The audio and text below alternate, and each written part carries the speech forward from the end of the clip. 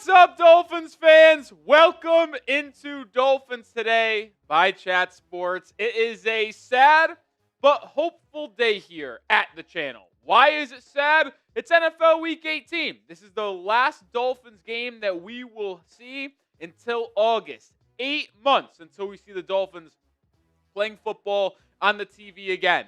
But it's hopeful. And why is it hopeful? Well, it's because we head to the offseason where even though Miami's probably not going to have a crazy offseason in terms of adding talent, the Dolphins have the ability to change the direction of their franchise in the next month, hiring the right GM when they start the search process this upcoming week, actually tomorrow.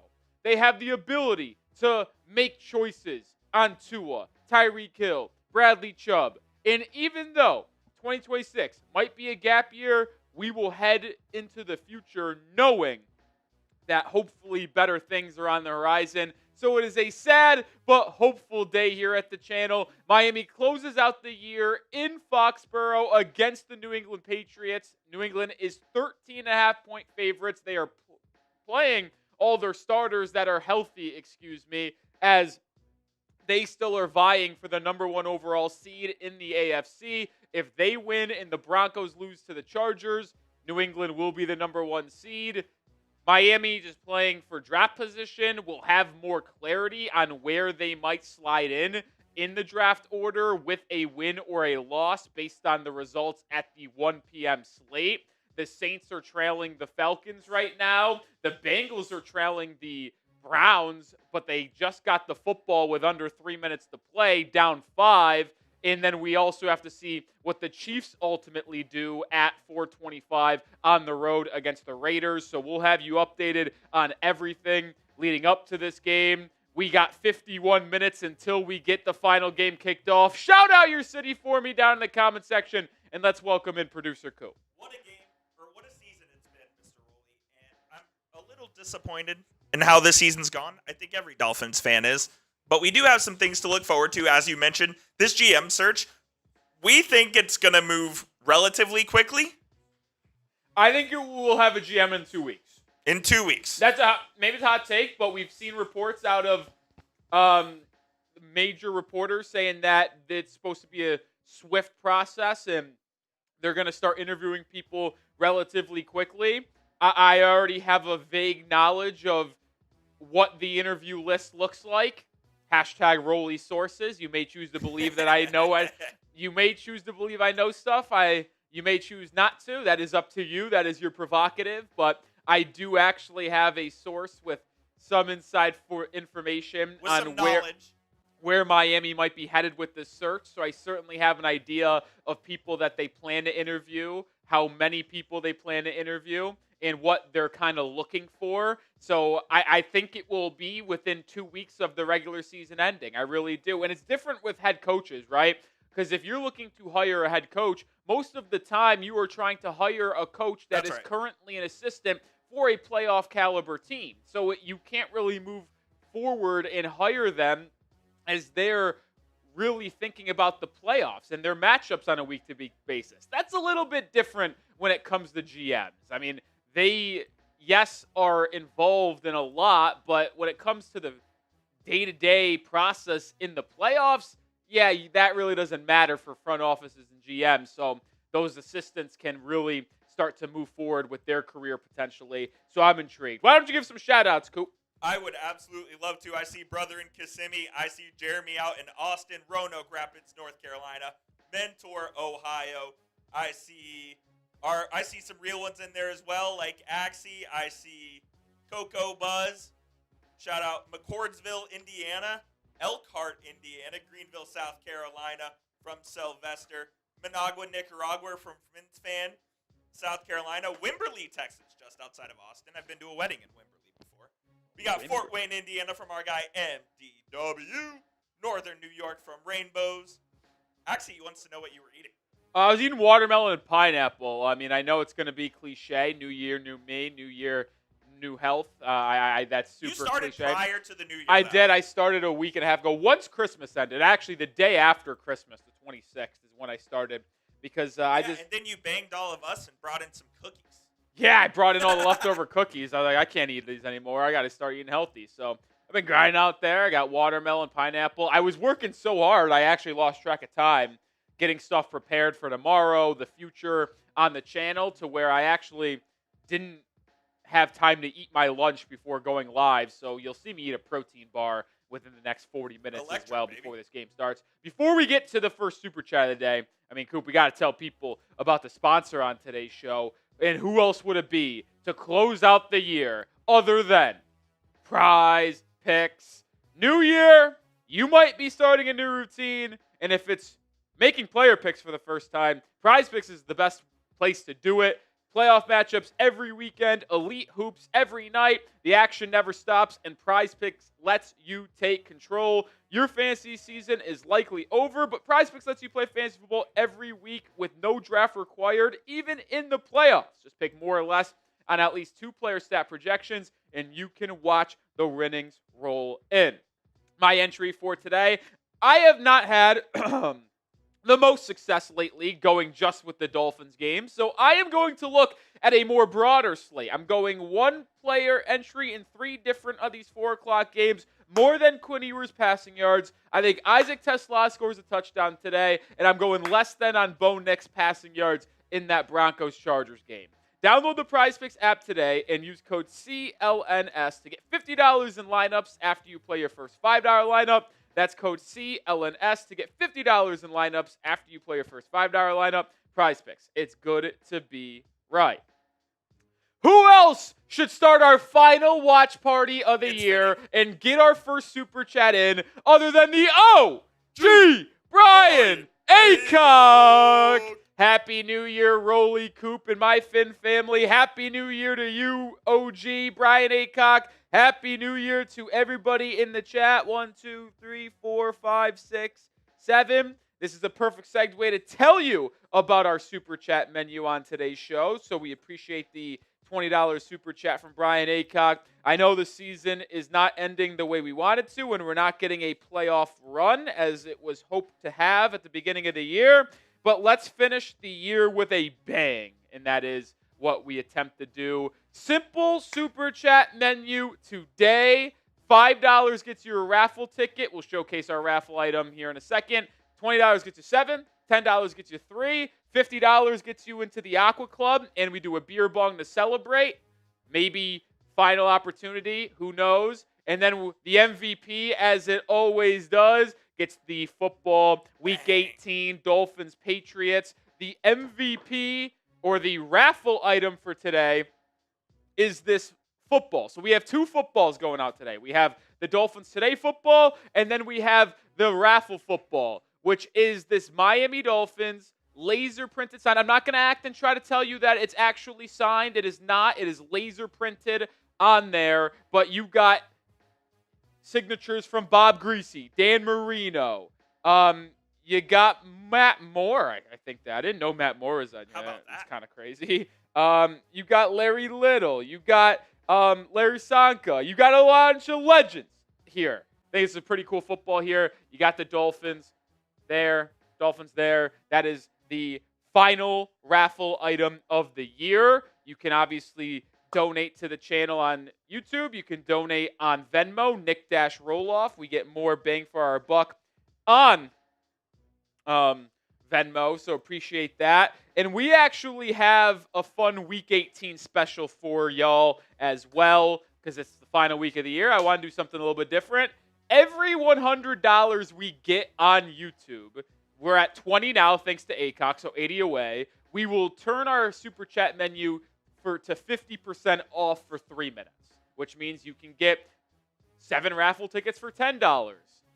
3 raffle tickets for $5. Any Super Chat's a raffle ticket. To get it into the Hall of Fame, only $25. And if you want to get into the Hall of Fame, but $50 is a little bit too high for you, if you go to Venmo, Nick-Roloff, $20 Venmo gets you into the Hall of Fame. Won't be a beer bong, but it absolutely will get you into the Hall of Fame for a 60% discount. And as ACOC asks, yes, Venmo is double raffle tickets as well. So there's definitely more of an incentive to get in on the action on Venmo. We get more out of the donation, which is super appreciated, and y'all get more out of it as well. 43 minutes until kickoff. Who you got in this game? MIA for the Dolphins, NE for the Patriots. It's in Foxborough. I don't know. I didn't actually look at the weather. I should have. But there's a lot of people missing for the Dolphins today. We'll get into the inactives here in just a second. But Colton going Miami. Sean Miami. Jonathan Soto, I see you in the chat. Morning. Soto, do you follow us on Instagram at Dolphins Today IG or follow me on Twitter, Nick_Roloff? Because you won the raffle last week. So you get the Dolphins 16-ounce pint set. And I just need to get into contact with you to find your shipping address. So Soto, please either follow me and DM me or I don't know. We'll have to find a way. But Soto, I didn't see you in the live chat last Monday. We got to get you now in contact with us so we can ship out that pint set you won last week. Let us know, Mr. Soto. Yeah, let us know. A lot of y'all typing your MIAs here, which kind of shocks. I'm surprised by that. 69% of the live chat want the Dolphins to win today. I think I said, did you want Dolphins to win? 69% says yes. I get it because it's the last time you're going to see your team play for a long time. It is objectively more beneficial for the Dolphins to lose this game, but I understand wanting to win. And speaking of beneficial to the Dolphins, the Bengals just had a 3-minute touchdown drive to go up by 1 with a minute and a half to go. 2-point conversion can put them up 3. Why that is important, if Cincinnati wins, they finish the year 7-10. Miami, if they lose today, finish 7-10. The Dolphins currently hold the 11th pick in the draft. They are still capable of moving up to the 8th position in the draft order. That would happen if the Dolphins lose. The Chiefs beat the Raiders. The Bengals beat the Browns. And the Saints beat the Falcons. The Bengals just took the lead over the Browns. 2-point conversion on the way. Saints have the ball down 6, and the Chiefs kick off at the same time as us. 1 second before we get into some donations. Joe Burrow in the gun on this 2-point attempt to go up 3 with 1:29 to go. Come on, Burrow. Burrow to throw. Big 2-point conversion. And he throws behind Mike Gesicki and incomplete. So the Bengals defense is going to have to come up big and not allow Cleveland to get into field goal position. Oh, G. Brian Aycock, bang! $100 Venmo, getting the party started. That is double the raffle tickets. That gets him into the Hall of Fame as he is the MVP of the season, Producer Coop. He is of the season, yes. There is just no doubt about it. That's a beer bong from me as well, even though I do have issues with getting a beer bong because we don't actually have them, so I'm just going to have to chug a beer. Or you can just ask ask around, anyone have a beer bong? Yeah, I'll ask around. Yeah, because I looked around the entire Chat Sports studio, and I couldn't find one beer bong. It was crazy. Couldn't find one Murbanga. Nutso, I tell you. But shout out to OG. Shout out to OG. You get into the Hall of Fame. And I got you in there for the raffle tickets. We have some super chats flying in. We got to have a lot of things figured out here first. Shout out to B.A. Cock for me. MVP of the year. Oh, what a coward move by Green Bay. Kicking this field goal with a second left. Go for it. That is so coward. I just lost so much respect for LaFleur. No, that's Disgusting. Soto says, yes, I'll follow y'all on both Instagram and Twitter. Good. DM us when you do that as well so we can get into contact with you. We see the super chats. We're getting to them here in a second. Let's roll through all the super chats, and then we'll pay it all off. David Breecount with the 10. You get 3 raffle tickets. Shout out to you, David Breecount. Let me get you in there. Let's go. Finn says Breecount. Let's see what happens. Saints have it down 6 with 6 minutes to go. Can Tyler Shuck deliver a touchdown drive and put New Orleans in front by 1? I certainly hope so. MDW! I like that raffle football. Also, I got Miami today. Shout out to MDW getting 7 raffle tickets. I was a big fan of the football as well. It's why when we were starting to game plan some of the items that we could put as our raffle for Week 18 and the final couple weeks of the year, I highlighted that puppy and was like, yeah, that would be perfect. I know the Dolphins fans would love that one. That is for sure. That is for sure. And then we got Jonathan Soto. It's been a season, not a good one, but a season nonetheless. It's been a blast hanging out with you guys damn near every day. Time to go into the offseason, find a new GM, maybe even a new head coach, and push for a better season in 2026. I can't guarantee that we're going to have a better season in 2026. I would actually, gun to my head, tell you it's going to be worse.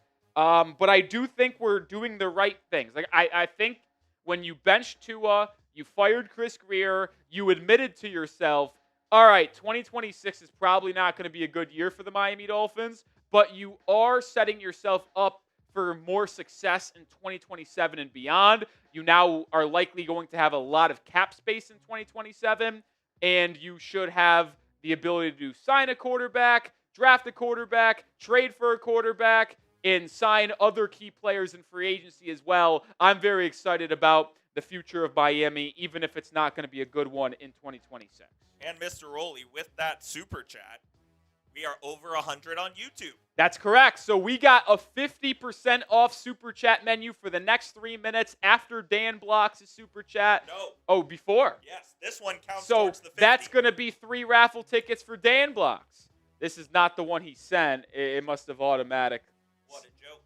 But 50% off until 34 minutes. I think we started at 37. So once that hits 34 minutes, 50% off the super chat menu. No longer, Dan Blocks, no apologies. Not at all, we literally Dan Blocks. appreciate any donation to the channel because we're trying to grow. We're trying to create more opportunities, like more raffle items, more live streams, more everything. You're a real one for But that. Soto, you get into the Hall of Fame again. Dan Blocks, you get 3 raffle tickets because of the 50% off menu. By the way, the Saints just had a massive run. They're inside the red zone of Atlanta. Shuck throwing towards the end zone, and it is incomplete, which brings up 3rd and 7 with 3 minutes to go. Come on, Shuck, get us in the end zone. Remember, we talking about the Bengals. Shadur Sanders on the move. It's 3rd and 10, under a minute to go. Shadur, pressured, steps up, throws left, has a man, it's caught. With 30 seconds left, they're around midfield. We need the Bengals to win. We need the Bengals to win. In other NFL news, is I'm just feel like I'm freaking scrambling around yapping. You're right. Myles Garrett set the sack record. Yes, he did. In the second half, he got his 23rd sack of the season. And, I mean, we're talking about one of the best edge rushers to ever play the ball game, man. Yeah, 3rd and 7, Saints. Oh, Tyler Shuck picked off.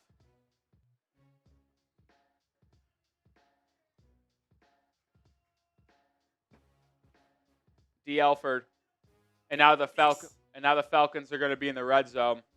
So with the Falcons winning, that means the Panthers are in the playoffs. The Panthers win the NFC South. The Dolphins now no longer can climb higher than pick 9. Let's see. Hopefully the Bengals can win. Yeah. Wow, that's tough. So here's a quick update. If the Bengals win, going into the 425 game, the Dolphins with a loss would be pick either 9 or 10, depending on the Chiefs game. If the Bengals win or lose to the Browns, the Dolphins could either be pick 10 or 11 with a loss. The Falcons were favored in this game, but I did think the Saints had a chance. Oh my God, Coop, we were at this bar. Was that the bar in Charlotte? Yeah, that was the bar we went to on Saturday morning to watch the TCU Colorado game. It was that bar. That's unbelievable. They just flashed a bar in Charlotte, North Carolina that Coop and I went to a couple of years ago when we were in Charlotte for South Carolina, North Carolina college football. That's crazy. Yeah, that's funny. All right, Coop, why don't you go over some inactives here? Yes. I'm just going to – this is for a beer chug I owe for Brian Aycock. I don't have Yeah, I requested someone bring it in. I have not gotten a response back. I don't think I can't kill. Like, I'm sorry. I just can't kill a full beer drinking it like this. It's a protein shake. Yeah, protein shake. So. The inactive list looks a little different for the Miami Dolphins this week because I almost choked on the first sip. a lot of transactions. Went to go open up the throat, pause, and it just closed. Yeah. Give me a second. I got to deep. Rolly's got to compose himself. I'll tell you about the inactives You got a here. false start on the first play of the game. The Dolphins did sign Cam Miller off of the Las Vegas Raiders practice squad to the active roster. He's inactive today, as is your two best players on offense, Jaylen Waddle and Achane. Minkah Fitzpatrick also missing the game. Didn't put him on IR, though. Nice GMing there. And then Chop Robinson and Austin Jackson are your other inactives for this one. So a couple of guys going to be getting some opportunities that maybe have not earlier in the season. The Dolphins also signed Donovan Edwards, the Michigan running back, to their active roster, and I guess he is active today because he's not on the Oh, inactive shit. Yeah, I list. didn't even think about that. Yeah. So Miami has 4 active running backs today because they promoted Jeff Wilson. Yeah. Oh, to the- God. So it's Wright, Wilson, Gordon and Donovan Edwards. Yeah. Good God. Yeah. So, yeah, an interesting inactive list. And then for the Patriots, they have Harold Landry, Robert Spillane, Marcus Bryant, Jared Wilson, Caden Wallace, Kyrus Tonga, and their third-string QB is Tommy Cutlets. Yeah, a couple starters certainly out for New England, but they're not resting anyone. Now, who knows? If they get out to a big lead at halftime, we might be seeing some backups in the second half. But, all right. You all right there? Yeah, let's try this again. By the way, it's going to come down to a 55-yard field goal for the Browns. I think they're at the 38. That adds up. So we're going to root for this to miss quite a bit here. The beer's going down smoother this time for Mr. Rolly, as we did get a $10 super chat from our guy, David Breakout, who says, I'm looking forward to next year. Shout out to you, David Breakout. Appreciate all of your support this season, as always. All right. I lied. 49-yarder. Miss it. Please, for the love of God. Browns, miss this frickin' field goal. A 49-yarder. Miss it. Miss it. Snap good. It's up. There's a flag. It's on Cincinnati, and it went in anyway. God damn it. Can nothing go well for us, Coop? Oh, we get banged every time. Are you shocked? Because with that made field goal, and if the Falcons win, the Dolphins with a loss will be picking 10 or 11 based on whatever happens in the Chiefs game. So we could have moved up to pick number 8. That doesn't seem very likely that Miami will have a top 10 pick. Well, they'd have pick number 10. But that's about it. Oh, my. All right, let's get this on screen. It's going to be a day. Here we go. It's going to be a day. Let me get this in before things go nuts.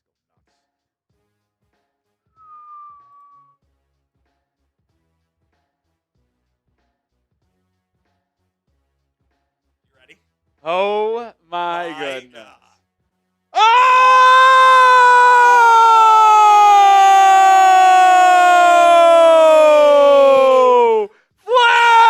Flatliner! Bang! Bang! Bang! A $340 super chat! Unbelievable! And we're going nuclear in the final game of the season for the Miami Dolphins. Oh my! Holy crap! Wow. Holy crap! I didn't have this on my bingo card. Unbelievable! Are you shitting me? Oh, I'm speechless. That threw me into a... Dude, I got lightheaded. I'm at a loss, man. Wow. $340 super chat from Flatliner. That is unbelievable. The amount of raffle tickets that I just copy and pasted for Flatliner is absolutely ridiculous. I think he's got. I just gave him like 100 raffle tickets. I think it might have been deserved. more. Yeah, it might have been more. I kind of just. I just wrote Flatliner 10 times, the copy and pasted it. Maybe I might have just gave him 100 tickets. Yeah, no, like 150. That's I think I might have pasted it 15 He times. did have a message as well. Okay. He said, "Hear me out. We trade Minkah, Chubb, every other veteran who's questionable future here. Have horrible next year probably, but get as much draft picks as possible and have money later to splurge on improvements. Nothing massive, but good players." Yeah, listen, I think we're not. I think it's very clear, and I don't want Dolphins fans to be surprised by this. We're not going to be good next year. Nope.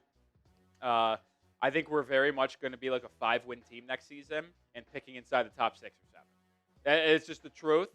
Miami's got so much dead cap. They're probably going to have more with Tua, or at least they're going to be paying someone $54 million at bare minimum to not play football, and Tua will be your backup. So he's not going to play another snap for Miami, unfortunately. So with that contract, it's going to be very difficult to build out a good roster, especially with Tyreek Hill gone, Bradley Chubb gone. It's going to be tough. So it's not going to be a good 2026. But every decision that is made this offseason should be made with the intention of creating the most flexibility and cap space for 2027 to where Miami may be finally able to strike.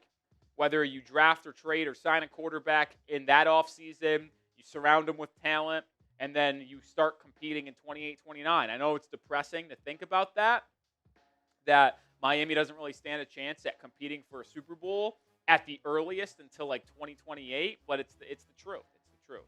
Everything you now, do, before I start drinking, I'm going to eat my protein bar and finish my lunch. everything you do this offseason should not be geared towards 2026.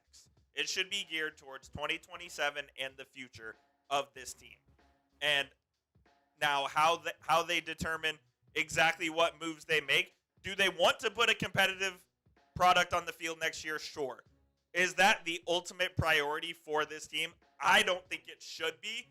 Look, maybe Stephen Ross feels differently, especially if he ends up keeping Mike McDaniel. You know that they're going to try to win next season, whether they're good or not. But if you're looking at how to build this team for the long term, you should be looking 2027 and beyond, in my opinion. Yeah. It's true. It's true.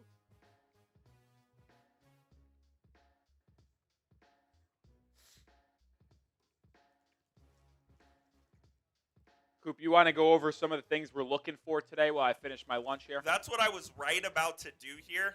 I'm just thrown for a loop at the moment. Well, we will get to what we're watching for in Week 18. And we'll start with this one, which I believe is pretty important. Quinn Ewers keeping momentum. It's obviously his third and final start of the season. He has gotten better in each of his first 2 starts. Obviously, start number 2 was better than start number 1. You hope that this one is better than last week as well. And you want him to keep momentum going into the offseason so he can have some confidence about himself. And I do think that he has already done enough to prove that at minimum, he is the Miami Dolphins backup quarterback next season. Now, it remains to be seen whether or not he's going to be given a chance to have the starting job next year. I think a lot depends on the general manager, the head coach, what their draft positioning looks like, if they determine that maybe they even want to trade up for a quarterback in the draft. There's a lot of factors that are going to go into who the Dolphins' 2026 starting quarterback is in week 1. But I think Quinn, if he has another good game, will give the Dolphins brass some confidence that he can do the job for at least next season. So I think that Quinn keeping momentum is something to absolutely keep an eye on here today. I'll say this, Coop. If Mike McDaniel's the head coach next season for the Miami Dolphins, I think without a question, Quinn Ewers will be QB1 to start the year. Really? Now I think they will bring in competition for sure. They will bring in a quarterback in the draft, a veteran like a Malik Willis, a Tanner McKee, a Mac Jones, Whoever it may be. but a Jameis Winston maybe per se. But if Mike McDaniel is the head coach next year, I think you automatically have to give Ewers a shot to be the starter. He knows McDaniel's system inside and out. He does. And I think he would be able to, hopefully with a full offseason, grow. And you got to give him the shot at least. I said it on a video this past week that he at the very minimum, has earned himself a shot to be the quarterback week 1 next season for Miami. I don't think you hand it to him right away, but He's got to earn it. He deserves a chance. Yeah, I think the Dolphins will give him that chance at minimum. And speaking of the offense, Ollie Gordon or Jaylen Wright, I mean, look, we mentioned it earlier. The Dolphins have 4 active running backs today. Which one gets the most work? You have Ollie Gordon, you have Jaylen Wright, you have Jeff Wilson Jr., and you have Donovan Edwards. And I assume that the majority of the carries will go to the 2 mentioned on your screen, Ollie Gordon and Jaylen Wright. But don't be surprised if you see at least 3, if not all 4. Maybe Donovan Edwards is returning some kicks today. I really would be stunned if we see a running back not named Ollie Gordon or Jaylen Wright. It's the final week of the year. Why would you not lean on your rookie running back who showed promise and your second-year running back who you traded up to get, by the way, in the 2024 NFL draft, who has played really well over the last 2 or 3 weeks? Well, the Saints just scored a touchdown with a minute 10 left, so it would take an onside kick, but crazier things have happened. We've seen it happen before. Yeah. Shout out Corey Belfast. Shout out Corey. Let's get him into the raffle. He said, I pray the Fins put up a fight this game. Let's have fun, Fins fans. Thanks, Nick and Coop, for a great season. I'll be here next year following, and God bless. Shout out to you, Corey. Don't miss out on our off-season content as well, though, because let me tell you what. It picks up more, man. It does, starting early, bright and early tomorrow morning, we are going to have the off-season rumors here for you guys. Multiple videos every single day on everything that the Dolphins are doing, whether it's the coaching search potentially, whether it's the GM search, Tua Tagovailoa rumors, quarterback rumors, draft rumors. We have it all right here on the channel. So stay locked in. Just because the season is ending does not mean our content is slowing down here. In fact, it's really ramping up, to be honest with you. Yeah, I was going to say, now obviously our coverage in the season is as good as it gets, live for every game, live 2 times a week outside of game days, but the truth is, this company, this channel was built on keeping Dolphins fans updated to the absolute maximum in the offseason, whether it is free agency in March, the draft in April, coaching rumors, as you mentioned, in January and February. So we will still be here with 2 videos every single day. We will still be going live every single week. So make sure you guys stay with us and are subscribed and don't go anywhere, because it is going to be maybe not the most exciting offseason of all time, but a very important, pivotal one. And if you wonder what I've been doing, I just added a bunch of Brian Aycock and flatliners on here, and you could tell we are getting dangerously close to filling this sport out. Am I crazy, or does it kind of look like a fish? Kind of. I can see it. It kind of looks like a whale. Yeah. See a little whale ski action. Shout out to everybody. Coop, I have to send you a couple more Venmos. Cool. Holy shit. I'm just going to do it all in one. Okay. I'm just going to spoil it. I may have gotten 3 different Venmos from Aycock. I'm just going to sell you the overall amount in those 3. Yeah, that's good. Flatliner did send in another $10 super chat, by the way, so shout out to him.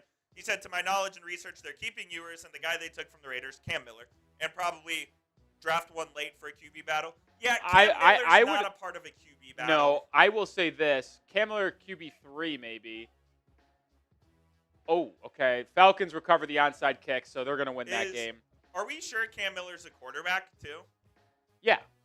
Is he not? No, that was Tommy Millock. Okay. Cam Miller. I could see Cam Miller being QB3 for Miami next year. Like Quinn Ewers, rookie or veteran QB2, Cam Miller QB3. That kind of seems where I think it's went ahead. I do think that if they're deciding on Ewers as QB1, they should bring in a veteran backup. Yeah, like I really want to take a look at guys that have been backups for a really long time. Like I'm telling you, Tanner McKee is a name that I really like. The backup for the Eagles, who will start today for Philadelphia. I really like the idea of trading for Mac Jones potentially. Yep. I like the idea of trading for Jameis Winston. If you're trading for Mac Jones, he's probably starting, right? I would agree, and that would make you a better team next I year. agree. And we know Mike McDaniel likes Mac Jones. We know that for a fact. So it's going to be interesting. Mac will be too expensive. Like, he's going to cost you a 4th-round pick. Like, is that too expensive? I don't know if it is. He had a really good season. I mean, Miami's projected to have about 8 picks in this draft, maybe more depending on the comp formula. I don't think a 4th-round pick for Mac Jones is that much. What about Malik Willis? I like Malik Willis. I think he's too expensive. I think he's going to be too expensive because he's going to cost you a $15 million contract in free agency. Exactly. Like, I truly do believe Malik Willis is going to get the Sam Darnold in Minnesota deal, which was 1 year for $14 million. That's what I think is going to happen. If he goes for like $7 million, all right, you could talk me into giving him a shot. But if he goes for double digits, Miami doesn't have the money to spend $14 million on a quarterback when they've got Tua's contract situation going on. So to me, it doesn't make a lot of sense to do that. But trading for a veteran that is making less than $5 million, yeah, that's where we probably can talk. I'm in. That's where we can talk. We'll do this, and then we will do prize picks, and then we'll do final things to watch. Yeah, I don't even know what to drink. Did anyone ever respond in your Slack about beer bongs? I mean, this is a joke. Like, I mean, how is it possible that none of them exist? You want me to go searching after this? I don't know. Like, it's just ridiculous. How is there no beer bongs available? That's just dumb. We have 20 of them at minimum. Yeah. Is every studio using 2? Absolutely not. They might have them. They're not using them. I'll go check here after this. Yeah. All right. We got a $140 Venmo. OG Brian Aycock again. Oh, we might have a battle to close out the year, Coop. Oh, it's gonna be something special. Let me tell you what. Brian Aycock at $260 on the day, $240 on Venmo, and then another $20 on YouTube. Are we gonna hit 1,000 before pregame? And then we got Frank O'Connor with $350. Shout out to Frank. He's gonna go look for a beer bong because I just simply am not good at chugging out of the cans. I can do it faster out of the Merbanga, so I'm gonna try to do that. We're gonna try to do that. Oh, we're getting closer and closer to kickoff. We're 15 minutes away.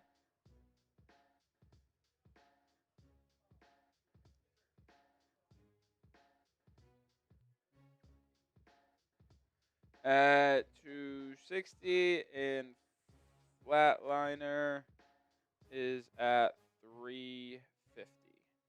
So certainly could be a battle between Aycock and Flatliner here. I will say it's bittersweet. Many times throughout the year, I've kind of hoped and wished for the season to end. It's just my natural, disappointing, mindset to where I knew the season was over for Miami, and it's been such a frustrating season. Like, when we're 1-6, I was like, oh, just take me to the offseason where we can go out and draft someone and turn this team around potentially. But I'll say I am a little bittersweet now, knowing that we can't watch Dolphins football together for another 8 months after today. 8 months. How disappointing is that, man? 8 months until we can watch Dolphins football together. All right, let me find the stream for Miami here.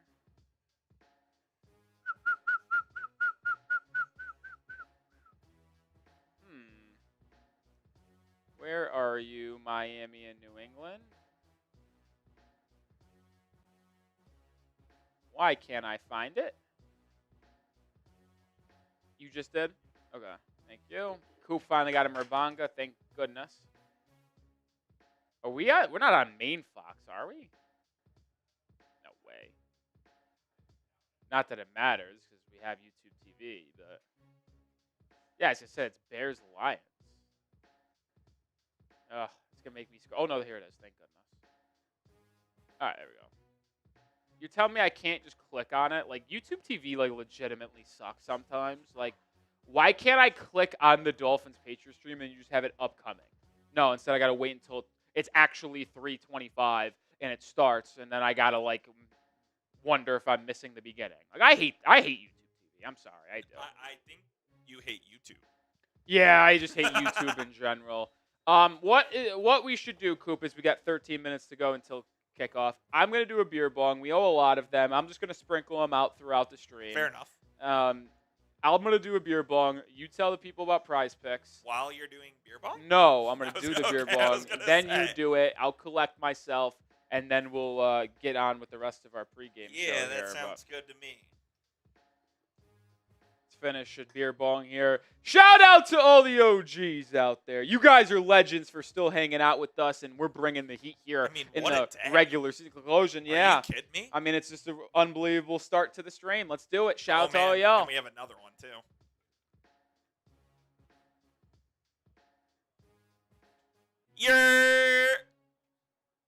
Could have used a little bit less soap there. Dude, I washed it out good. Well, I know. That's my point. Could have used a little less soap there. Oh, I didn't use much soap at all. I gave it a little dab. Little soapy for you? I could taste it a little bit. Wasn't bad. Wasn't atrocious, but you tell the people about Prize Picks here. I don't know if you wanted JD's germs, you know. Yeah. All right, I'm going to tell the people about our sponsor of today's show, which of course is Prize Picks. Whether you're starting a new routine or making player picks for the first time, trying something new can be hard, but in life and on Prize Picks, it always feels good to be right. High-pressure playoff matches every single weekend. Elite hoops action almost every single night. The action never stops, and Prize Picks lets you take control. With the new social feeds feature on Prize Picks, finding your community has never been easier. You can share Prize Picks with your friends and copy lineups from winners with a single click. Copy lineups you like or use them as inspiration for your own picks. You can even follow Prize Picks partners like us and tail or fade picks with just one click. You can get in on the action in all 50 states. Yes, that includes Florida, Texas, Georgia, and California. And they put their members first, so all withdrawals are fast, safe, and secure. Our Week 18 projection here, we took the more on Quinn Ewers passing yards at 188.5. The more on Isaac Tesla touchdowns at a half, rushing plus receiving. So if he gets into the end zone either way, that one hits. And then we also took the less on Bo Nix passing yards at 238.5. Again, you can copy our picks using the community feed, or you can make picks of your own. Just do it over at Prize Picks when you download the app and use code CLNS for $50 in lineups after you play your first $5 lineup. One more time, that is code CLNS for $50 in lineups after you play your first $5 lineup. That link is in the live chat and description. Shout out to Prize Picks. It is good to be right. Shout out to Prize Picks. Appreciate Coop for telling you all about them. Appreciate Jason Wildcat Smith, the boxer man. I don't know why. I just always imagine him as a boxer. Let's go, Oceanic Mammals. Jason Smith, you get a bunch of raffle tickets. Also got you into the Hall of Fame You think again. He's a boxer? No, I just think when you like. Oh, I You know what I mean? I'm there. Yeah, I mean, Coop's just sometimes, guys. No, he's I'm so there. slow. You know what? It was a long weekend, all right? How? I did a lot. What could you have done? I was very busy. What could you have done? I altered my brain state a little bit. Yeah, for the worst, apparently. Did you get my Slack? You just sent one now? Yeah.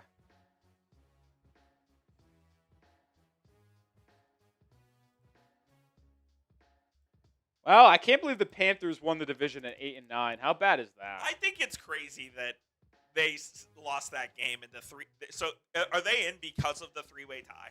Yeah. I think that's insane. How about it? Like the Falcons upsetting the Rams last Monday night. Yeah. Ultimately took out the Buccaneers. Well, the Bucs also, didn't deserve to be in yeah, anyways. They going were 2-7 in their last 9 games. They went from 6-2 to 8-9. Like, you deserve not to be in the playoffs. And then you have, what's it called? The Panthers at 8-9. I mean, the Panthers, I know they beat the Rams a month ago at home. If the Rams win, they're the 5 seed. The Rams are going to kill them. At what point do we go basketball style and just go top 7 records? Well, I'm pretty sure in basketball too, isn't the top team in the division make it no matter what? I think it does. Nope. Well, I also think it's mathematically impossible to not have in the NBA the best team from the division not be in a top 8 with team. the play-in now. No. To be in the top 8, I think it's mathematically impossible. To have the best team in one of the 3 divisions not make the playoffs. No, I mean, because if you have you have 3 5-team divisions, right? Yeah. So if you have 5, but it's actually mathematically impossible. No, it's not. I'm like, technically it isn't, but it is. But either way, has a team that led their division in the NBA ever not made the playoffs? Probably not. Exactly. But the divisions do. But they go top 8 records regardless. No, I know. I say no because then at that point divisions shouldn't matter and it should just be conferences. Because I think there should be something for winning your division. Fair enough. I do think though, without a question, you should not have seedings based on division winners. Like it should just be the top 4 division winners get in to the playoffs, or the top division winners get in. Then you have the 3 wildcard teams. But once you're in, it is seeded based off your record in tiebreakers. The Panthers should be the 7th seed. Correct. Yeah. There should be absolutely no world they host a playoff game. It should be that should be changed immediately. How about this? Brian Aycock, bang, bang, a $200 Venmo. Are you kidding me? And he jumps in front in the raffle. Not in the raffle. In the MVP battle. He said in the message, last game going all out. I mean, let's ride. Jeez Louise. He's now at 460. And O'Connor's at 350. And just to give you guys an update, we are $20 away from $1,000 in donations. And the game hasn't even kicked off yet. Yeah, I'll say Y'all this. are unbelievable. I'll say this. We've done it in the past. We've done it before. We've gotten to 1,000 as me with host. I think we did it once last year. I think it was actually the Monday night game against the Titans. And maybe that one game at the end of the year that went nuts. We've never gotten to 1,000 in donations before the game started this year. So absolutely insane. Yeah, it's crazy. It's crazy. So $20 super chat though would get us over to the 1,000 threshold before the game starts for the first time this year. You guys are just bringing it, unbelievable. Our guy Chris Murphy helping us as well. Shout out to Chris Murphy for 5. He gets a raffle ticket. Fins up. Did we get another one too? I feel like we did. Brett McIntyre. Shout out Brett. What's the breakdown now on our draft position? All right, Brett, I can tell you. Right now we're picking 11th. If the Dolphins win, let me pull up Tankathon as we're 5 minutes away from getting underway because these NFL draft order gets updated very quickly. Right now we're picking 11. If the Dolphins win,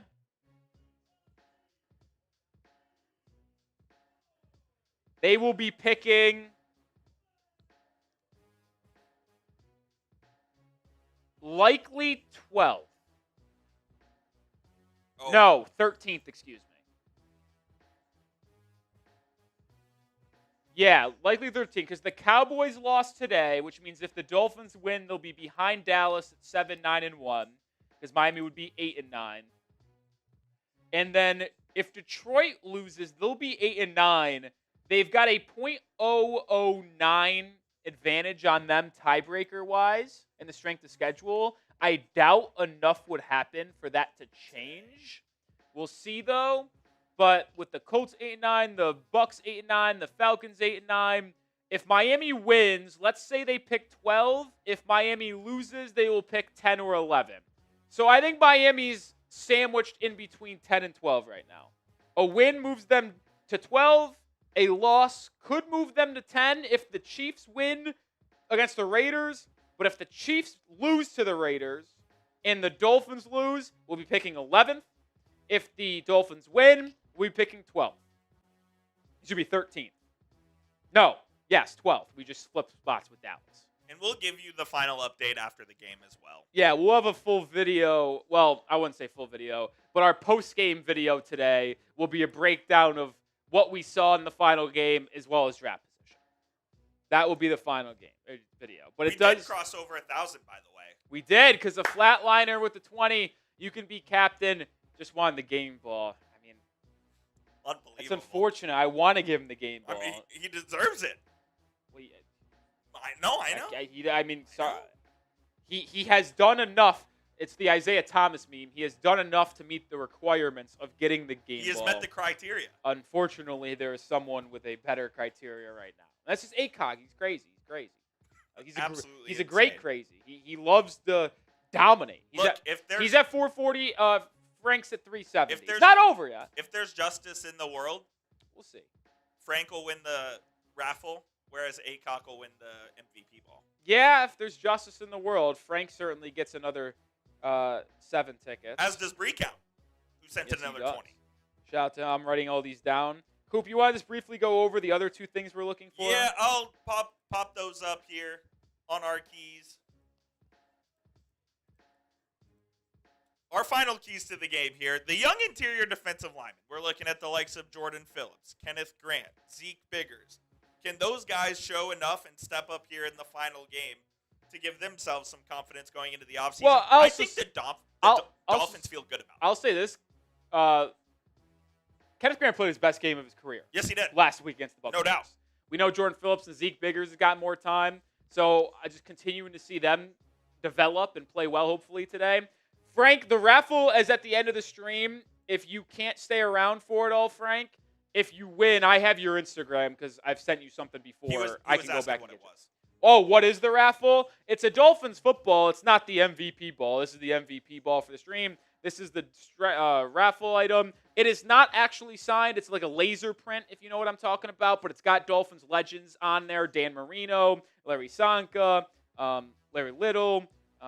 Got a bunch of other legends on there as well. Pretty sweet football here, so we'll see. We're a minute and a half away from kickoff here. Greg Dulcich is tight end 1 today. Darren Waller was placed on IR, just so you knew, yesterday. But spam those me's if you're ready for the game. Spam those me's. If you're ready for kickoff, type those me's as we get ready, and hopefully you guys are fired up in the chat. My prediction for today's game, as you guys usually ask for what I think happens, can this gate stream open? I fucking hate YouTube TV so much. I think we lose by a lot. Listen, no Jaylen Waddle, no Devon Achane, no Austin Jackson. What does that mean? You have Theo Weiss Jr. and Malik Washington as your top 2 wide receivers. Greg Dulcich is your tight end 1.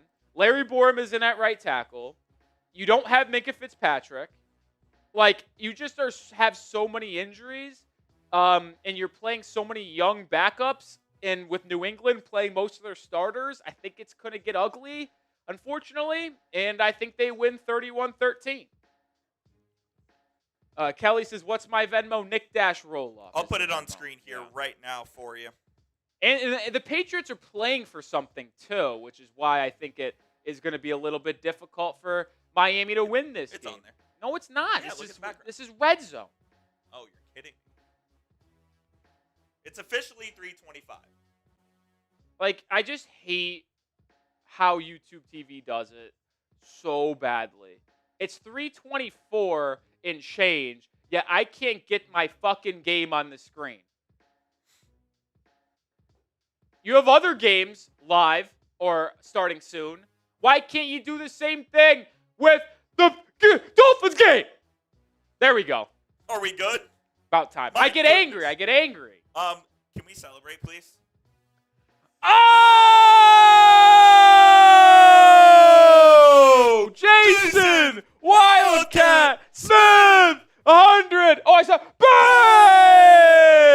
Bang! Love you guys. Let's go, Oceanic Mammals. Biggest fan from Kansas. Very rural Kansas. Grew up on a tiny country. County.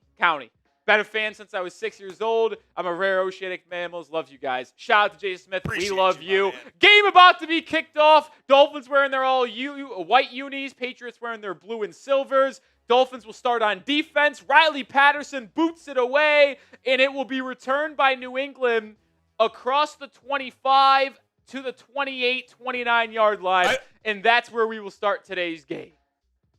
Drake May about to take the field for the Patriots.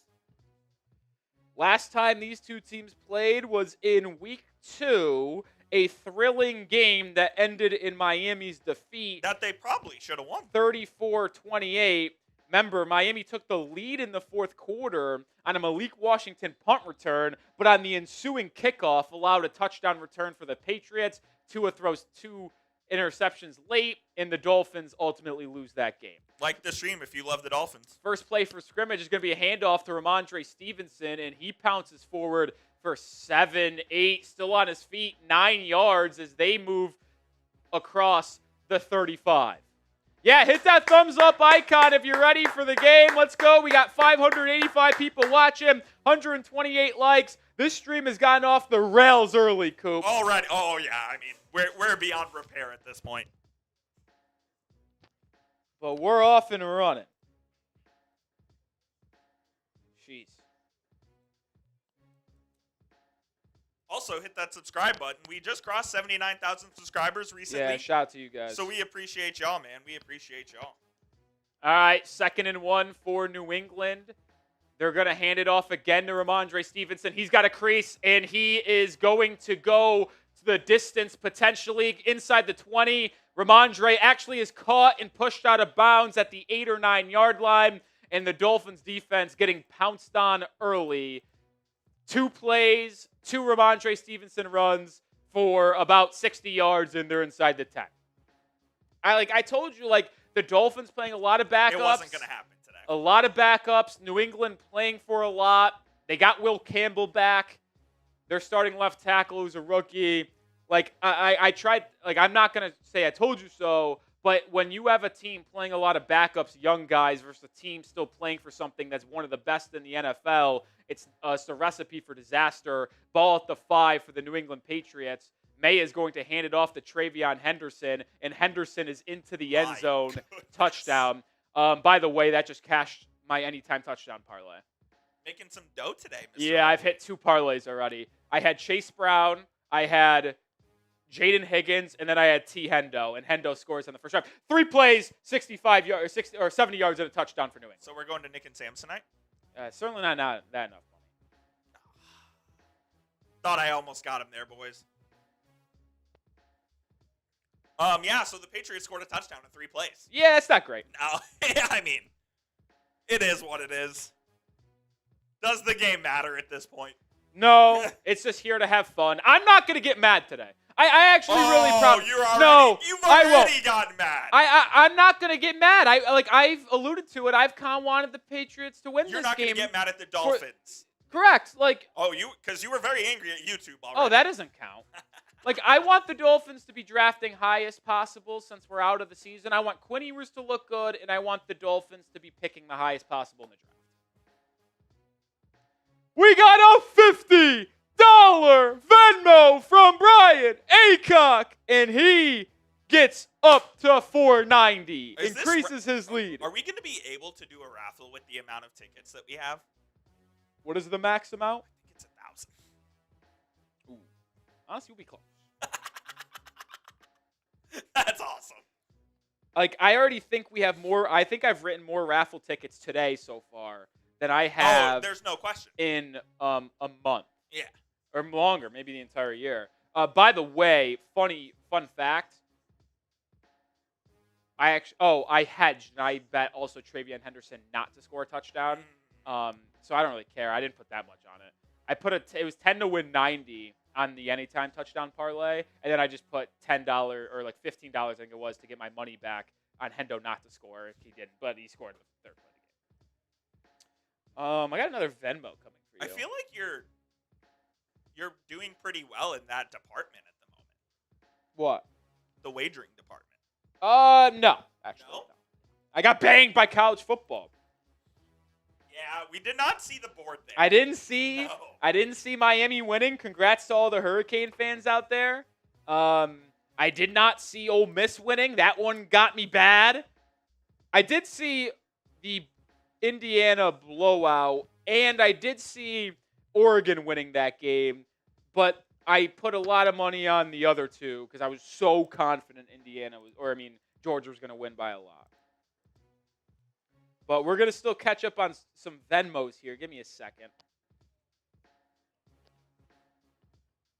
Kelly, we got you there. Shh. Don't blow up her spot. What? I'm just telling you so she knows that we got it. I mean, it's a chaotic start to this game. A 3-play, 70-yard drive. I mean, I said I'm not going to get angry. But, that is as embarrassing against. I get it. I know. I'm not going to get mad. 2 minutes later, he explodes on the I mean, field. three plays, Coop. If they gave him a touchdown the opening drive, sure. Oh, shit. 3 plays, Coop. That's a joke. It is a joke. 3 plays is crazy. Dare I say there was a lack of effort on the defensive end? I mean, probably. I mean, they waltzed, man. They waltzed. All right. Touchback, and here comes Quinn Ewers in the Dolphins offense. Quinn Ewers wearing long sleeves today. He's known to wear the icy whites a time or two. Yeah. Is he he's probably never played in a cold weather game. He is not a long sleeves guy. Has he ever played in a cold weather game? When we played at Oklahoma State his first year, it was pretty cold. Kansas State we played in, it was pretty cold. So a couple of them. I'll keep tabs on that Chiefs-Raiders game as much as possible as well, because if Miami loses, they'll be picking 11 or 10. Chiefs win, will be 10. We lose, it's 11. Play action bootleg for Ewers. Yep. He's going to Take the scramble, yards, kid. and he's going to pick up 8 yards on the first play of the game. You see that mobility that Quinn Ewers brings to this Dolphins offense that a certain somebody was not able to bring. And he had a big third down conversion running the football last week, and he picks up 8-9 yards on the first play from scrimmage today. Shout out to Kelly Haggard with the $25 Venmo. Shout out to you, Kelly, with the 7 Raffle tickets. That also gets in the Hall of Fame, Coop. Remember, Yes, it does. $20 Venmo gets you into the Hall of Fame. A little special for Week 18. Kelly's been here almost every week. Yeah, Kelly's a real one. She's here all the time. We got a lot of real ones in the building. Oh, yeah. Shout out to the 700 people watching. Oh, my God. Was that a run or a pass? Pass. Pass to Jaylen Wright on a swing pass. I was looking down. Because I've got It looked like he was about to throw it. I've got Red Zone on, and the Bills are wearing, in their final game at Highmark Stadium, they're wearing the throwback red helmets with the blue jerseys. And as much as I hate the Bills, No, that's sick. the jerseys look unbelievable. And they just scored a touchdown. Dawson Knox, unbelievable. I couldn't bet him. They took his boards off the game. Really? First down for the Dolphins, though. Yeah, we're at the 48-yard line. Ewers under center. They're going to hand it off to Jaylen Wright, who gets tackled for a gain of 1. Seems like we're going to see a lot of Jaylen Wright today. I'd be fascinated by how the AFC playoff picture holds out. If New England holds on and wins this game, they end up as the 2 seed or the 1 seed. If the Bills win, they'll be the 6 seed with the Texans winning. It would be Buffalo and Jacksonville, New England and Los Angeles, and then the AFC North and Texans, with the Broncos getting the 1 seed if they beat the Chargers. Ewers, screen, Greg Dulcich, right side for 3. And it'll bring up third and about 6. Third and 6, third and 7.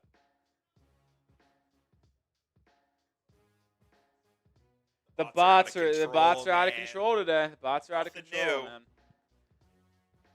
A lot of inactives on this Patriots defense. Kyrus Tonga, Harold Landry, Robert Spillane, 3 starters there. They did get Milton Williams back. Their big-time free agent signing from the Eagles in this offseason. Christian Barmore active. Yes, he's active. Barmore and Diggs are both active, despite their legal Troubles. allegations over this past week.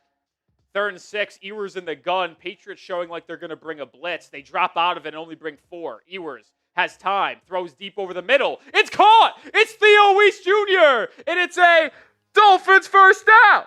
Tight those ones. Type those ones.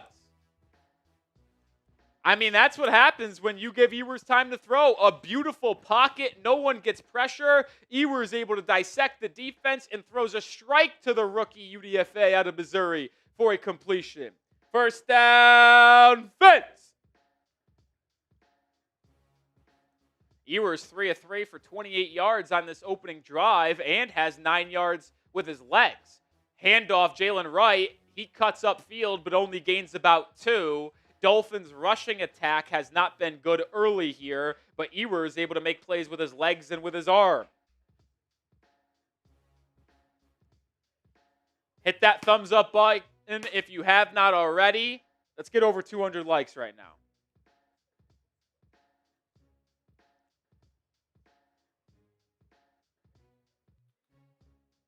Man, I knew I wanted to bet Dawson Knox anytime touchdown. And it wouldn't let you? No, it wasn't on the books. That's ridiculous. It wasn't on the books. Terrible. Ewers, 2nd and 8. Play action bootleg out of the pistol. Getting pressure. Now throws it to Dulcich. Did he catch it? He did. They say he's about a half yard short of the sticks, but it's going to be 3rd and 1. Ewers making plays happen outside the pocket. Please look at the most recent comment because this is fucking hilarious. How? Yeah, he's a Chelsea fan. I am a Chelsea fan. You know die-hard Chelsea fan. Coop's famous. I'm famous? Yeah, you're the Chelsea leader. They put my picture on the broadcast last game. Really? Well, that's probably why then. That was sick. Ewers on 3rd and 1. Ollie Gordon's the back. They're going to hand it to him in the shotgun, and he gets enough to move the sticks. First down, Fitz. Type those ones. After a 3-play, 70-yard touchdown drive by the Patriots, Miami is answering relatively nice and are inside the Prize Picks red zone. Use code CLNS to get $50 in lineups when you play your first $5. Hit that thumbs up icon if you want the Dolphins to tie this game up at 7. Nothing to lose. Why not? I formation. Ewers, screen pass. Malik Washington.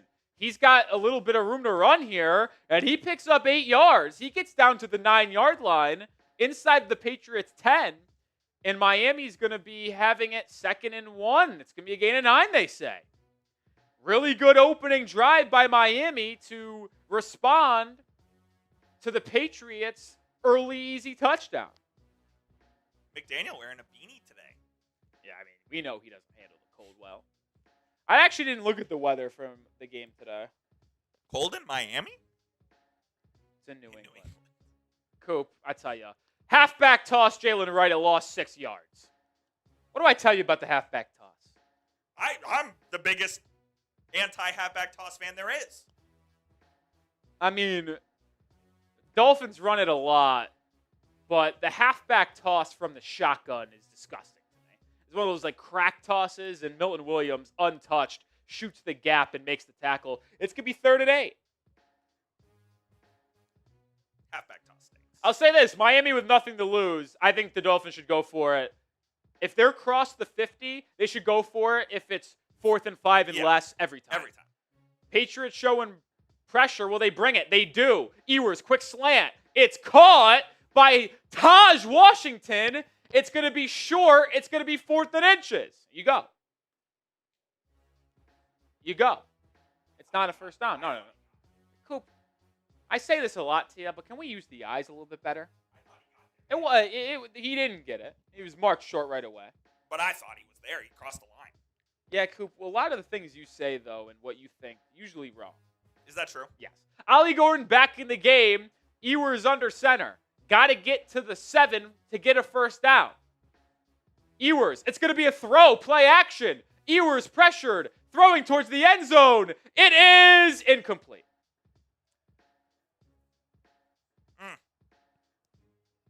Now, why are we throwing the ball there? I don't love that. I don't love it. I like the aggressiveness to go for it. Don't love throwing the football.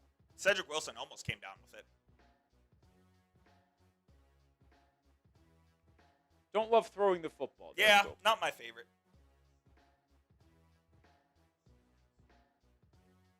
That's a bummer.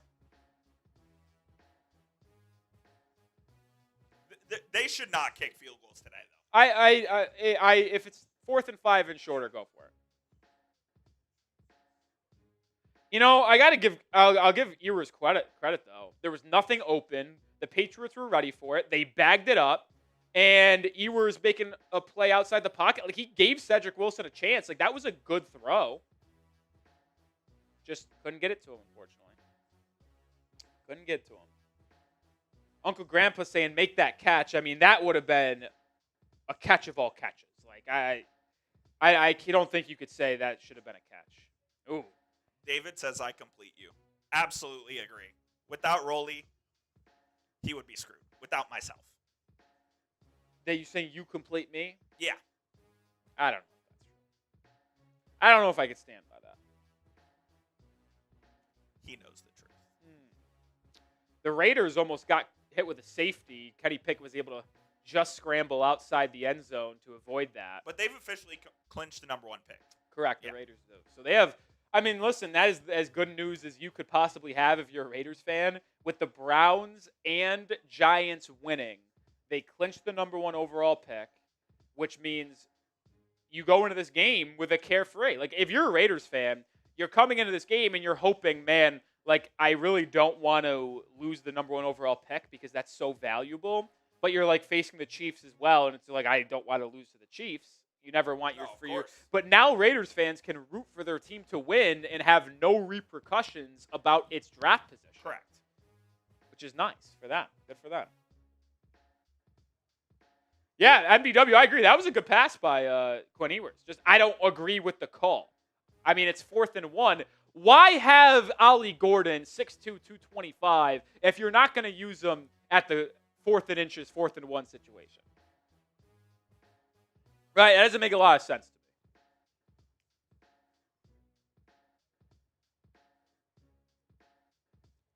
But here we go. Oh, we got an injury? No. Okay, that was a weird angle. We got Patriots offense on the field here again. They had a 3-play, 70-yard drive where they ran the ball all 3 plays. Yeah, that's how bad it was on the opening drive for New England. They're going to hand it off to Travion Henderson up the middle again, and he's going to fight forward for 5 yards. So this Patriots game plan offensively clearly dedicated to running the football.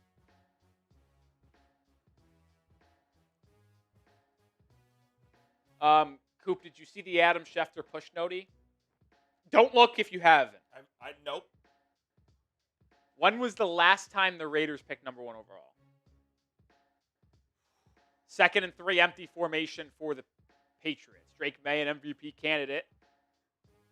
Throwing here for his first time today. Quick throw to the left side. He has a man. It's Kayshon Boutte for a first down. It's not this century. I am going to go 1976. See, that's a big miss by you. That's why I was curious. It's very simple. Does the name Jamarcus Russell ring a bell? It does. 2007. I thought it was a layup for you, trivia-wise. No, that's bad. It's a bad miss. That's bad. Sometimes you have them.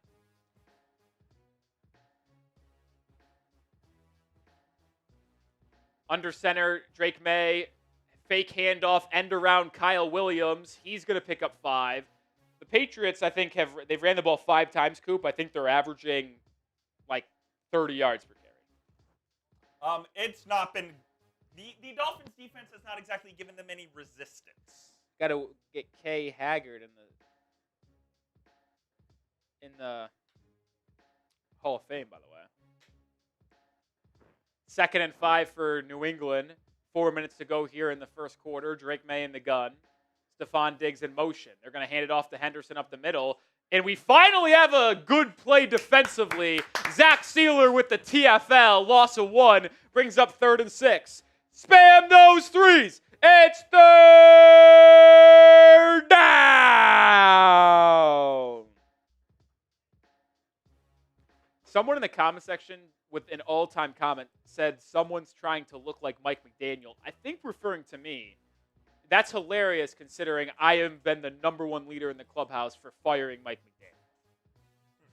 3rd and 6, May's going to throw it. Has all day. Steps up in the pocket. Now scrolls out to his right. Still is on his feet. And he's going to run for a first down. I mean, he should not have been in that position. You have to get him down. How do you not bring him down? I mean, it's a good job of him from stepping up. Quinton Bell. First of all, they missed a face mask. Quinton Bell grabs May's face mask and then couldn't bring him down. But Zeke Biggers on the initial pressure. Good job by Zeke. How do you grab someone's face mask and then arm and not bring him down? Come on, man. Joke.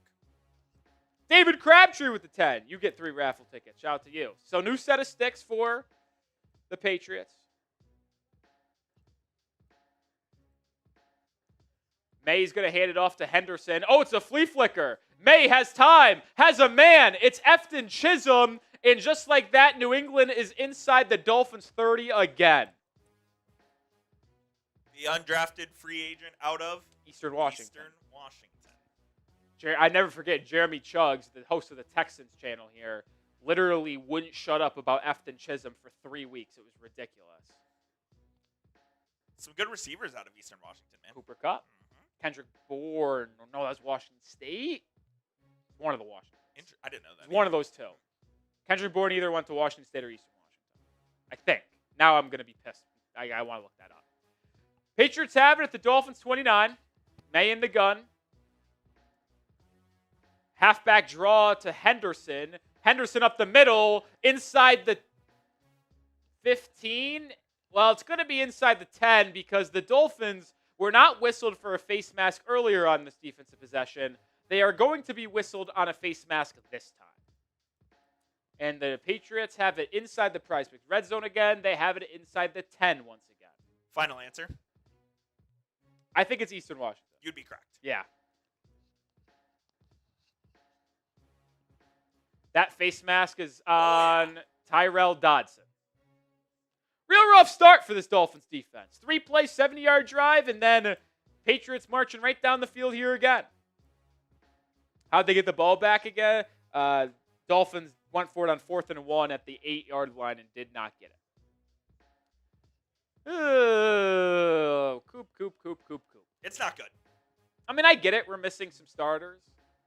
Chop Robinson not here today, but the defense is actually more healthy than the offense. I didn't expect our defense to look this bad. Henderson up the middle again, and Travion Henderson is down to the 2-yard line.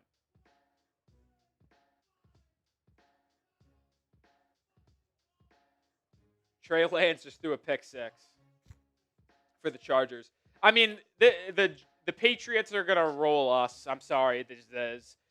The Broncos are going to roll the Chargers, and the Bills are going to roll the Jets. We already know what the playoff field is. I already said it earlier in the AFC. By the way, I don't know if you feel the same way. This game, I don't think has any bearing on McDaniel's future. Oh, it does not. No. Ramondre Stevenson, Wildcat, direct snap into the end zone, touchdown, Patriots, 13-0.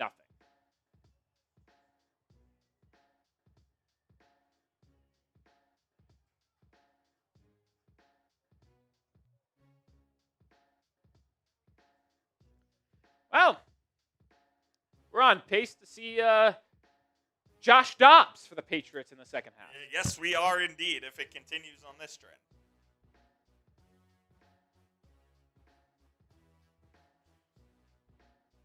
I don't know why this guy is on my deck. Can I mute him? Can I ban him? No, he's fine. I don't care. I like banning people. I know. Extra point good, 14-0. I was actually telling this to my girlfriend yesterday. I wish I had more money and more time to get my hair cut because right now, you're not wrong. My hairline does look curved. It looks slanted. But that's with the long hair. When I get edged up, though, Coop. When you get edged up, it's tough. It looks good. Like, my hairline is very good. It's, like, good, actually. And I have more hair than you, bald loser. I had to get one jab in there. I had to get one in there.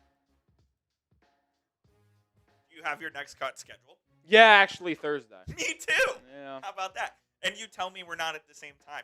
You're copying me. No, well, this is a late cut for me. Me too. It's a late cut for me. I usually always do it the last week of the month. I'm every 4 weeks. Yeah, me too. Last week of the month. You just copied me. Stealing my flow. Yeah. Well, tough start for us, guys. Tough start for us.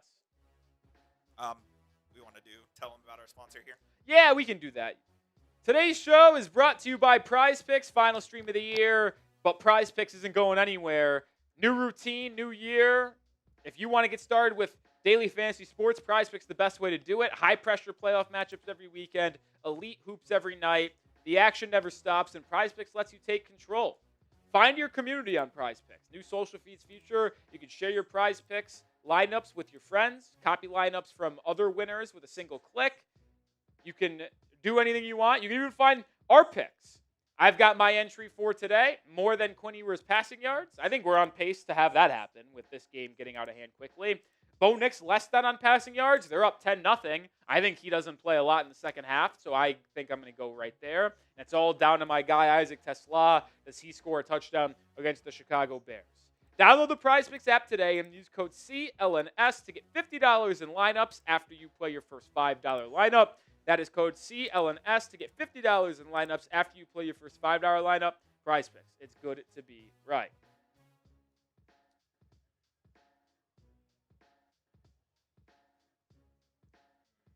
Bots out of control. Get rid of them.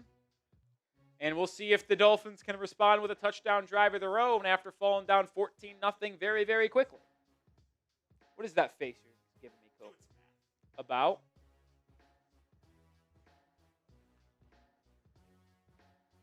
What's the math? Can you explain? Our donation total. Oh, we're at 1.2. Yeah, $5.15 on Venmo, and then $6.92 on YouTube.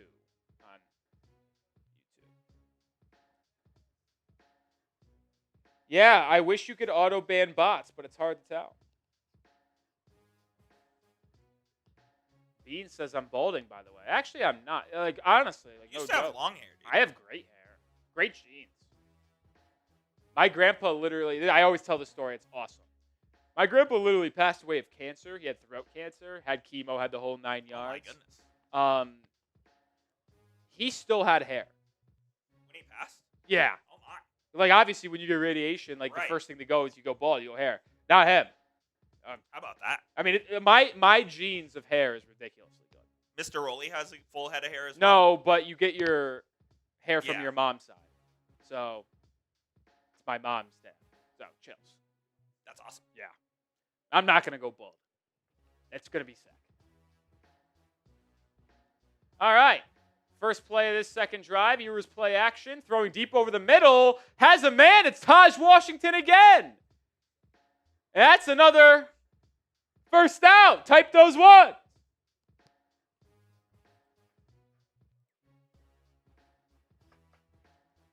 I mean, and Ewers kind of slinging the pill. What did we say was the best outcome for Miami? Ewers looking good against the starting defense for New England because they are playing their starters, and then ultimately losing so we get either the 10th or 11th pick. You weren't a believer. And so far in the first quarter, Ewers 6 of 7, 61 yards, down 14-0. Pretty good to me. First and 10 across the Patriots 50, down to the 40 after a Jaylen Wright 5.5-yard run. And that will take us to the end of the first quarter. Ty Man's here. Hopefully he can block some bots. What's up, Ty Man? How you doing, Ty Man? Ty Man. Yeah, he's on it. Your Browns won. How we feeling about that? Upset? Happy? Mad? I was just asked. The reason I was totaling is because I was asked for an update by Patriots Today host Brett Albert. Oh, where are they at? We are doubling them. I would imagine so, but honestly, the fact, is it just doubling? Are they at 600? Yeah. That's pretty impressive. No, it is. Pretty impressive. I mean, we'll keep us updated if they end up getting close, but listen, I'll be fine losing to the Patriots today. No doubt. I'm not losing to Brett Elper in the Super Chat battle, though. That is not happening. By the way, Chiefs up 3-0, which is important for Miami. If the Chiefs win and the Dolphins lose, Miami will be picking 10th in the NFL draft. Fucking Saints and Bengals both lost. Ridiculous. Bengals losing at home to the Browns is a joke. Do you know that I don't know if you saw any of that game. The Browns scored 2 defensive touchdowns. I did not see that.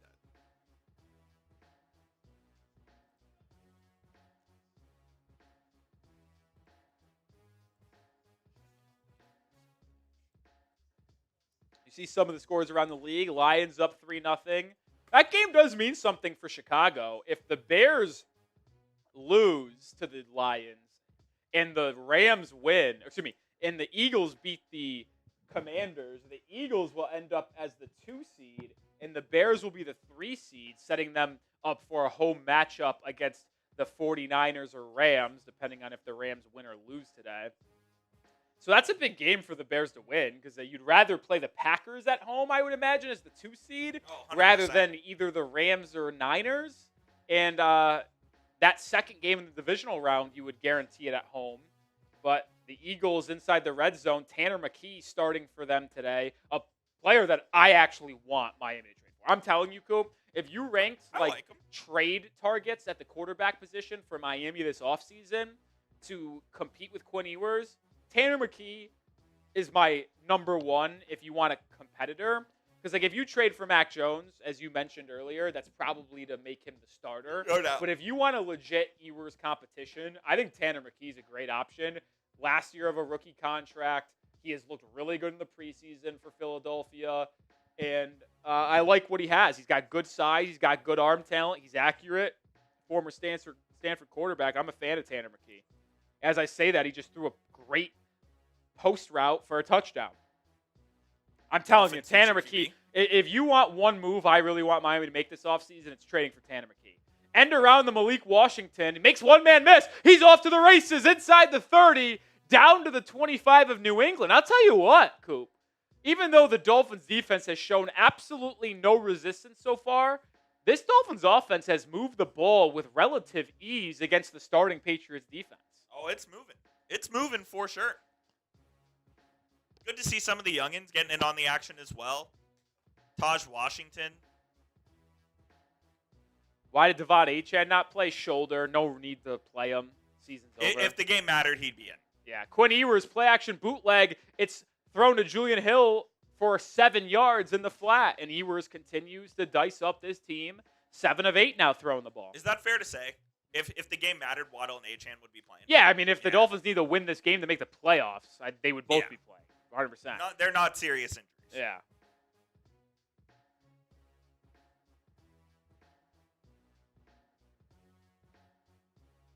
A lot of play action today. I mean, we've known this in the first 2 games with Ewers at starting quarterback. That's what he does. The play action rate for Miami has gone up significantly. 69 yards for Ewers. Very nice. Handoff, Jaylen Wright to the left side. He's got a first down. Miami inside the 15. Type those ones. Indiana has a new quarterback. For next year?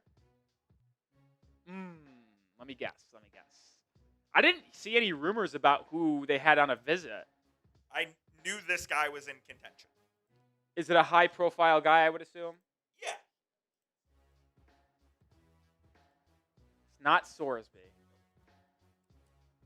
no way it's Raiola, right? It's not Lagway. We'll go after this. 1st and 10. Ewers in the gut pistol with Jaylen Wright as the back. Handoff left side. Wright has room to run. Inside the 10. Down to the 4. Yeah, they're going to mark him at the 5. Oh, the ball might have came out. They got it back. Okay, the Dolphins recovered the fumble, but the ball did come out. Oh, man, I don't remember any other big-name quarterbacks going in the portal.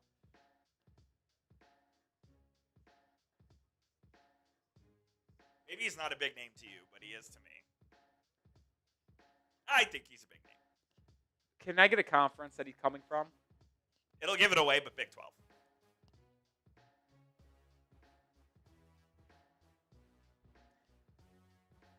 Under center is Quinn Ewers, 2nd and 3. Pitch to the right side. Jaylen Wright makes one man miss, close to the sticks. And they're going to mark him a yard short. Big 12. Oh, it's Hoover. Yeah, it's Hoover. It's bad that it took me that long because I knew that he was visiting there, and everybody kept on saying Hoover's the next Indiana quarterback. No face in Alberto Mendoza, huh? The younger brother of Fernando. No, probably not. All right, 3rd and 1 for Miami inside the 5. Ewers in the gun, Ollie Gordon the back. Ewers, handoff, Gordon left side. Gets the first down, but I think he's going to be a yard short of the end zone. So it'll be 1st and goal for Miami at the 1-yard line.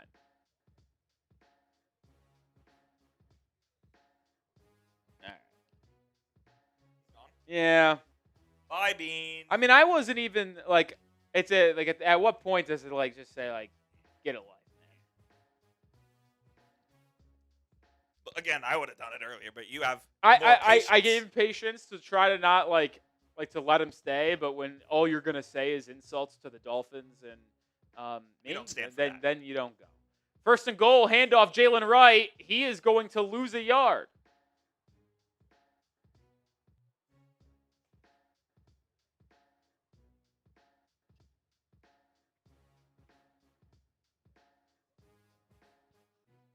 Give me a play action to Greg Dulcich.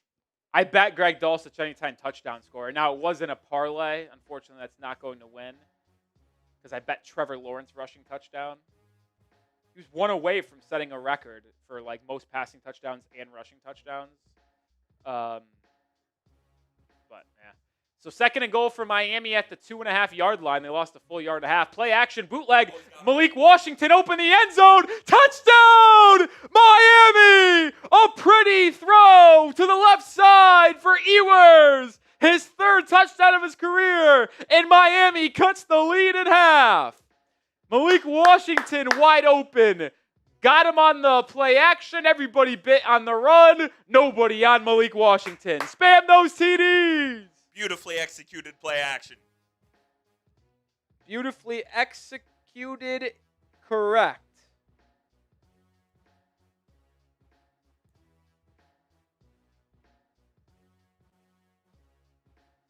Extra point good for Riley Patterson, and we're going to be 14-7 with 10 minutes to go here in the first half. It looked like you almost missed that. Who? Oh, it yeah. was fading. But all right, Miami on the board. I'll tell you what, Coop. Even though the Dolphins defense has looked like a JV defense, the offense, 2 straight drives where they made it inside the Patriots' 10-yard line. One time they didn't get it on 4th and 1. The other time they ended up getting it in the end zone. Yeah, I think you got to like with what you're seeing from the offense. They're moving the ball. They're executing well, again, except for that 4th down. You got to be pretty pleased, I think. Yeah. I'm happy with what I've seen so far. If you're just joining us, Super Chat menu for today, $5 gets you a raffle ticket. Raffle item for today's stream is this Dolphins laser printed signed football. You see legends like Dan Marino, Larry Sanka, among others. Sign this ball. We'll give it out to y'all, whoever wins the raffle. You see how you can get some tickets. $50 gets you into the Hall of Fame / Aqua Club. MVP gets the Dolphins today, Week 18 football, which right now projects to be Brian Aycock with $490 in Super Chat or in Venmos, or $510 actually in total. 20 on YouTube, $490 Yes. on Super or Venmo. Just obvious, just bringing in the juice today. Final stream or watch party of the 2025 season. First stream of actually 2026. 2026 starting with a bang. How about it? How about it?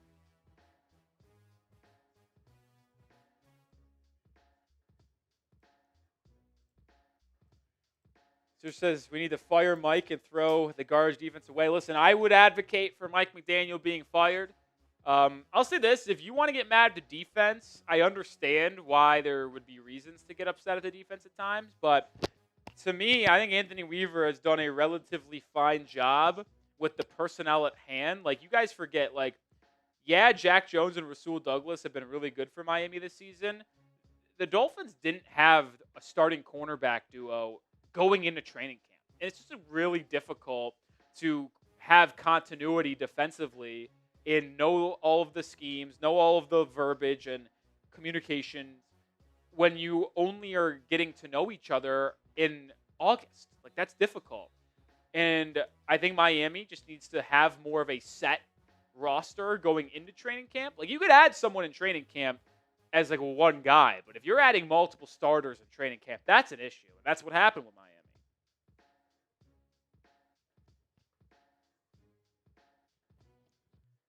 Yeah, but we'll see. We'll see.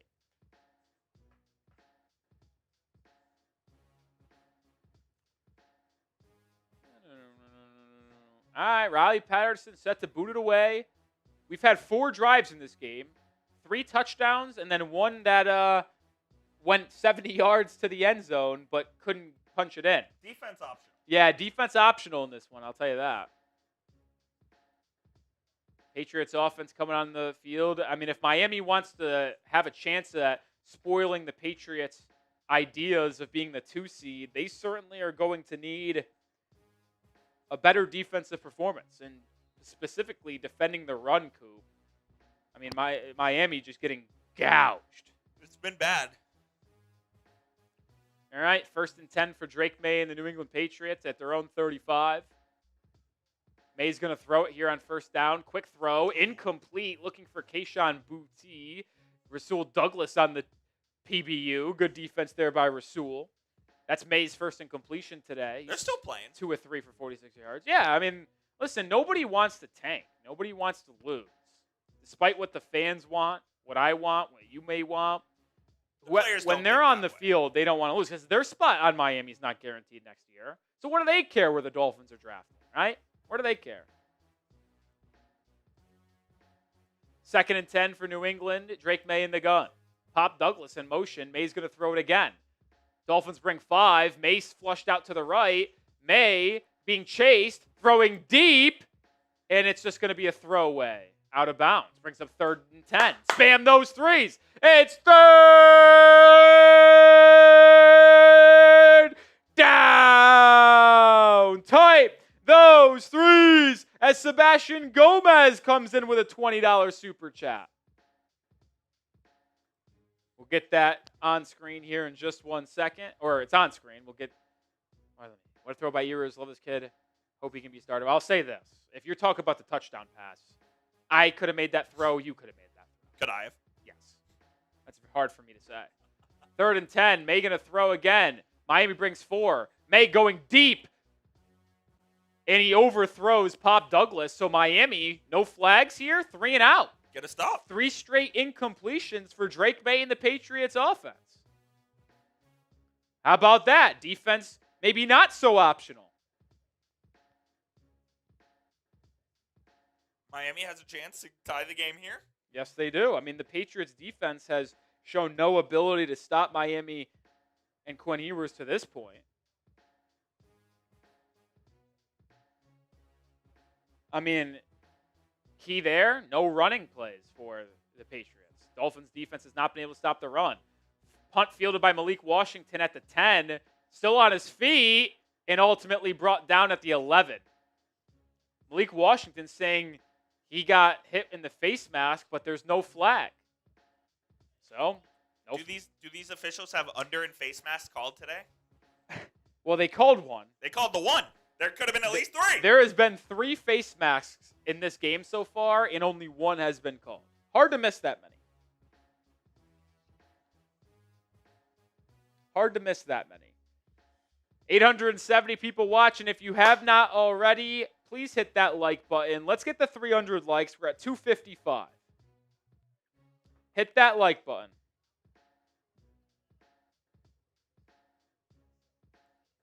If you love the Dolphins, and if there's 870 people in here right now and you're watching this in a meaningless Week 18 game, you probably do love the Dolphins. Yeah, come on. Let's get the likes up. Let's get the 300 right now, man.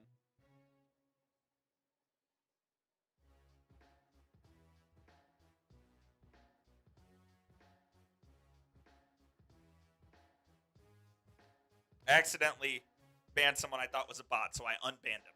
Who'd you ban? Dolphins news by David. Oh, Coop. Listen, I've done it. But I unbanned him. When you go get it to ban the bots, and then I apologize. You accidentally hit the wrong name.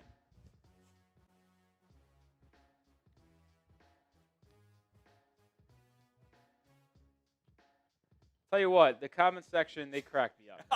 There's some stuff wild going on in there. I mean, 3 incompletions by Drake May, and they're saying Quinton Ewers is better. Well, he is. The MVP candidate. I'm sorry, I know he's the Patriots quarterback. I got a soft spot for May. I mean, most of you know this. I'm a North Carolina football fan. So, I know he's the Patriots quarterback. I could literally never hate Drake May. Couldn't do it. I can't do it. It's not in my blood. He gave me 2 of the most fun years I've ever had as a North Carolina football fan. What do you think about their QB commit, speaking of? Oh, Billy Edwards? Yeah. He could sling it. Yeah. Sling it.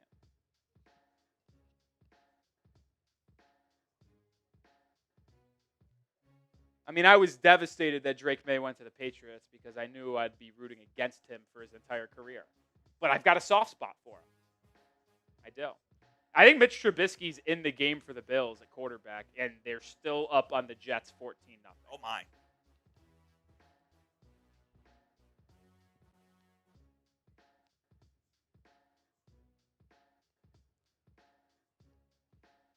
All right, let's see if Quinn Ewers can lead this team down the field once again. Ewers looking really sharp here in this first half. Dolphins start with it at their own 11. Ewers, handoff. Jaylen Wright, he bobbled the handoff, but still runs forward for about 7 yards. I'll tell you what, Jaylen Wright runs well. The lack of ball security from Jaylen Wright at times is concerning. He fumbled it earlier, even though it was recovered by Miami. He almost fumbled that snap. We know he had a fumble in the preseason. It's tough at times, man.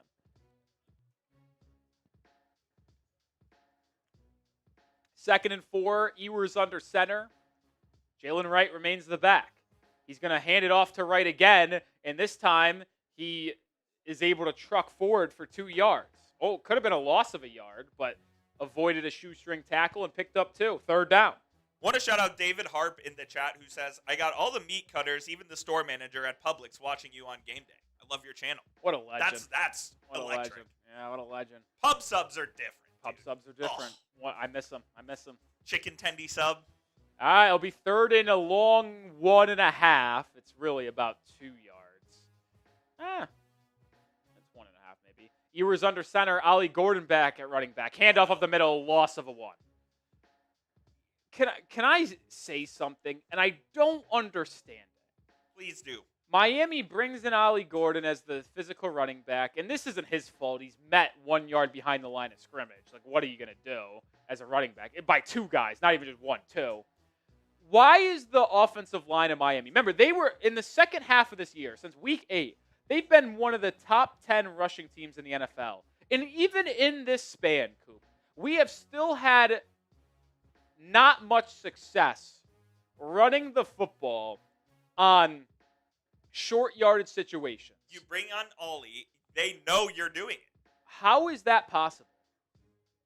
Punt by Bailey, not the best, not the worst. Rolls to the New England 31, and that's where the Patriots offense will take over. I just don't get it. Yeah, and like my thinking is when you bring in Ollie in that situation, you are showing your tendency what they're going to do as well. But like maybe Jaylen Wright's gotten a handful of short yards carries this year. My question is, why is it such a stark difference of, I know it's short yardage and maybe they're expecting the run, but you've been one of the best rushing attacks in the NFL, but why does everything go bad when it's 3rd and 1, 3rd and 2, 4th and 1, 4th and 2? Is that just the lack of talent up front? By the way, Malik Washington, thumb injury, questionable return. Must have got banged up on that punt return. Awesome. Sick. That's just great. You want to do prize picks here? Wait till the 2-minute warning. Okay. That was my original thinking, but a break here. Yeah, it's fine. It's fine. Chiefs driving. Chief Oladapoon. Oh my God, did he just fumble? A lot of Coon fumbled? I think so. Yeah, and the Raiders recovered. God damn it, they were driving too. That was a fumble. They lost like 30 yards, and now the Raiders have it in Chiefs territory. What do you have on the Chiefs? Nothing. I just want them to win. So if Miami loses, we pick 10. Yeah, okay. I forgot what the rooting interest was. Got to keep up, Coop. I've only said it 5 times today. Well, there's a lot of different scenarios here at play. Not really. It's kind of all down to this. It's like if the Dolphins lose, they either pick 11 or 10. It's all depending on the Chiefs win or not. That's the only scenario left Correct. that matters? If we lose, yes, it's either 11 or 10. And if we win? Then we move to 12. We're either picking 10 or 11 or 12. So there's still 3 scenarios at play. Yeah, but there's only 3 games that matters. And Coop, we've been over it so much. Either you don't listen or you don't care. No, I do listen. There's a lot of scenarios. There's not. There were, It's literally not. but there were. A Dolphins win, they're picking 12. They lose, they're picking 11 and 10 based on the Chiefs. I think going into this week, they could have picked it 7 or 8 different spots. Correct, but we've said it over the last hour about 3 different times, more than that, probably about 5 times, what the new, very singular situation is. I didn't know it was very singular. Well, you should have, because we've said it, like I said, 5 times. You think 5? Yes, absolutely. You just don't listen. Maybe that means I don't care. Correct. Drake May under center to start this drive for New England. They'll hand it off to Travion Henderson, and he is met, but breaks a tackle and gains 2 yards. Could have been of gaining nothing.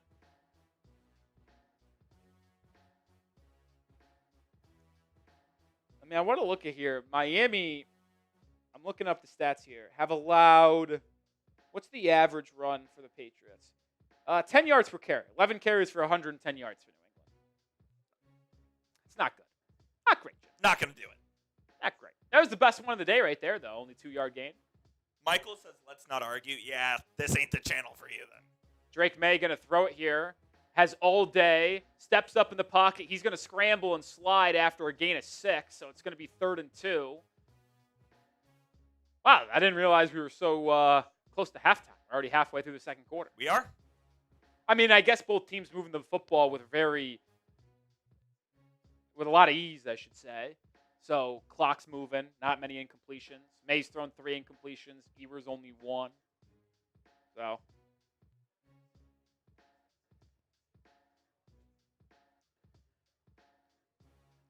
3rd and 2.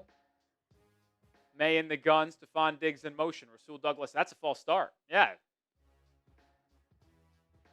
Stephon Diggs in motion that he jumped instead of coming set. So it'll be back him up. It'll be 3rd and 7 for New England now. Type those 3s. Type those 3s. 3rd down. Type those 3s. Get off the field. Drake May started this game 2-2. Now he's only 2-5. That's what happens when you go 0-3 on your last drive. Yes, it is. Because he had 3 incompletions. Yeah. And it was a 3 and out. Glad you're able to comprehend that. No doubt. You think I don't pay attention? I I don't. clock everything. Except when we lay out the Dolphins draft scenario 5 different times. I clock everything. No, you don't. Literally just proved my point 30 seconds ago. I clock everything. 3rd and 7. Drake May going to throw it. Dolphins bring a blitz. It's picked up. May drops it down to Hunter Henry, who makes a one-handed snag. Gets close to the first down marker. It'll be very dependent on the spot. I think he's going to be short, and it'll be 4th and inches. Do they go?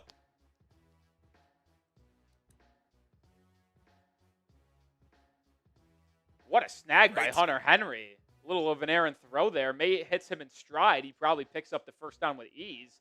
Stopped his momentum with that one-handed snag turnaround. Here's the replay of where he lands.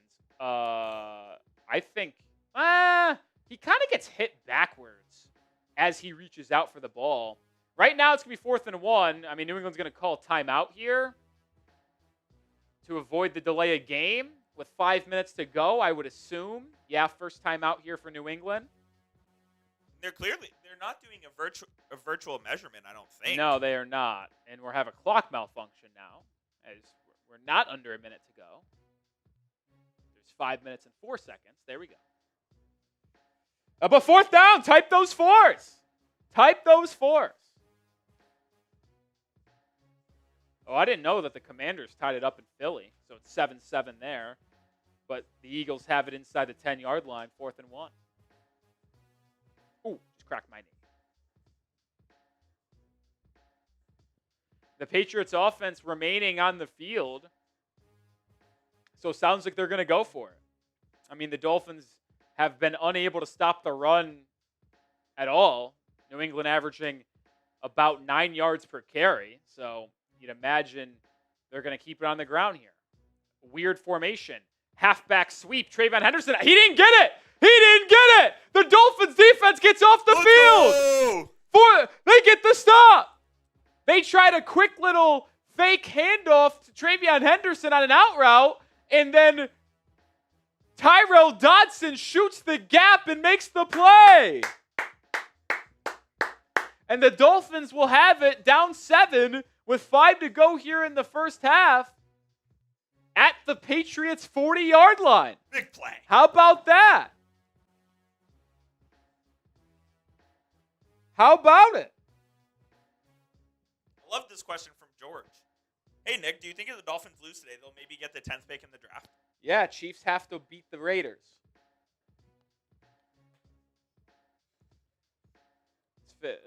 How about you more focus on more of the scoreboard being correct, though? Dude, what do you want me to do? I have it on auto. I don't believe you because it was that for the last 30 seconds. Exactly. And it's on auto every 8 seconds. I don't believe it. Here comes the Dolphins. Quinn Ewers under center. Hands it off to Jaylen Wright. He bounces it out to the left side and picks up about 80 yards. I mean, this Dolphins offense is moving the football with ease.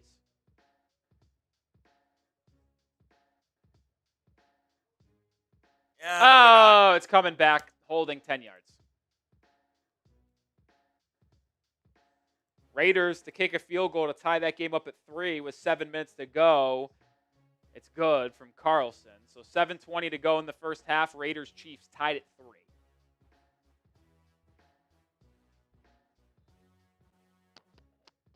Well, that's an unfortunate setback. Holding call was on Patrick Paul. Miami's going to have to overcome 20 yards in 3 plays here. But they could still get it in the field goal range even if they don't pick up the 20 yards in the next 3 plays. Jeff Wilson in the game for the first time. It's going to be a handoff to the left side for Jaylen Wright. He bounces it out to the outside, but it's brought down. He fumbled again. Holy shit. Patriots have it. I think they're still on a feet, and they have it inside the Dolphins 50. Jaylen Wright has a fumbling issue. Simply put, fumbling issue, and he can't be trusted with the football. And if you have a fumbling issue? Clearly out. Yep. It's Patriots football. Wow.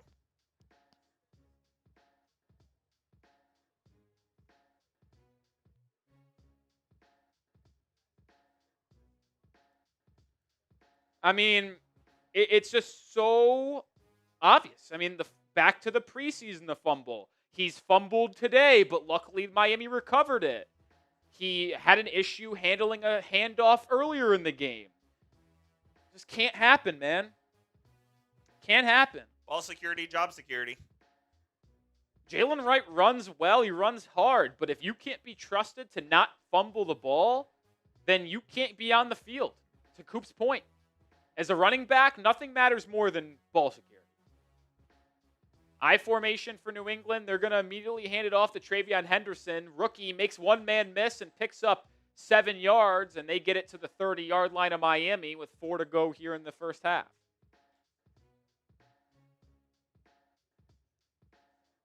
Just can't happen, man. Just cannot happen.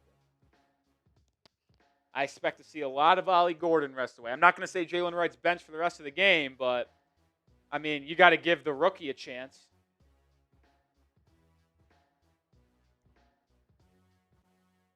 Under center, Drake May again. Henderson remains in the backfield. It's going to be a handoff to Henderson up the middle. Makes one man miss. Piles forward for 5-6 yards, and it's a Dolphins, Patriots first down.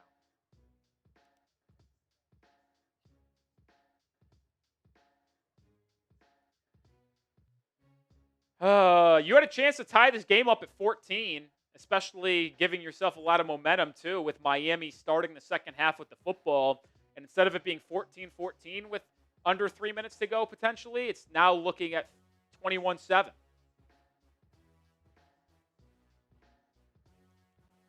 Ball at the 24 of Miami. May under center. Play action bootleg.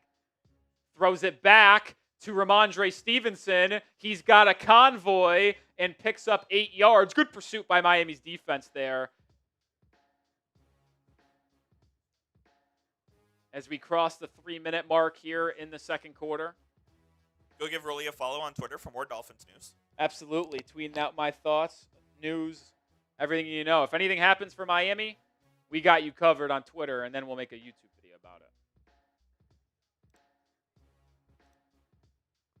Good catch by Ramondre Stevenson. That screen pass was thrown back to him in traffic. I formation for New England. Ramondre Stevenson is the tailback this time. They rotate him and Henderson. And now New England's going to call another timeout. New England was a little bit disorientated. 2:27 to go here in this second quarter. They were a little what? Disorientated. What? Disoriented. Maybe.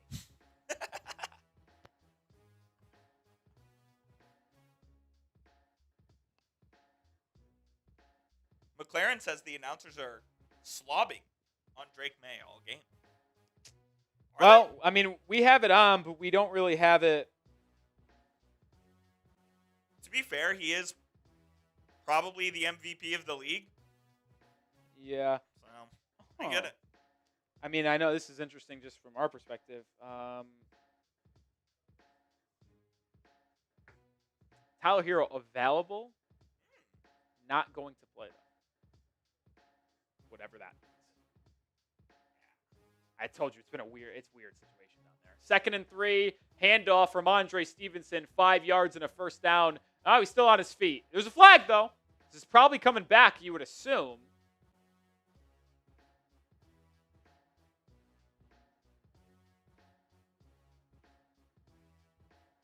So likely going to be 2nd and 13. Yep, coming back. Back him up. Beep, beep, beep. They'll make it 2nd and 13 now at the 27.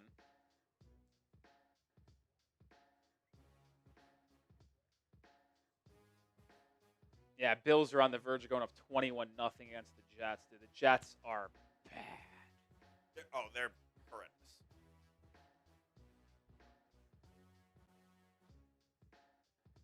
Patriots don't have to snap this ball. They could take it down to the 2-minute warning if they like. I think they're going to. Oh, what is Bradley Chubb doing? Are you kidding me, Bradley? Just jumped offside. Bradley. He's telling the entire defense, that's on me. Sorry, that's on me. That's on me. That's on me. That just can't happen. Nope, that's unacceptable. Have them in 2nd and 13. You know they're just trying to draw you off sides before the 2-minute warning. They didn't have to snap the ball, and then you jump. And now there is the 2-minute warning. So he's active but not playing? Does that mean somebody else is inactive and hurt? It says he's available but not expected to play.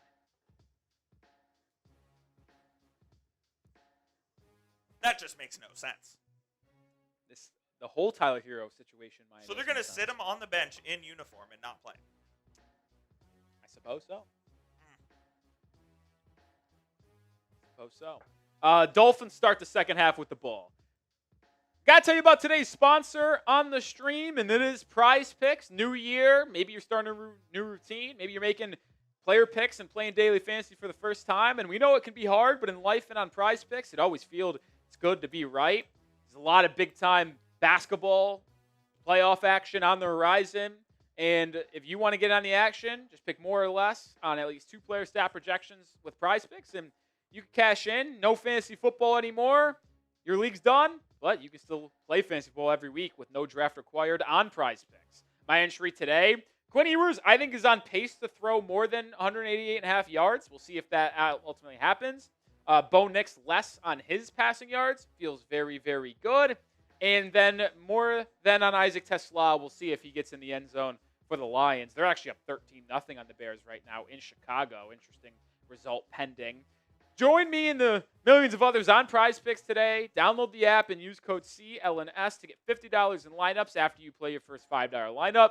That's code CLNS to get $50 in lineups after you play your first $5 lineup. Prize Picks. It's good to be right. Woo. Appreciate everybody for hanging with us today. If you're someone watching and not subscribed, change that. We're going to have you covered on everything Dolphins. I know the season is ending in just a couple of hours, but we will still be here with 2 videos every single day in the offseason, covering you on the Dolphins GM search, coaching news and rumors, free agency in March, draft cycle in April. We will be here every step of the way, so make sure you subscribe if you have not already. Dolphins opponents will obviously be finalized for the 2026 season following the conclusion of today's game. The only result that we're waiting on is the Rams game because we play the NFC West next year. Will we know home and away as well? Yes. Okay, that's what I thought, yeah. We know that we'll be playing the NFC West third place team. Just a matter if it's San Francisco or Los Angeles. Got it. 2nd and 8. First play out of the 2-minute warning. Drake May in the gun, empty formation. Dolphins bring 4. May, quick throw over the middle. Stephon Diggs for about 3-4 yards, and it brings up 3rd and short. Spam those threes. It's 3rd down. Type those threes.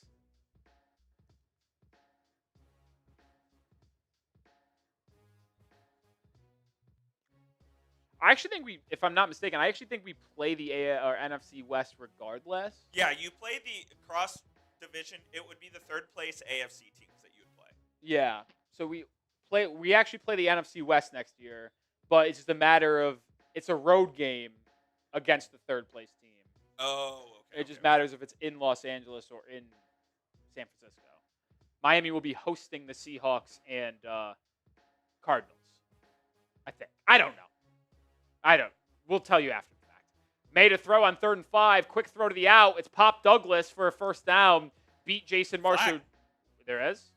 This is probably. I think it's offensive pass interference if it is. Yeah, I think there was 2 slot receivers, and I think one of them kind of made a deflection. Yeah, it's offensive pass interference. They'll make it 3rd and 15. I'll tell you what. As we're 1 week away from the playoffs, Coop, Patriots sloppy. Not great. Oh, yeah. I mean, that's clear. He was trying to box him out. It's ironic. Like, I don't even think he was really messing with Pop Douglas being open. No, he wasn't. He just kind of pushed Tyrell Dodson, if you will. All right, 3rd and 15. Real good opportunity for Miami to get off the football here. I imagine New England will run like a screenplay or something. No, May's going to throw it. Does check it down to Pop Douglas. Cuts up field and is brought down after a gain of about 8 or 9. Mike McDaniel calls timeout with 1:40 to go. So New England will get the field goal unit on the field to go up potentially 10. And Miami with a chance to double dip here, Coop. If they kick a field goal or score, they start the second half with the ball. So ideally, if this field goal goes in for New England, Miami coming out of the half will have an opportunity to tie or take the lead. Yeah, and they'll have about 1:40 and 1 timeout here as well to try to at least get into field goal range. Yeah, look around the league. You got tie game in Philly and Washington with 1:38 to go Philly in the was first driving, half. right? Yeah, they must have not been able to score. It looks like they're driving again, though. And Detroit up 13-0. 38-yard field goal for the rookie Andy Borregales. It's blocked! It's blocked! This is going to be returned for 6, I think. Oh, no. Jason Marshall Jr. couldn't pick it up cleanly. He is still on his feet, and he's ultimately tackled at the 40. What a play by the Dolphins special teams unit. Oh, what a play. Craig Ackerman's going to love what he's seeing there as they get the block, and it should have been returned for 6. Yeah, I was going to say, if Jason Marshall Jr. Zach Sealer gets his arm on it, his right arm. What a play. And the Dolphins are in prime position now. With 1 timeout and 90 seconds remaining, they can get this thing in the end zone. What a play.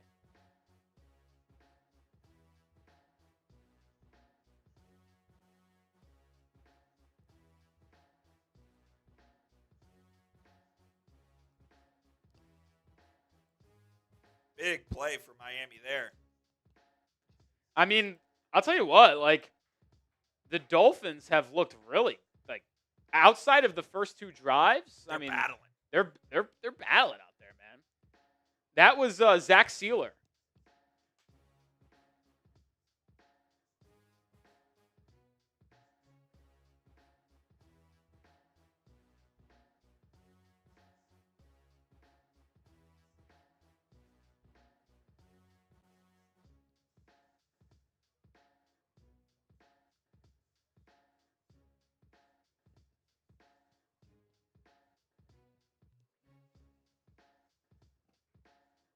Going to be Dolphins ball here at the 40 with a minute 31 and a timeout remaining. Can they get in the end zone? I mean, I was just say they're in field goal range already. And now they should have an opportunity to take the lead in the first drive of the second half, no matter what. Or at minimum, tie it if they have to settle for 3.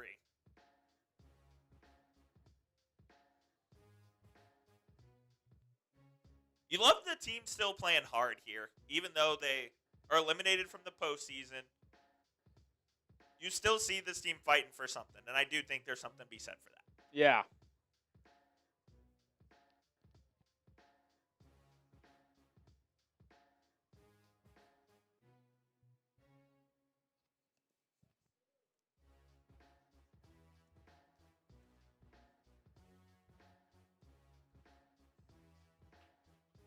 Sealer gets it on his right arm. Yeah, great job. So I literally, Sipe texted me his predictions for the time slots of the playoff games, and I was like, you couldn't be more wrong. I had to give mine.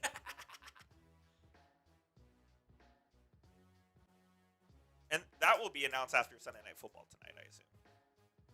Yeah, probably. Ewer's going to throw on 1st and 10, throwing over the middle. There's a lot of contact. We're going to get a PI call here? No, and it will be incomplete. Thought Carlton Davis might have got there a little bit quick on Greg Dulcich, the tight end, who was the target, but no call, and it's going to fall incomplete.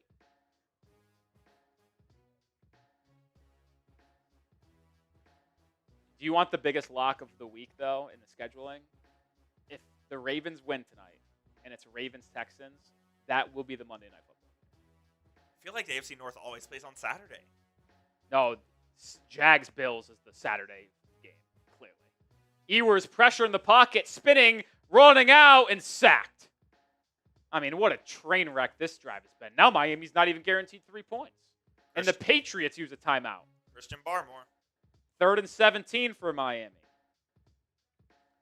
And this is the one thing that I'll say about Ewers. I've liked what I've seen about Quinn Ewers. He can sit in the pocket a little too long. And that was the case there. Now, he rolled out to his left and got hawked down, but I just think he sat in the pocket originally for way too long there. At least he held onto the ball there as Barmore was bearing down on him. Yeah, that could have easily been a strip sack for sure. It's going to be 3rd and 17 at the New England 47. Cold conditions. I mean, Miami probably has to pick up 10 yards plus to try a field goal. Patterson's been... He's been good, yeah, but not the most consistent from 50 yards, and he doesn't have the strongest leg, and I'm unclear of the wind here. Ewer's going to throw. It's pressure. It's a screen pass. Oh, my God. Blockers. Jaylen Wright, and they pick up close to the first down. They pick up about 14 yards. New England completely unprepared for that little angle screen pass. I don't know how, considering Miami runs it about 4 times a game. 4th and 3 here. I'm going. I know. I think that would be. I said that cross the 50 under 5 yards, go for it every time today. You just got momentum back for your team, blocking that field goal. You're getting the ball to start the second half. There is no reason to risk giving momentum and good field position to New England by going for this and not picking it up. I would kick the field goal, give yourself an opportunity to score a touchdown out of halftime and take the lead. Offense on the field here, though. No, they were just on the field to call a timeout. And now here comes the kicking unit, I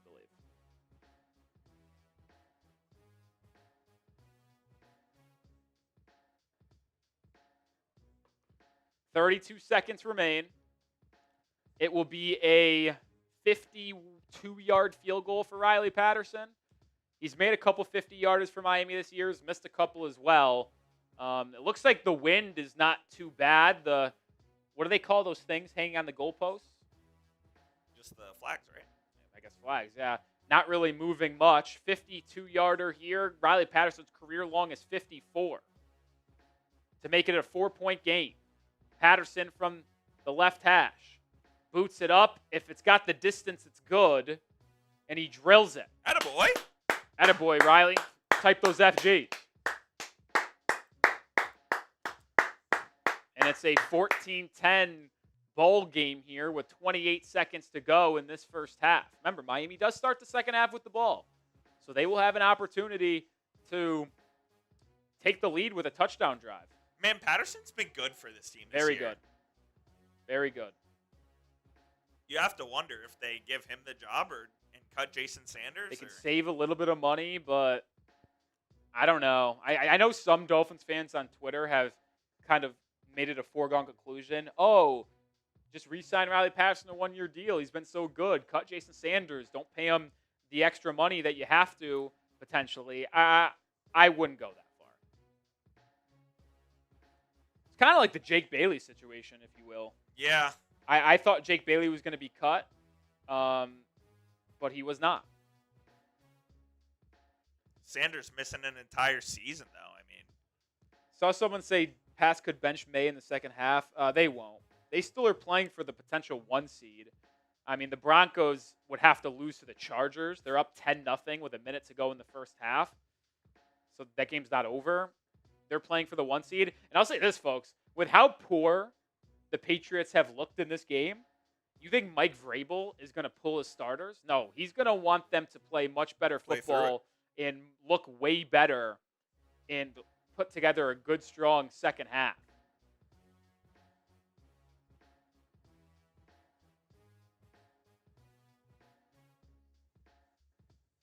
So there is going to be no benching of starters, in my opinion, for the Patriots. But we'll see. You never know, I suppose.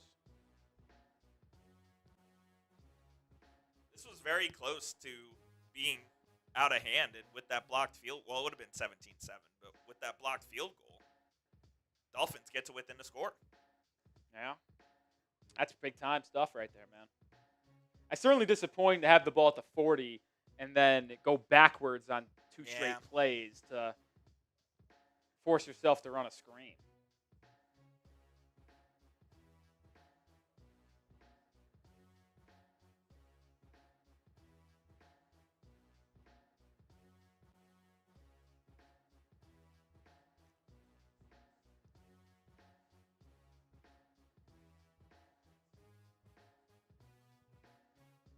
.28 seconds remaining. No timeouts. Yeah, I doubt New England tries to do anything crazy here unless they get a really good kick return. But, hey, you never know. Maybe they run a play here. Maybe. Both teams don't have a timeout, so you don't really have to risk anything if you're New England if you don't pick any yards. The kick will be returned from the 10-yard line. I think this is Dearness Johnson, and he gets tackled at the 32. 24 seconds to go. See if New England runs a play here. I mean, they could maybe pick up 15 yards, spike, 10 yards. I don't know how big that kicker for my New England is, Borregales, what his distance is. By the way, Raiders just took a 6-3 lead over Kansas City with 1:52 to go in the first half. May's in the gun here. Shows all the signs of a potential pass play. They're going to throw it. May has time. May throws right, has a man, Kayshon Boutte, and if you're the Dolphins, that's the one thing you didn't want to have happen. Yep. A 5-second, 15-yard, easy out route completion. Clock stops. That's just, like, I know you don't want to get beat deep here, but that's just too easy. And now New England is certainly in business to potentially get in field goal range. They're at the 45. They pick up another 15 yards. They have enough time in play to go spike the ball and have a 57, 58-yard field goal try. May going to throw again. Has time. Steps up. He's going to scramble with it. He's got all the room in the world to love. Now he gets to the sideline and gets out of bounds with 11 seconds to go. He sacrificed probably about 5 to 8 yards to get out of bounds. And the Patriots are very likely going to have a field goal try to go back up 7 going into the half. Just poor end of the half management here by Miami. Probably smart by May to get out of bounds as opposed to rushing for a spike, but I mean, he probably could have got to the 40. yeah. Will they get to the 40? Oh, he's got to the 41, I suppose. So it'd be a 59-yarder now. May going to throw. The Dolphins don't bring anybody. May throws it away with 3 seconds to go, and now we'll see if they kick a field goal. Now, maybe I'm just dumb, but with the Dolphins bringing nobody, why didn't he just run and pick up like 5 yards and go out of bounds? Yeah. Maybe that's just me, though. No, I don't. He probably wasn't thinking that way, but I don't suppose. But all right, it's going to be a 59-yard field goal try for Andy Borregales. He's 3 for 3 on 50-yarders this season. I don't know if he's going into the wind or not here. Let's see if he's got the leg from the right hash. Former Miami Hurricane kicker gets it up. If it has the distance, it's good. And it is good. That's a brutal way to close for Miami. You just can't give up those. Yeah, plays, and now the man. Dolphins no longer have an opportunity to take the lead to start the half. Best they can do is tie. Last field goal attempt for Borregales was blocked. This one nailed it from 59, and that will take us to halftime. Wow, that would have been good from 60 plus. I mean, it was a 59-yarder, but that had about 4 to 5 yards to spare. I mean, listen, we see a new day and age in kickers. Cam Little drilled another 67-plus yarder today. But, I mean, in early January, a 59-yarder, like 8 years ago, hell, a decade ago, it would have been like a 20% chance of making it, I feel like. But now it feels like it's more likely than not to going in. But 17-10, Patriots lead at halftime. Miami will get the ball to start the second half. Let's see if Ewers and this Dolphins offense can tie it up in this third quarter when we restart.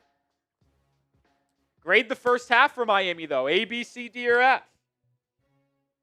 Did you want to hop off? Yeah, I'll probably go to the bathroom real quick. Let me change the live poll. You can go first if you want.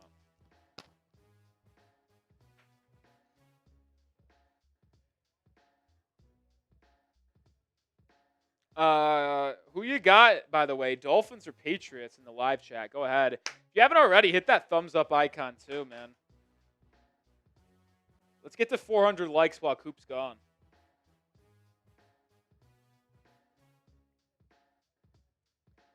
Let's give it. Why not? Why not get to 400 while Coop's gone? I'll tell you what, if we get to 400 likes while Coop's gone, make him take a shot.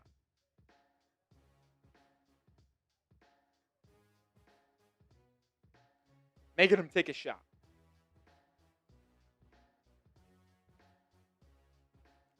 You're hoping they could play spoiler? I mean, they certainly still could.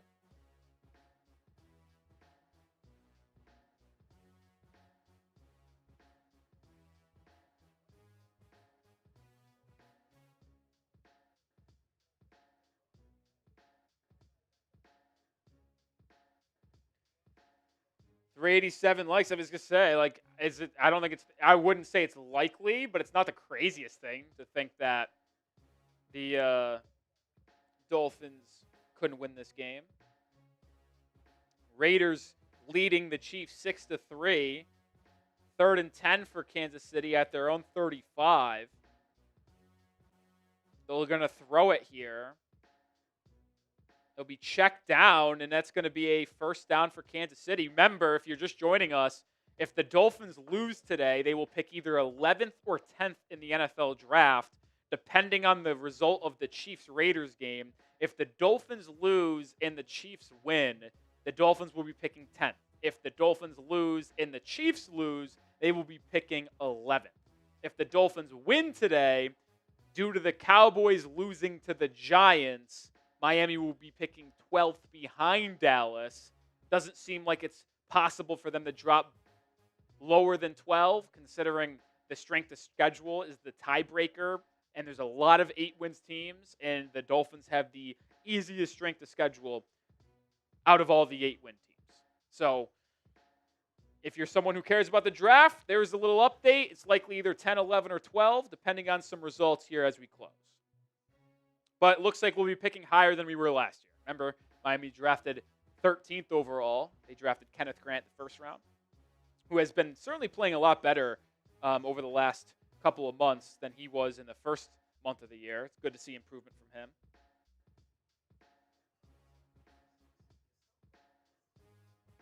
Seven likes away from 400.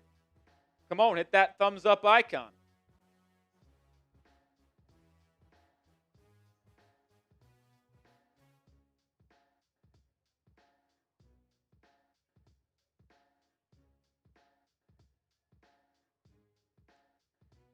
We're 6 likes away from Coop taking a shot.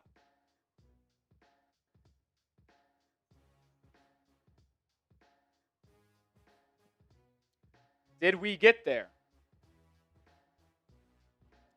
1 like away. Coop isn't on mic yet. Coop isn't on mic yet. Let's get to 400 likes. Olive Garden? Yeah, it's tough for me. Gonna have to decline. Yeah, we got there, which means you got to take a shot. Said if we got to 400 likes.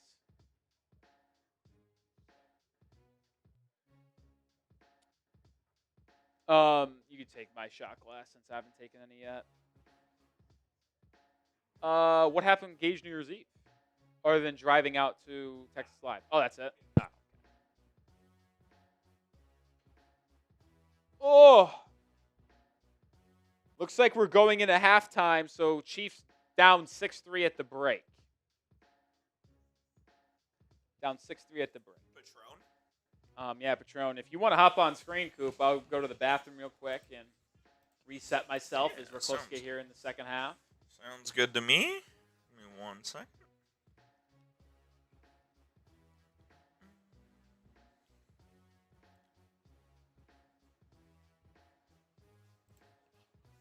All right.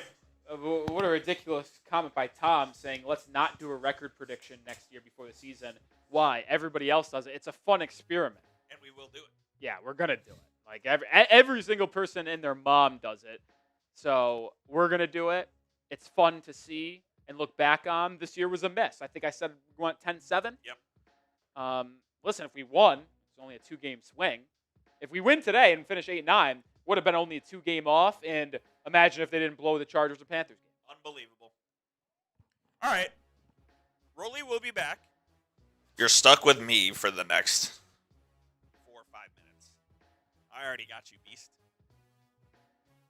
No, I muted you, dude. Because I'm adjusting my audio. Because it's different when your mic is muted and mine's not versus they're both on.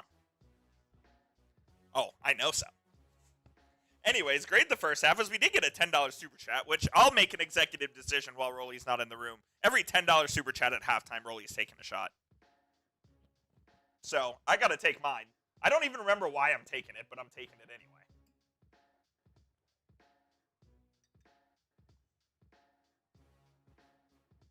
Shout out to the Fins fans. Last half of the season. Y'all are real ones, baby. Let's go.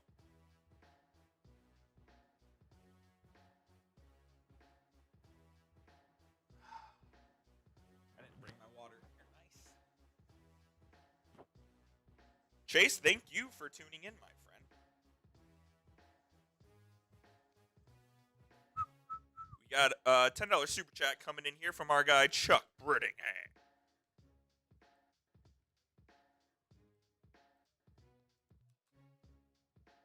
Shout out to our man, Chuck. Says, go Fins. Appreciate you, Chuck. Always a real one.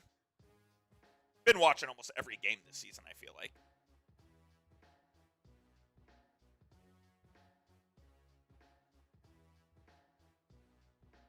Dolphins down 17-10 at the half, and they had a chance to really, put their imprint on the game after the Zach Sealer blocked field goal. But they were only able to get a field goal out of it, and then they allowed the Patriots and Drake May to get into field goal range as they were kind of in prevent mode. They were playing a soft shell. And they let them march right up the field, and Borgalis was able to hit a 1-yard field goal, 52-yard field goal, to give the Patriots 17-10 lead. But the Dolphins do get the ball to start the second half here. So we'll see what Mike McDaniel, Quinn Ewers have cooked up here in this first possession. And we'll see if Jaylen Wright gets back on the field. He's had some ball security issues today. There was a handoff in the first quarter that he bobbled, and then he ended up fumbling there in the second quarter as well. So the Dolphins do have 4 running backs active today with Jaylen Wright and Ollie Gordon, in addition to Jeff Wilson Jr., who has gotten a couple of snaps, maybe just one, but he's been on the field. And then Donovan Edwards, who they signed off a practice squad to the active roster, is also active, but we have not seen him yet, and I don't expect really to see him as well.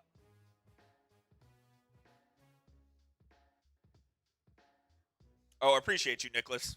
Thank you, my guy. Thank you. For grading the Dolphins' first half, though, I would probably say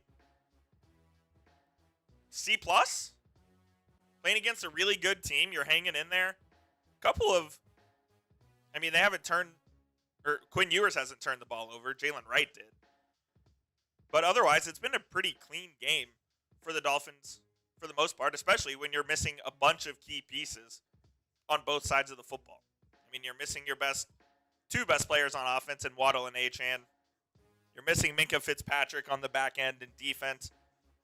So you're not playing with a lot of your key guys here. And if this game mattered and those guys were playing, wonder if the outcome would be a little different. But the content doesn't stop here, guys. I know the season ends. We have 30 minutes of football left, and the season ends tonight. But our content here at the channel is only going to ramp up. We're going to be covering this general manager search. We're going to be covering the 2026 NFL draft. We're going to be covering free agency, all of it, all the Dolphins offseason moves. You'll find out about it here on the channel. So hit that subscribe button. Turn on notifications so you don't miss a beat.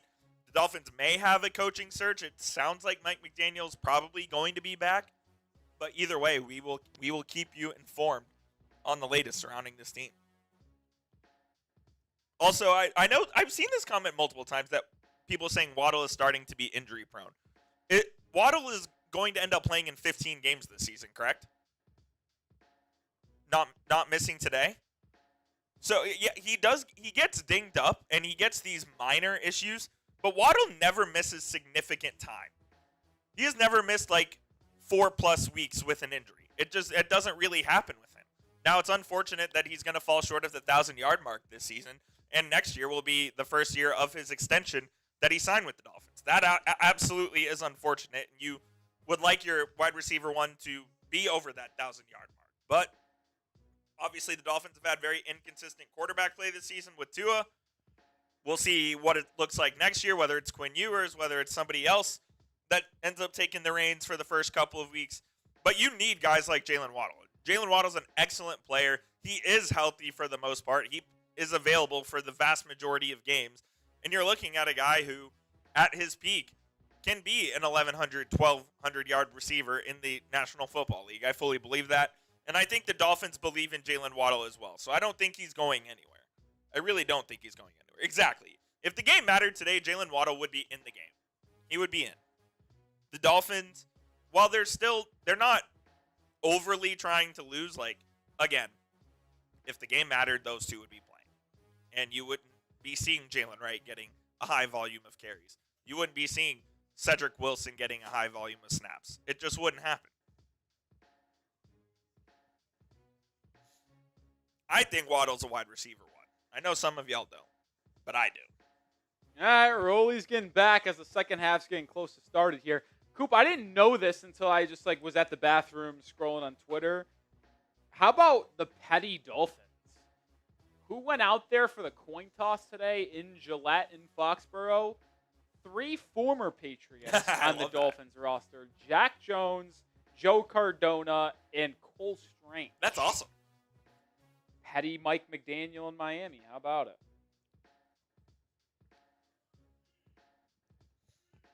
All right, about to get the second half underway here in Foxborough. Miami trailing 17-10. The Dolphins will start the second half with the football. We've seen a lot of good things from Quinn Ewers, but Jaylen Wright fumbling the ball, not ideal on a drive. turning it over on 4th and 1 inside the 10-yard line. But we've also seen Miami force some rare mistakes from New England. Block field goal, a lot of flags. Let's see it. You're giving me a look. What's up? Nothing. The Heat game's about to start. Yeah, I don't care one bit. Not going to watch? No. Damn. I'll focus on this. Today, I don't care about the Heat. Focusing on this. Usually, sometimes I'll throw it up on my that's what I monitor. I'm just going to continue to have red zone. I just wanted to make monitor sure what else is going around the league. I just wanted Be to make careful. sure you were aware of the time. Why do I owe a shot? Do I miss something? I said Yeah, we got a $10 super chat at halftime, and I volunteered it. What the fuck? Are you going to go get me a shot glass too? Yeah, Go get it. I will. Kickoff went through the back of the end zone, so Miami starting with at their own 35. Play action, corner blitz. Ewers throwing deep, and this has got to be a PI flag. Absolutely. Right? I saw the flag thrown. Yeah. Okay, good. Carlton Davis going to be whistled. It's going to be a gain of 25 plus on the first play for scrimmage. Taj Washington just gets right by Carlton Davis. Oh, yeah. I don't know what happened here with the throw by Ewers. Did it get batted down or did it slip out of his hand? Because it came about 30 yards short of where he's going to throw. I don't think it got batted, got I don't. deflected. It must have slipped out of his hand because he was going to throw it to the moon to get it to Taj Washington, but it didn't even make it to him. That was interesting. But now we have a false start on Miami. Jonas Savignaya. Or Patrick Paul. One of the two. Now, Rolly, correct me if I'm wrong, but I believe this is a real one. Yeah, shout out to Barry B. Been working in Alaska this season. Bad internet. Got my tickets for the Fiesta Bowl. You're Canes. Congratulations. That's awesome. Shout out to Barry B. Barry B gets a raffle ticket. I like that profile pic there, Barry B. Who sent in the $10 super chat? $10 super chat was, I believe, from Mr. Chuck Brittingham. Just gotta get the raffles on. 1st and 15. Halfback toss. Jaylen Wright lost 7 yards. I mean, they love the halfback toss. I actually was looking down for a second. I believe they faked the end-around toss. Yeah, that's exactly what they did. And I'll tell you what, the pre-snap operation there was a disaster. Are we sure that was supposed to be a toss? No, I think Ewers fucked this up. Yeah. Or Jaylen Wright. Or one of the two. Someone fucked this up. They go from 1st and 10 at the 38-yard line to 2nd and 22 at the 50. Not ideal there. Ewers going to be in the gun this time. Play action, moving to his right. It's a toss back to Malik Washington. It is a great catch through traffic. New England all over it. It's going to be a gain of about 5. So it will be 3rd and 17 at the 45. Still an opportunity for Miami to get into field goal range and make it a 4-point game. Malik almost got smoked on that play. By the way. I mean, that was almost like a loss of 5. Yeah. It was almost intercepted. It was a lot of almost, and it ended up being a gain of 5. Here we go. Last time it was 3rd and 17 for Miami. They were going to screen pass and picked up 15. See what happens this time around. Patriots bring 4. It's another screen pass. It's Greg Dulcich. He's got room to run. He's going to pick up a first down. Are the Patriots just what are they doing? Like, the entire world knows they're going to run a screen. That's all Miami does in these 3rd and long situations. And they got beat. How do they let that happen? That is such bad coaching by bad. New England. And, I mean, good rack by Dulcich, but still, I mean, that's horrific Type defending. those ones. Like, how are you not aware that they are going to run a screen in that situation? That is horrible if you're New England. How about the season Greg Dulcich is having? Yeah, he's been good. Handoff to Ollie Gordon, left side. We've seen a lot more of him, and he's going to pick up 9 yards, and they have it inside the Prize Picks red zone. A very up and down first drive for the Miami Dolphins, but they're right on the door, potentially tying this one up. And now we have an injured Patriot, Clevon Chasen. Clevon?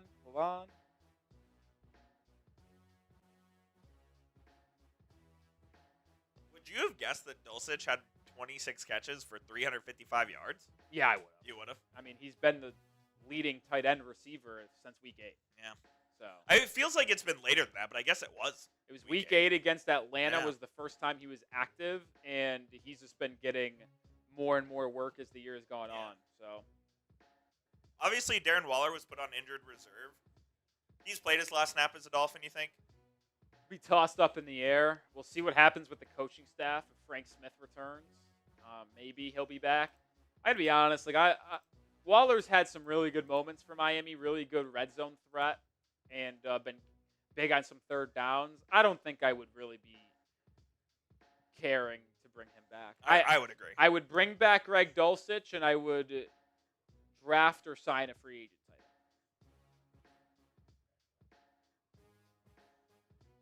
end. The first game from Waller was sick. I mean, he had 2 touchdowns. You want to go grab me a shot glass now? Yeah, I will. Because you owe one. Yeah, since you volunteered it. Sorry. Just wasn't ready. Wasn't ready. Thank you for the Patron. It'll be 2nd and 1 in the New England 16. We're in the Prize Picks red zone, so if you want to get started with Prize Picks today, sponsor on today's show, use code CLNS, gets you $50 in lineups after you play your first $5 lineup. Shout out Prize Picks.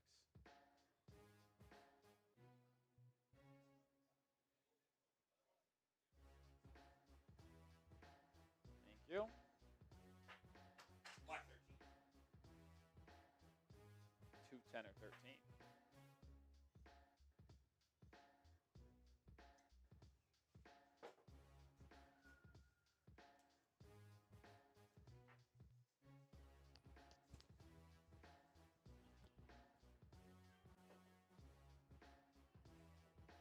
I'll tell you what, Coop, there's some interesting scores around the league. The Broncos are still only up 10-3. They're struggling. Patriots, the Dolphins are keeping it close, and the Cardinals are keeping it close with the Rams. So we're seeing 3 teams at the top of each conference really struggle here.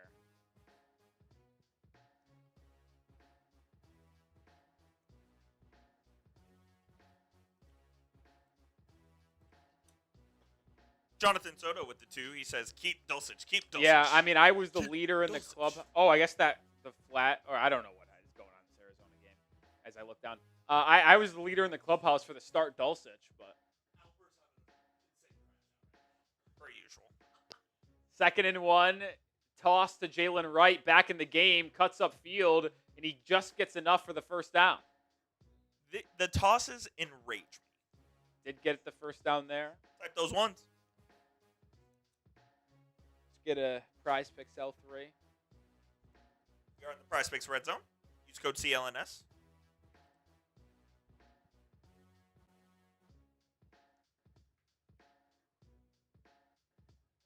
First drive of the second half here. Miami looking to tie this one up in New England.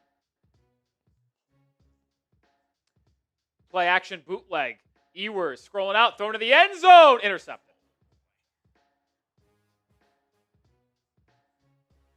Oh, there's a flag on the play, though, so let's hold on.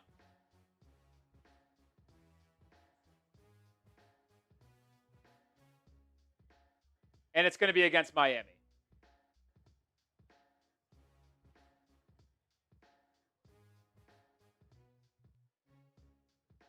What's he looking at?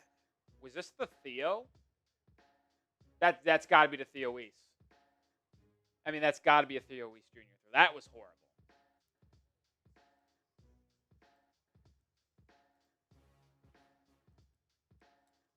That's not good, yeah. Jalen Hawkins knees it in the end zone for a touchback. Ewers now with 3 touchdowns on the year, 3 interceptions. And that is the first interception of the season, Coop, where you can just look at it and be like, what the fuck was that? That was ugly.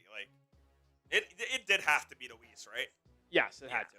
Because if that was to Taj Washington, that's the worst throw I've that ever is seen. legitimately 10 yards right of him. But when you watch the replay that they showed briefly, It was clearly trying to fit it into a window to Theo Weiss Jr., which was not there, by the way. The window just didn't exist. And he forced it into a tight window and overthrew Weiss right to Jaylen Hawkins' hand.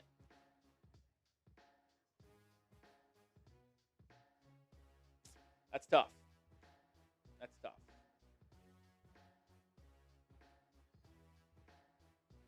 I mean, I'll tell you what, the Dolphins have had a couple real blown opportunities today. Like, can I say something? I think outside, if you take away the first two drives, let's just say second and third quarters today, Dolphins have outplayed them.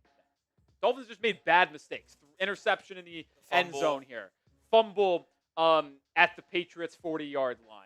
Not being able to convert a 4th and 1 inside the Patriots' 10-yard line. You start with the ball at the 40 with a minute 45 to go, and then you lose yardage and settle for 3. Like, there's just been a lot of missed opportunities for the Dolphins today. This game could easily be tied. The Dolphins could easily be winning this game right now.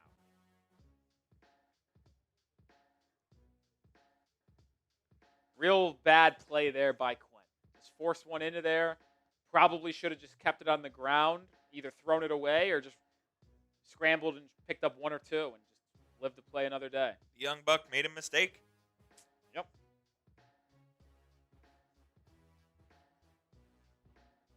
They run a play-action boot slide, but Christian Gonzalez is there. I mean, you could see that he thinks Gonzalez is going to take Dulcich, and he's like, oh, I got one-on-one with Theo Weiss running this kind of across the goal line crosser.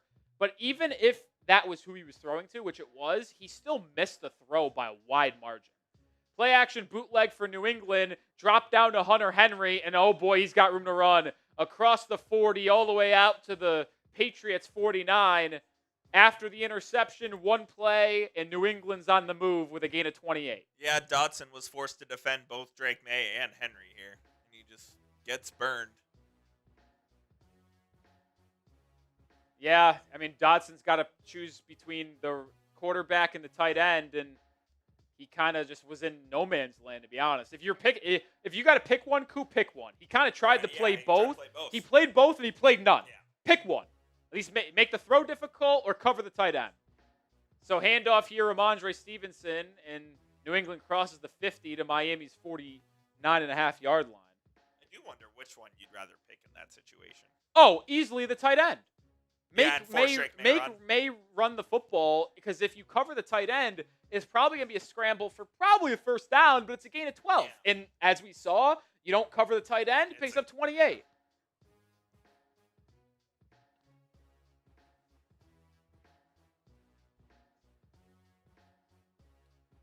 Second and 7 for New England. May in the gun here, a 10 to go in the third quarter.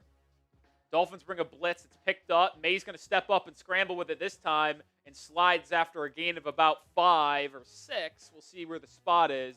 It'll be 3rd and short for New England.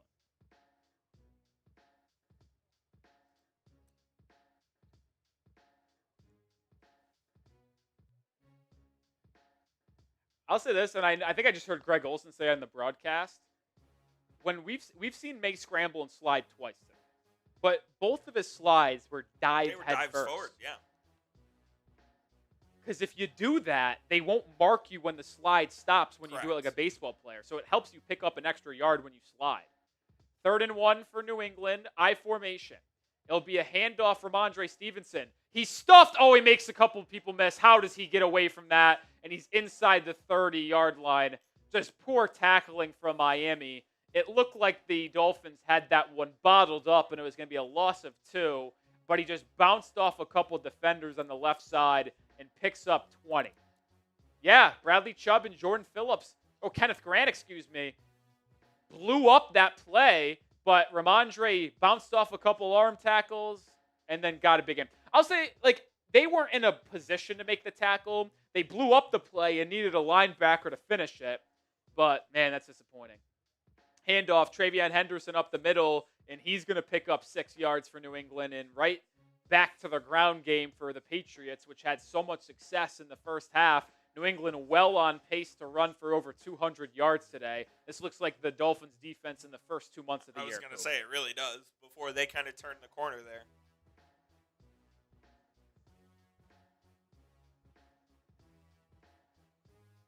Ramondre Stevenson and Travion Henderson both having really good days.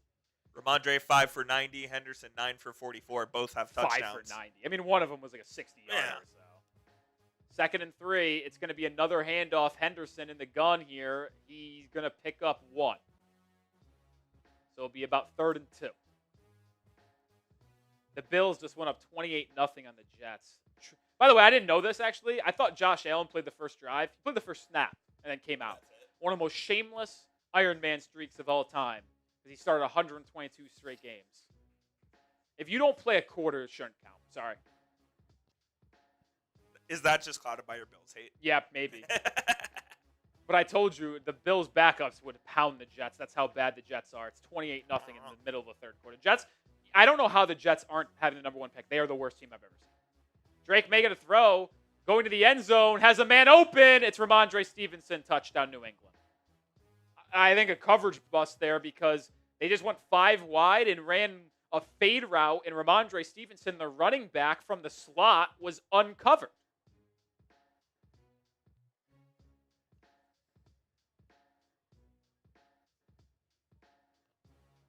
Yeah. You had Stevenson out It wide. was Tyrell one-on-one. Dodson. I got to see the route here. Did he run it like slant and go? Because, I mean, Tyrell Dodson wasn't within 5 yards of him. Did he run a fade or did he run a slant and go? Because how does he get that open if he just runs a fade? I mean, Dodson was within 5 yards. Yeah. That was bad. Extra point good for Borregales, and the Dolphins trail by 14. They trailed 14-0 in this game, battled back to make it 17-10, now down 24-0. Yeah, someone said in the chat, 14-point swing. Absolutely was. That Quinn Ewers interception out of the half just can't happen. I'm still mind blown that Dotson just got toasted by Ramondre like that. Was it a slant and go? I have no idea. They didn't really show it, but they had Efton Chisholm in the slot there as They well. had Hunter Henry at line just off the line of scrimmage as tight end. They had Efton Chisholm in the slot, and then Ramondre on the right side. So naturally, you would think, all right, like they're probably going to run a concept to the left side of the field where you have Kayshon Boutte and Stephon Diggs. They're two of their top wide receivers. No, instead, it was supposed to be a quick pass because you see when the offensive line, they chop blocked right at the line of scrimmage. They cut down their man. It was supposed to be a quick throw to Henry or Efton Chisholm, but May looks that way. It was covered well by the safety and nickel corner, and then he just lofts it to a wide open Ramondre Stevenson. I do wonder if Dotson Drake May's eyes just deceived him, and he just got because of the chop block. You know what? Now That's that I'm thinking about probably it, what it was probably a slant and go, and because the offensive line chop blocked, you see that as a linebacker, and you're like, oh, this is a quick throw, and it's a Ramondre Stevenson slant, so he bites on the slant. Ramondre turns it up wide open. I mean, I'd have to watch the tape, but I'm going to be pretty confident that's ultimately what could have that happened.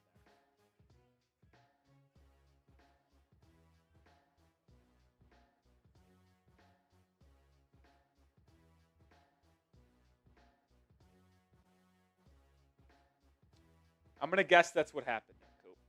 Yeah, that would be most likely because there's just no way you get that open on a straight go. As a defensive player, when you see the offensive line cut down at the line of scrimmage, that tells you it's going to be a quick passing play. Because think about it, if it's a long passing play, like a fade to a running back, you wouldn't cut block there because the edge could get up and then get after the quarterback. I mean, you cut to give your quarterback a quick throwing lane, but ultimately, didn't happen. Shane Steichen officially returning. Was there a surprise? That's not a surprise. I mean, there was some buzz about Ballard, the GM of the Colts, maybe getting the boot because he's been thought of as one of the best GMs out there, but they haven't won a single thing that matters in a very long time. So I could understand why maybe you'd be some change. I couldn't blame Steichen. I know Steichen was on the hot seat coming into the year, but, I mean, they were bowling out, and then Daniel Jones gets hurt, and the season goes awry. Malik Washington returns the kickoff out to the 29-yard line, so that's where Miami will take the field looking to answer with a touchdown.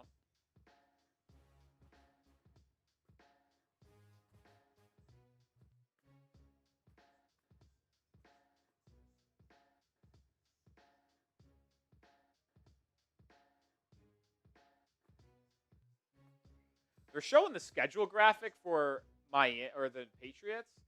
They said it's the third easiest schedule since ever. They said they're 1-2 against teams with a winning record. I'm trying to think of who they've lost to with a winning record. Their 3 losses are the Raiders, the Bills, and the Steelers. Oh, so I guess the Bills and Steelers. Never mind. Their 1 win was against the Bills in Buffalo. First down handoff to Jaylen Wright, gain of 1. They're too wild. Caleb Chasen into the game. He was the injured Patriot, so he returns. It's wild how the schedule's worked out for him. I mean, when you were the worst team in the division last year Yeah. and picking 4th overall, you're going to play a last place schedule. You have all that cap space. But credit to them, Get they a took good advantage. head coach. Big time second-year leap from the 3rd overall pick from 2024. That can happen. Handoff, Ollie Gordon up the middle, and that's going to gain 3. So it's going to bring up a 3rd and long right away here as the Dolphins try to respond.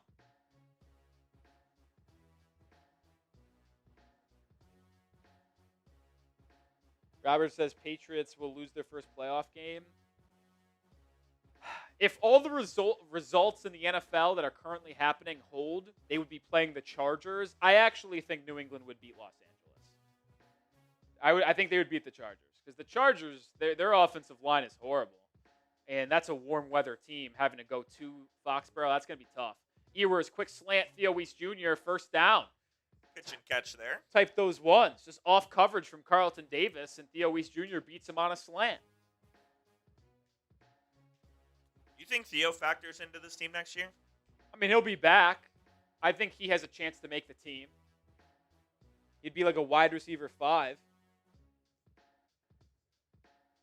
I mean, have you noticed anything on the game plan for Miami offensively throwing the football today?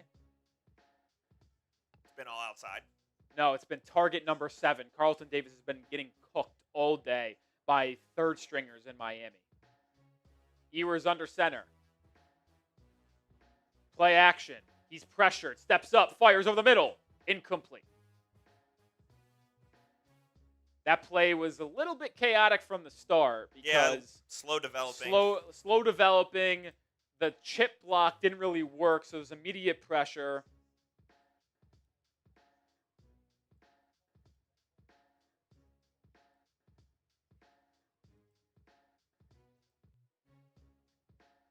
Oh my God, the Cardinals in Los Angeles just took a 20-16 lead. Tell you what, are the Rams, like, we all anointed them the best team in the league like 3 weeks ago, but they have not been playing good over the last month and a half. I formation, 2nd and 10. Play action again for Ewers, throwing over the middle of the field, and it is almost intercepted, incomplete. Jack Gibbons, the linebacker, had his hands on it but couldn't haul it in, and it will bring up 3rd and long. Oh. I mean, even if that ball isn't tipped by Gibbons, once again, it would have been a contested catch or contested at the catch point there for Cedric Wilson, defended by Christian Gonzalez. I'll say this, Coop. Ewers has looked good in the first half. Not good. This third quarter has been a train wreck. With that being said, on 3rd down today, Ewers is 5 of 5 for 68 yards. Has to pick up 10, and he is sacked. And the wheels are falling off the Miami Dolphins.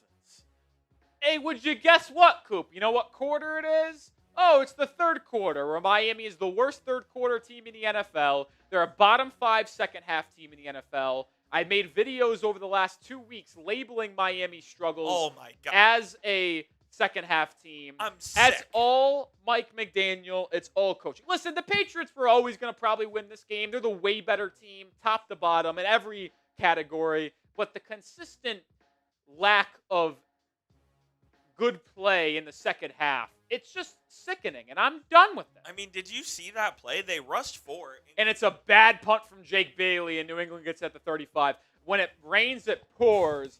Special teams, defense, offense, all collapsing here in this 3rd quarter. On that sack, they rushed 4, including a linebacker, and Jonah Savinaya gets absolutely abused. I mean, that's a horrific sack to give up by the Dolphins O-line. I mean, I will cut Jonah some slack here. I really will. It was a blitz coming from a long ways away. And think about this. You got Jonah here He's at full going speed. against a 4.3 runner in Marcus Jones, who's one of the most athletic, speedy corners in the NFL, coming on a nickel blitz. I mean, if he's running full speed at Jonah, I wouldn't expect Jonah to really be able to get a hand on him because he'll just be able to fake one way, go a different way, and get around him. Unbelievable. DQ says third quarter curse. Sad. Curse. They just suck. They just stink. There ain't no third quarter curse. They just stink. Norman Powell's got 4 threes. 4-4 from Just.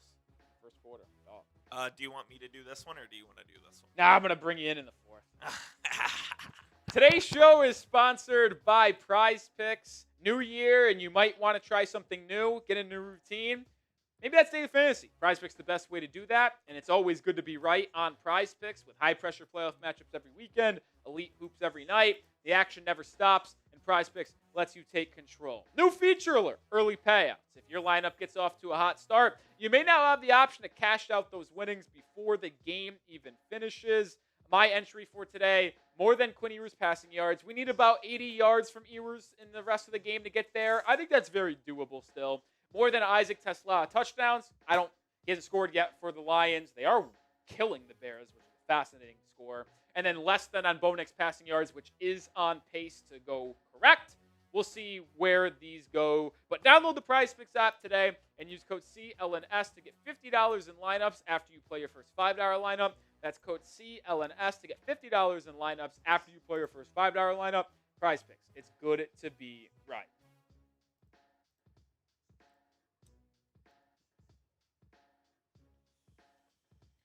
Jesse Smith says we are the worst NFL team. Well, no, we're not. They're the New York Jets are a team. The Jets. They are so The Raiders. bad. The Giants. The Jets, I think, even though the Jets will not have the number one pick, They're the worst team. they are the worst team in the NFL.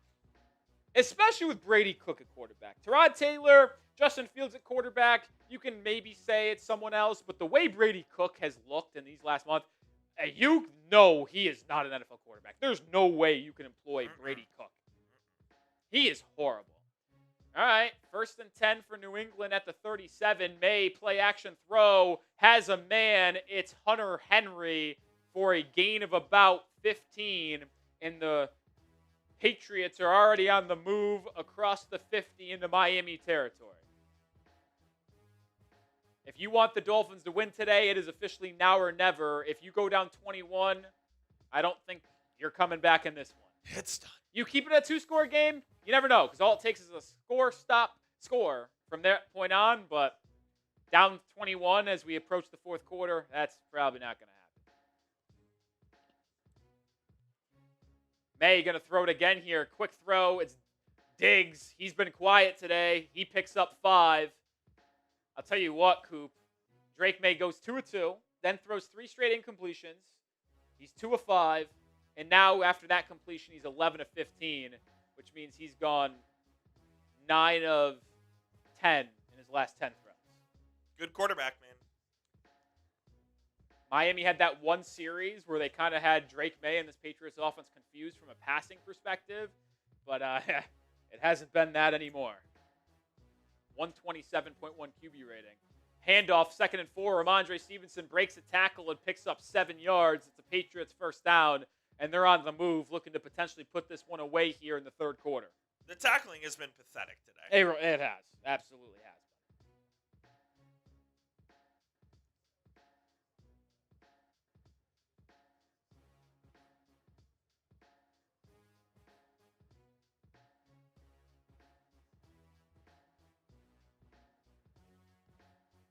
.2:30 to go here in the third quarter. They have it at the Miami 35.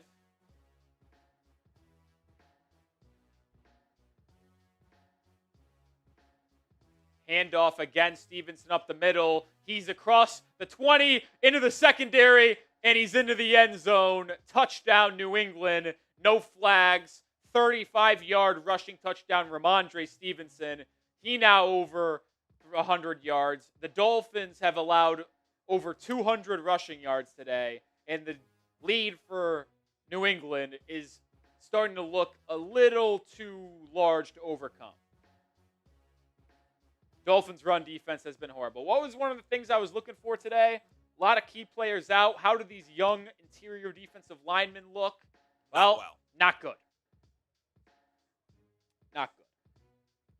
Well, now that this game is officially going to go into the loss column, it's time to start paying attention to that Chiefs-Raiders game to see if Miami will be picking 10th or 11th in the NFL draft. How's Mr. Alatico doing? I think someone in the chat said the Chiefs kicked a field goal to tie it at 6.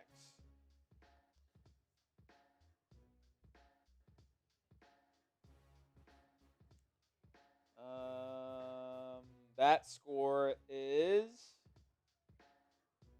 It is 6-6. As the fourth quarter starts, though, the Raiders have it at their Chiefs 38.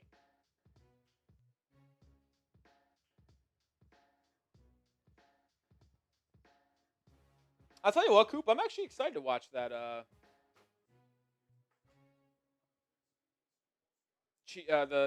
AFC North game. Yeah, I'll be watching Steelers-Ravens. Excited. Anytime it's a winner-take-all elimination game, I'm intrigued. Like, I felt the juices on Saturday with the Panthers-Bucks and the Seahawks-Niners, all games that mean so much between, let's say, relatively good teams. Yeah. I say relative because the Panthers and Buccaneers are not very good. They're bad, in fact. I don't think that's quite it for Drake May, but we'll see what happens on this drive. Yeah. I don't think they would.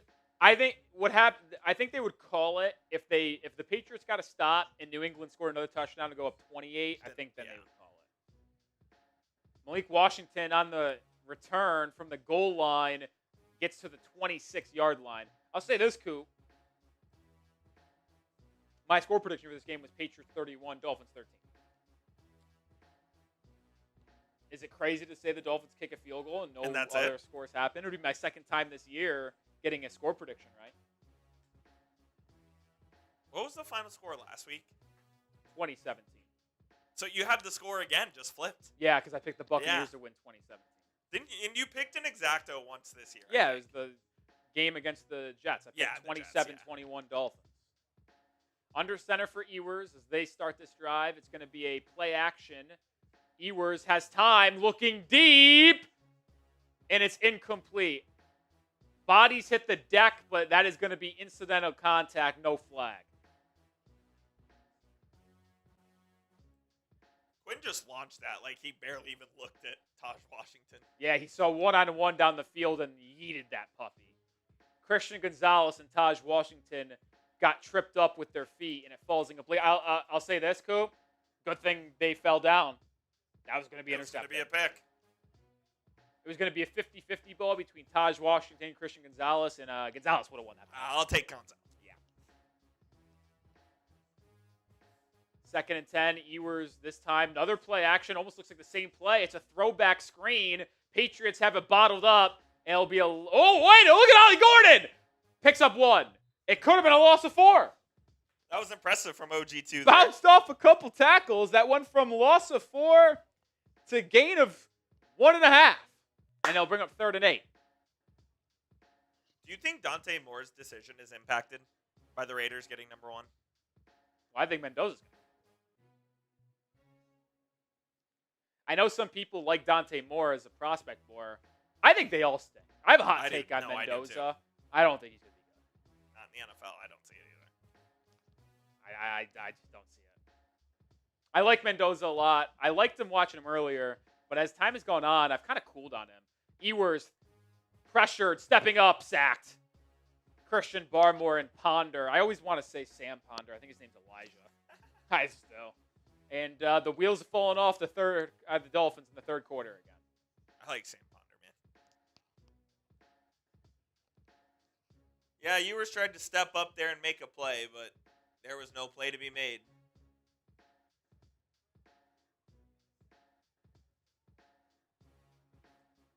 Jake Bailey with the punt. Short again. And it's another bad punt. I mean, that's horrific. Oh, did that hit his foot? No, it doesn't look like it. It's at the 44-yard line.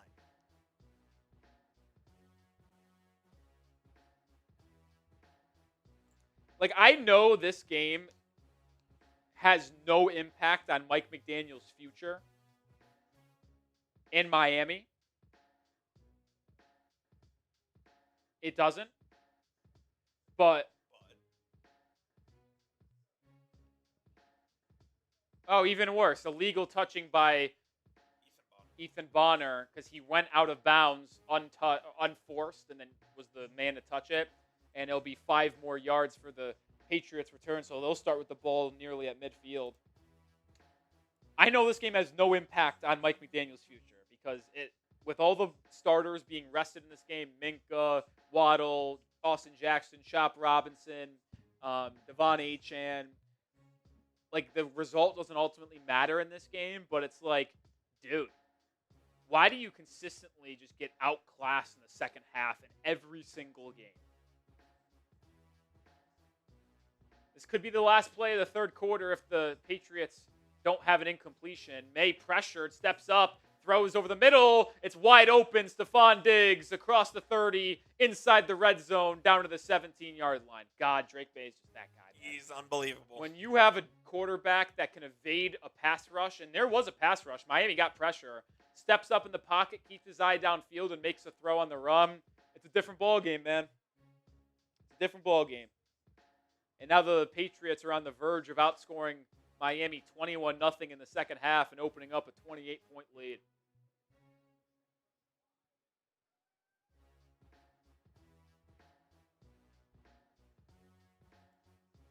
Well, that's going to end the third quarter. It's fourth quarter time. Spam those 4s. Listen, I know we like to spam our 4s when the game's still close and we need to get hyped up, but I think we could spam our 4s for the simple fact this is the last game of the season. This is the last 15 minutes of the Dolphins season. The next time we'll see Dolphins on the football field after these 15 minutes is 8 months from now in August. So hit those 4s. It's the worst. Spam those 4s. You know the season's coming to an end. And I know the team's not very good. It sucks not watching your favorite team for a long time, man. Great.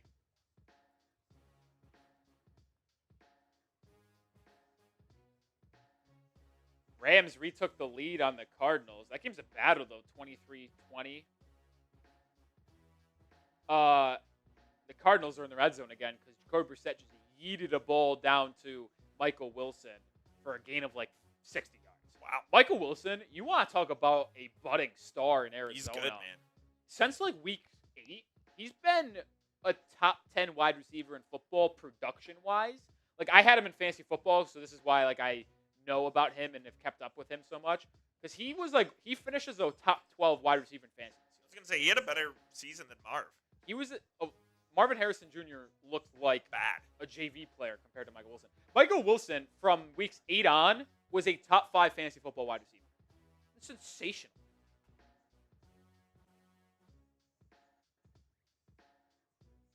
You had him in our league, right? I had him in two leagues. Yeah. No, I didn't have him in our league. I had him in my home college league and then my actually another one. The Raiders took a field goal lead over the Chiefs. It's 9-6 Las Vegas. 13 minutes to go in that third quarter. As this game is looking like a loss for Miami, I'll update it one more time. The Dolphins will be picking either they'll be picking either 11th or 10th in the NFL draft with this loss. If the Chiefs beat the Raiders, Miami will be picking 10th. If the Raiders beat the Chiefs, the Dolphins will be picking 11th.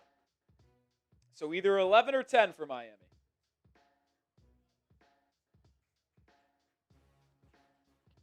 And there will be good players available at that spot. Yes, there will be. However you decide to use it. We start this fourth quarter in the Prize Picks red zone, and May, I don't know how he does this.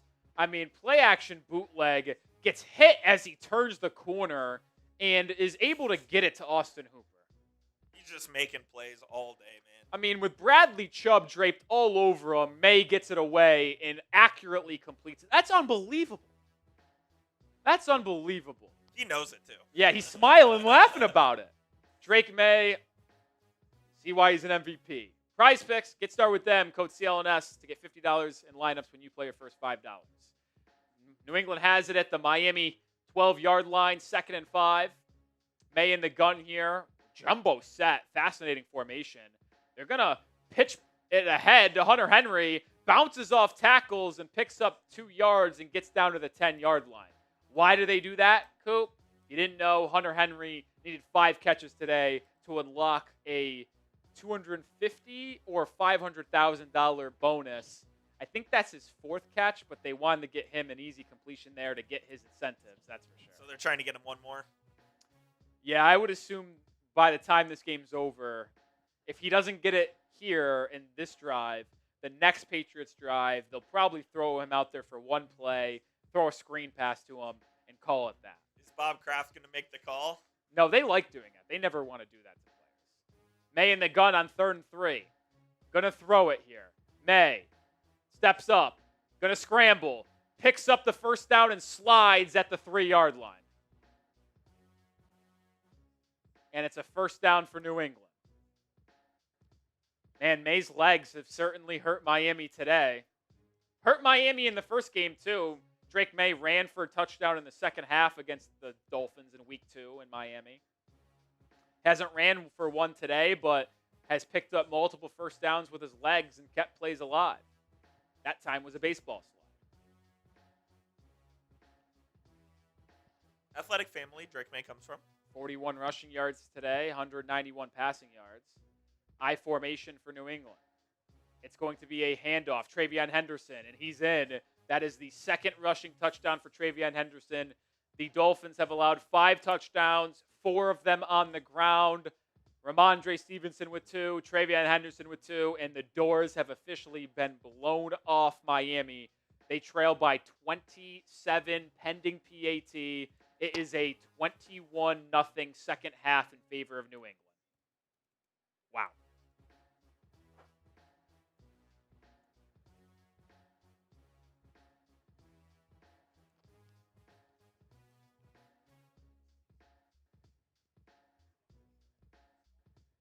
Didn't expect a close game. Extra point good for Borregales, and it's a 28-point ball game. You mentioned it. This game has no bearing on Mike McDaniel. The 3rd quarter I'm just sick and tired of being embarrassed in the second half consistently. Sick of it. Even in some of the games that they've won, by the way, they've not been great in the second half. Sick of it, man. I would imagine that is Drake May's last snap. Yeah. I just can't imagine them putting him out there in a 28-point game during the 4th quarter.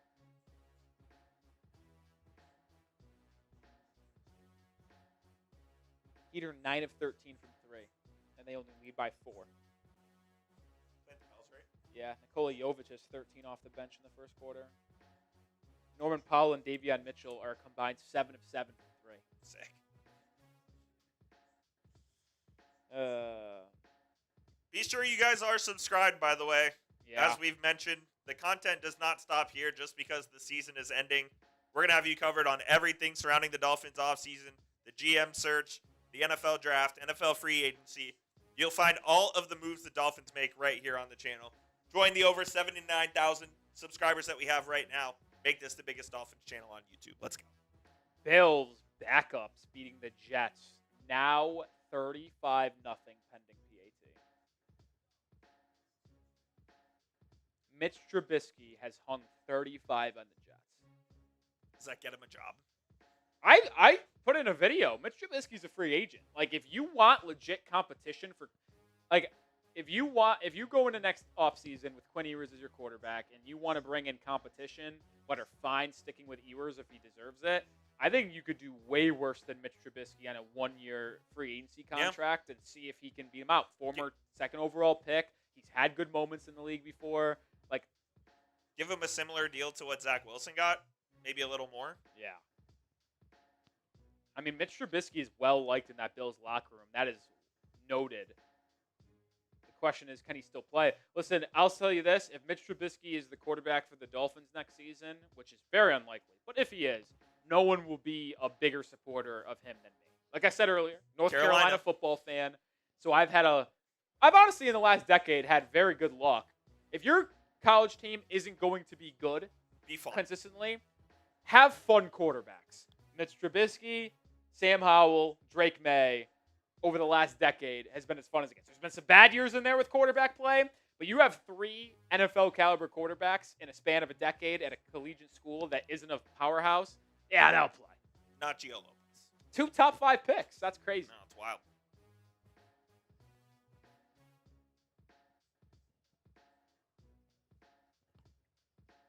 And Bill is going to coach next year, correct? Yeah. I think it's going to be at the 35-yard line for Miami. Drake May hasn't thrown an incompletion in the second half. 7-7 for 107 yards. Hot Dog saying Drake May's a stat patter. I'm going to defend my North Carolina Tar Heel quarterback. I don't think he's stat padding at all. They've ran 4 touchdowns. Stat padding would be if he threw it at the 2-yard line for a touchdown Correct. every time. They're just running the ball. They're just moving They the have ball. over 200 yards on the ground today. Yeah.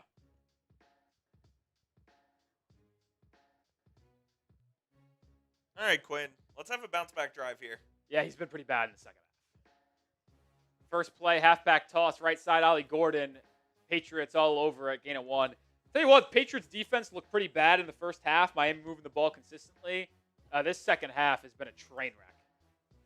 There's a flag on the play, so this might even be coming back.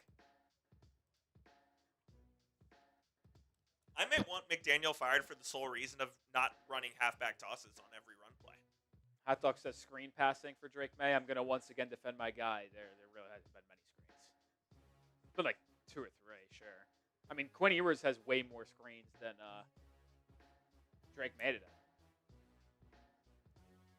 Illegal formation on Miami. Nice.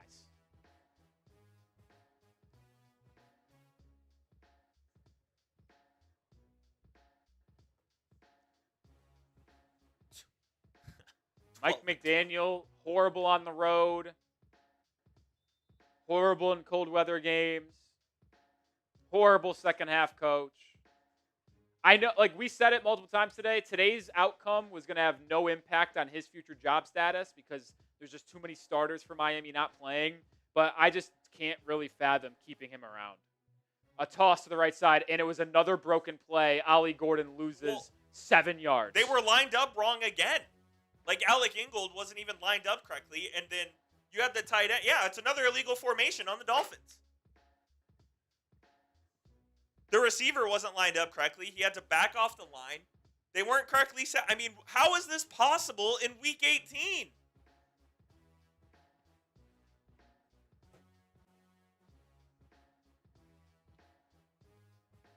Jesus. Like, everything about that play was bad. The formation, like, when they tossed it, Ollie Gordon wasn't, like, ready for it. I mean, this is an absolute train wreck.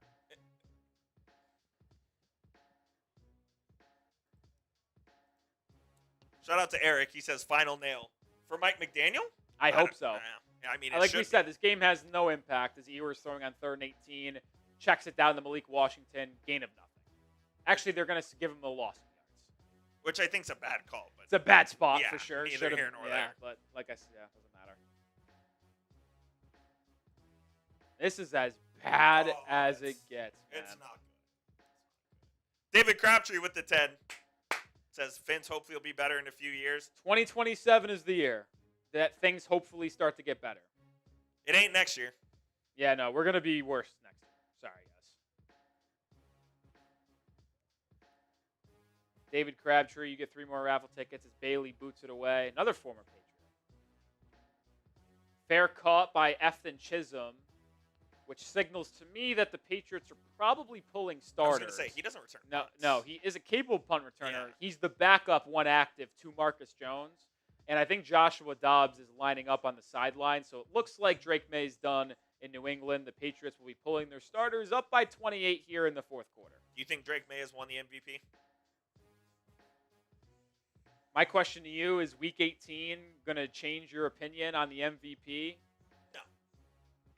When the Rams are playing the Cardinals at home and the Patriots are playing the Dolphins at home, 2 games that trivial in terms of actual matter. Both teams already clinched the playoffs. Both teams already have their fate decided in terms of the division.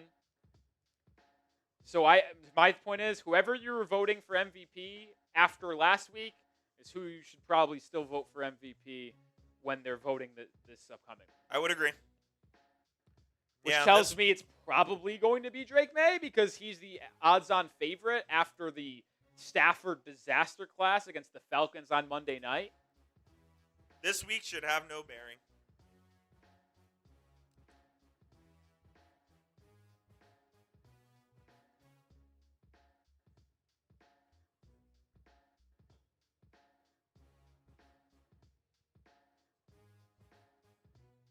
Very weird.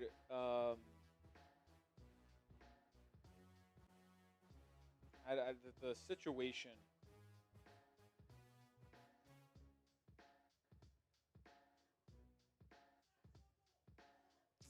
The situation in Miami with Tyler Hero today.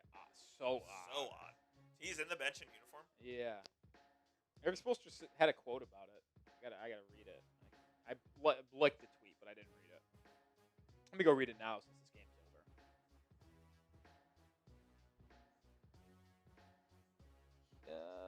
I bookmarked it. Went to the wrong spot.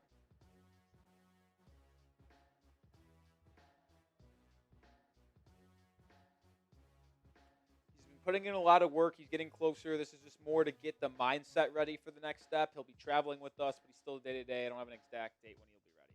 That's fucking dumb. Mindset. My ass cheeks, dude. My ass cheeks, man. Wow, Bears down 8. First and goal at the 1. Touchdown. 2-point conversion away from tying that game. Backups in for New England. You see Josh Dobbs. You see Travion Henderson. I guarantee they're going to run a pop pass for Hunter Henry. Dobbs going to throw it. Out route, Hunter Henry. There it is. And that is the 5th catch for Hunter Henry. It gets him a $200,000 incentive. The Patriots, the teammates on offense are giving him props on the sideline. And Austin Henry just made $500,000. Or $200,000. I don't know. It was one of the two.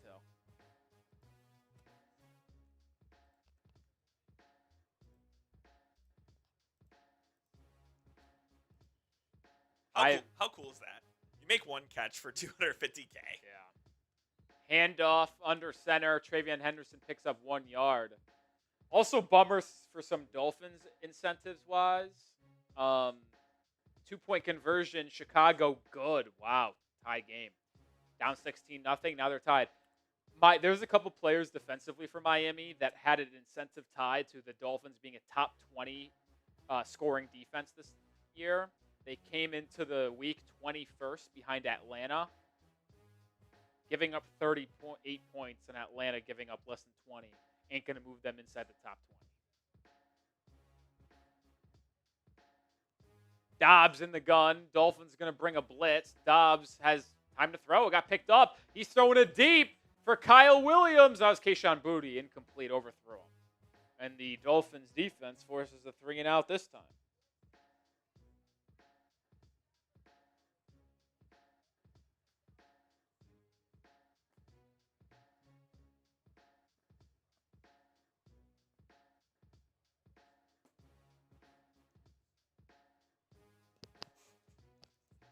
Bryce Behringer on the punt. Is this the first punt for the Patriots today?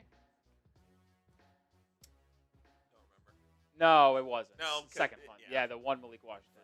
It's a beautiful punt. It bounces inside the 20 all the way down to the 9-yard line of Miami. Flag. Flag on the play. Yeah, maybe they'll force. Dude, I think your mic's in a fan. Apologize for the audio, folks. I'm sorry. On me.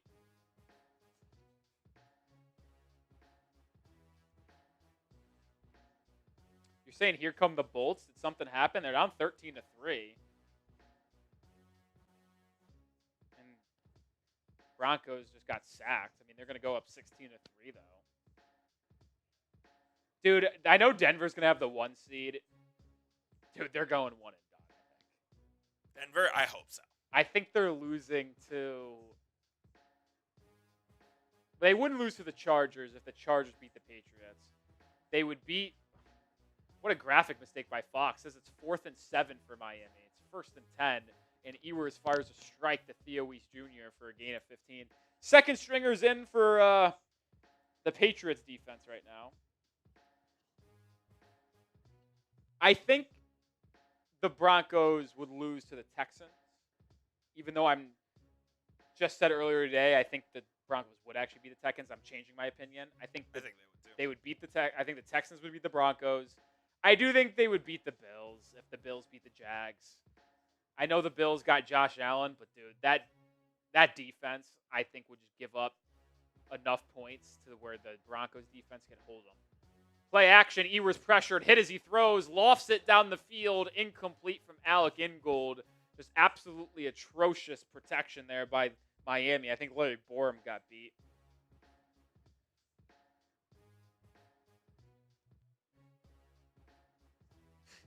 That was an all-time possession catch by Hunter Henry. He's going down immediately. Just spamming those X buttons.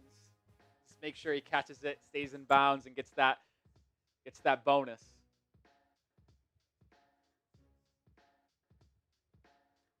Yeah, I know they have the bye. That's why I said they'd be playing against the Bills or the Texans, which is who they would play after the bye week. Well, that's a delay game. They don't call it, and Ewers throws. Oh my God! Did Alec Ingold catch that? That was a crazy catch by Alec Ingold. High and outside, Ingold bats it back to himself and catches it one-handed and keeps his feet in bounds. What a snag! What a snag, man. Veteran fullback. I love using a good fullback, man. I think it's time to get rid of that. Fullbacks are cool. Well, we'll always have a fullback in the Mike McDaniel offense, but I'm sick of it. 3rd and 7. Ewers going to throw here. Pressured, rolling to his right. Ewers tracked down and sacked by Kaylavon Chason. Ooh, and Ewers falls hard on that right knee and a little slow to get up, but he does get up. I think Chason needed a sack for an incentive. Bonus, yeah. Is that what they said? I was wondering why, because he's their number 2 edge rusher. It's him and Harold Landry. I was wondering why Chason was still in the game when all the other defenders for New England were second stringers. Well, that makes sense. They were trying to get him a sack for an incentive, and he got it.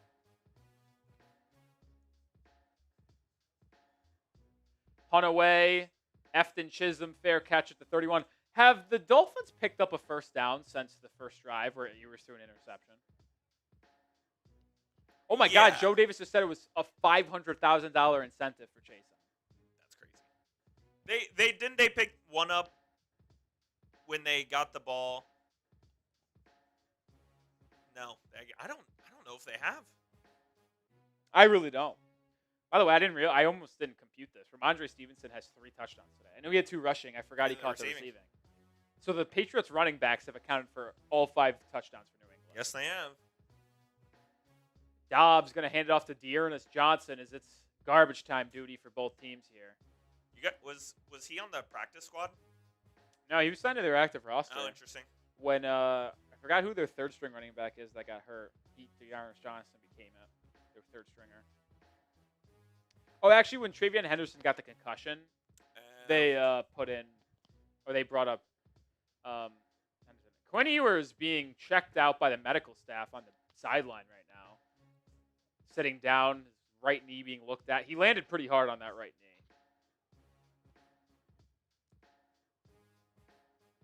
2nd and 8 for New England. Dolphins bring in pressure. There'll be a handoff up the middle for Dearness Johnson. Picks up 5. I mean, this last 6 minutes is equivalent of a preseason game. Pretty much. Dolphins have a couple starters still in there, but yeah, I should look at the defense. I don't even know if the Dolphins defense has any starters Zach left. Sealer was in on that last play. Okay. Maybe he's got a bonus.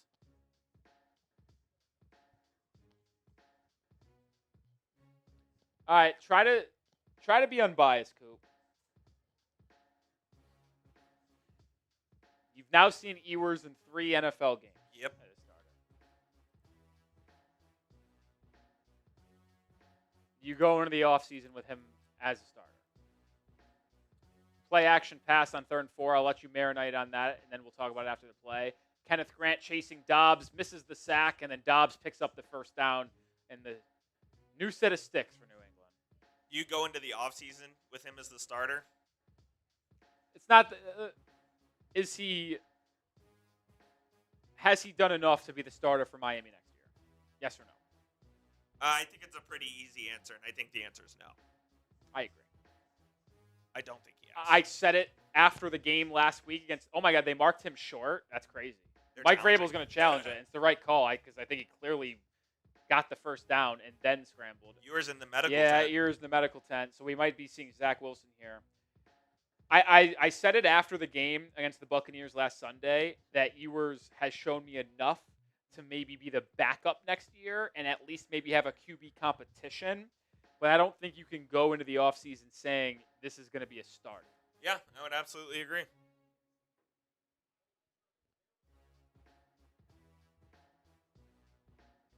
Barry B. Tua is ineligible to play for the Dolphins unless. Oh, he might have. But does that count if the ball crosses the sideline before the feet does? I don't know how that works.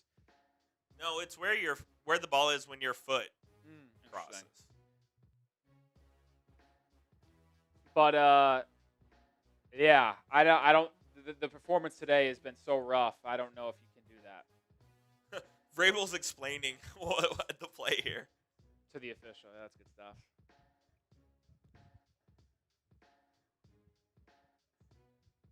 Play will stand. It'll be 4th and 1. So I guess it will be punted away by New England.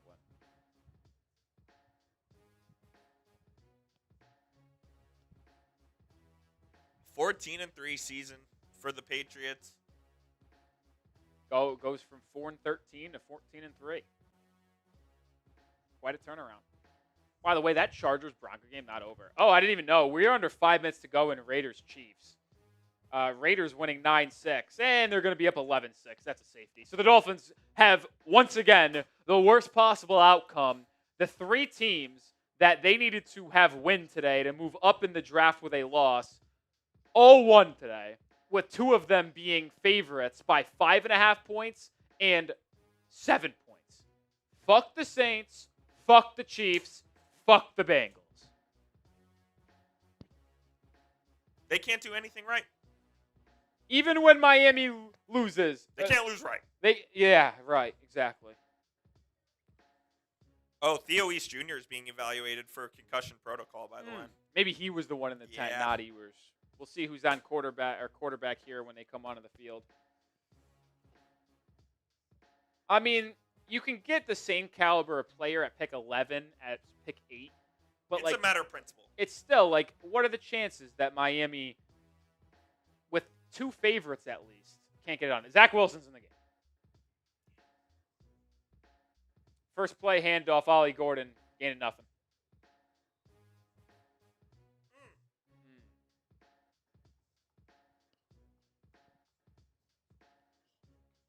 Wait, you said the Raiders fumbled, so the Chiefs have it down 11-6? Chris Aladuckin? Give me a legacy touchdown drive. If that's true. I don't know if that's true.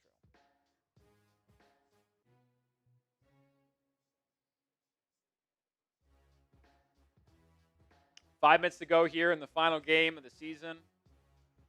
Just whisking these minutes away as Miami's going to end the year 7-10. Play action. Wilson pressured. Throws it away as he got crushed. My goodness.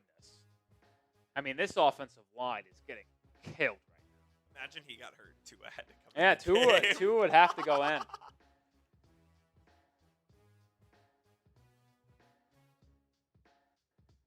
We were talking about this earlier, but there's more than likely not a decision on Mike McDaniel tomorrow. No, not more than likely. Guaranteed.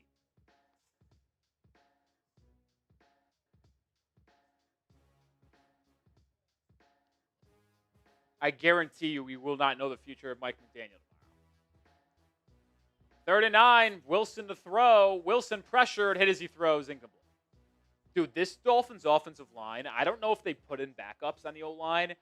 The last 3 series, the Patriots have absolutely dominated. I saw Jonah in there. He's jogging off the field right now. Well, he sucks. So.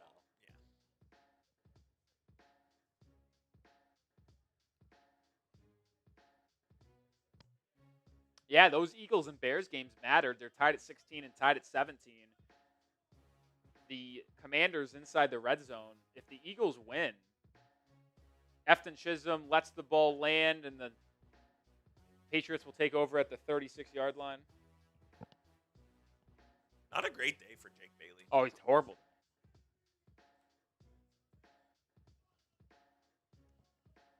So Broncos are going to hold on and win. They'll be the number 1 seed in the AFC. The AFC seeding is pretty much locked in. Patriots, Broncos at the top, Denver 1 seed, Patriots 2 seed, Jaguars 3 seed, 4 seed, whoever wins Ravens, Steelers tonight. 5 seed is the Texans, 6 seed is the Bills, and 7 seed is the Chargers. So you're going to have Chargers, Patriots, Bills, Jaguars, and then Ravens, Steelers winner versus the Texans. NFC, there's a lot more to see happen here with the Bears game and Eagles game both being tied. First down handoff, Dearness Johnson gains 2. All backups in now, it looks like. Knee injury for Ewers, questionable return. KJ Britt in the game at linebacker. Ashton Davis in the game. Brandon Wall with the $5 super chat says to a garbage time champ. He's not coming in, but unless Zach Wilson gets hurt. But appreciate the super chat, Brandon.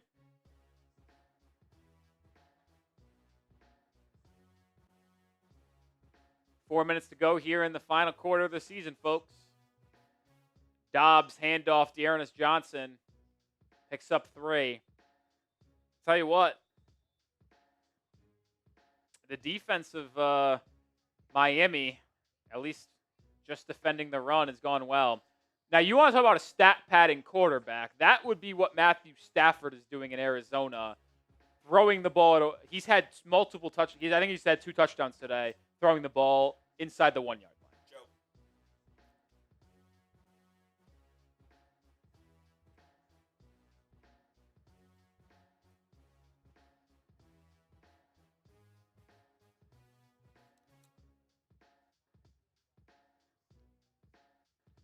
Third and 5, Dobbs in the gun. He's going to throw it. Pressured, throws deep over the middle, high and incomplete, looking for Efton Chisholm. And the Dolphins defense, there's a flag on the play. Nice. Roughing the passer. Which means New England could be ending this game here on this possession, Coop. Pretty much. And that's textbook roughing the passer. I mean, with 3 minutes to go, Miami's not going to use their timeouts. It's only the 2-minute warning. So if they get one more first down, they got like a 5-yard run, first down, 2-minute warning. Over. They'll be able to call it a day.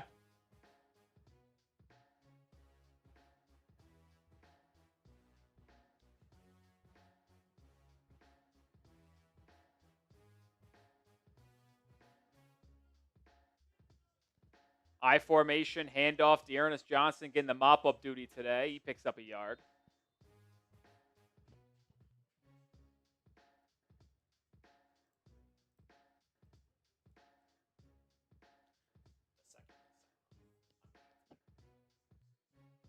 Go where? Oh. Commanders touchdown on the road. So they go up by 7 against Philly. If the Commanders win that game, the Bears will be locked into the 2 seed, and the Eagles will be locked into the 3 seed. How about the difference in? I think the NFC is better. I do too. But how about the 2 seed in the NFC might be 11-6, and the 3 seed in the 5 seed is 12-5, and the 6 seed is 12-5. Crazy. The 7 seed is 11-6 in the AFC. And that's why the seeding needs to be fixed. At least the AFC won't have a team under 500 in the playoffs. 8 and 9 at the 4 seed. I mean, are you kidding me? 9 and 8, no matter who ends up winning that game tonight. 2-minute warning in Foxborough, 3rd and 9. It'll tell you about Prize Picks here. Coop is going to take us home. Oh, for the last time this season, today's show is sponsored by Prize Picks. The new year is here, and you and I are making decisions every single day, whether you're starting a new routine or making player picks for the first time. Trying something new can be hard, but in life and on Prize Picks, it does always feel good to be right. There's a new feature alert on Prize Picks. They're offering early payouts. If your lineup gets off to a hot start, you now have the option to cash out those winnings before the game even finishes. If you're missing your fantasy team, obviously fantasy football season is over, but with Prize Picks, you don't have to wait until next year's draft to keep playing. Prize Picks lets you play fantasy football every week, even in the playoffs. Pick your favorite players, and when they hit their projections every week, no draft required. Here is our projection for today's slate. We had Quinn Ewers more on passing yards. We had Isaac Tesla to get in the end zone, and we also had Bo Nix less than 238.5 passing yards as well.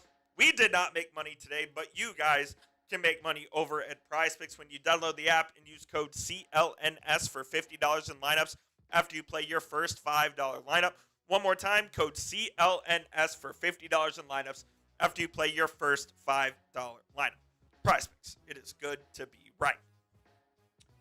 Appreciate Prize Picks for sponsoring us all season long.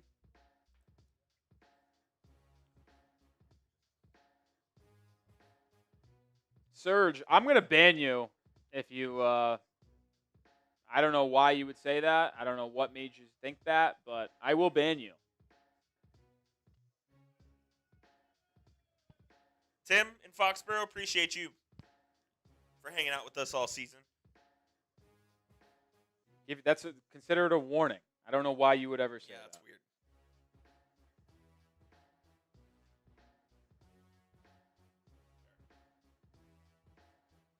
I think the Lions are going to beat the Bears, but if the Commanders beat the Eagles, it won't matter. You wonder if Nick Sirianni will regret not playing his starters. I'll tell you that. You said what? I wonder if Nick Sirianni will regret not playing his starters. Maybe. With a win, I mean, they would have been the 2 seed if the Lions ended up winning. Now they'll be a 3 seed. They have to play the Niners. 3rd and 9, Dobbs, screen pass, Pop Douglas cuts it upfield, first down, and he'll be tackled at the 22-yard line, and now New England will knee it from here. So that's going to be a game because, yeah, they'll just take 2 knees, ball game. What a bang that is for Chase. Oh, I didn't even think about that. That's brutal. Yeah, dude. Yeah, that's brutal. First game, dude. Well, you know he's going to be rooting his ass off for Tanner McKee legacy drive. No doubt. All right, this game's going to be knees. I'm turning it to the Chiefs-Raiders game. I don't know where we are in that game, but Chiefs-Raiders will decide where Miami picks. The season is over. They finished 7-10. If the Chiefs win, Miami's picking 10th. If the Raiders win, the Dolphins are picking 11th. But appreciate everybody for hanging out with us today. We'll give last call. Oh, my God, the Chiefs have it.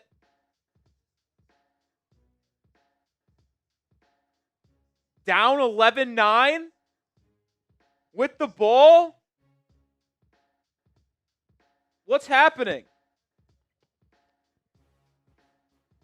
Oh, my God, yeah, 51-yard pass. At the 2-minute warning, they have the ball down 2 at the Raiders' 28. Are you kidding me? We might get some help by the Chiefs.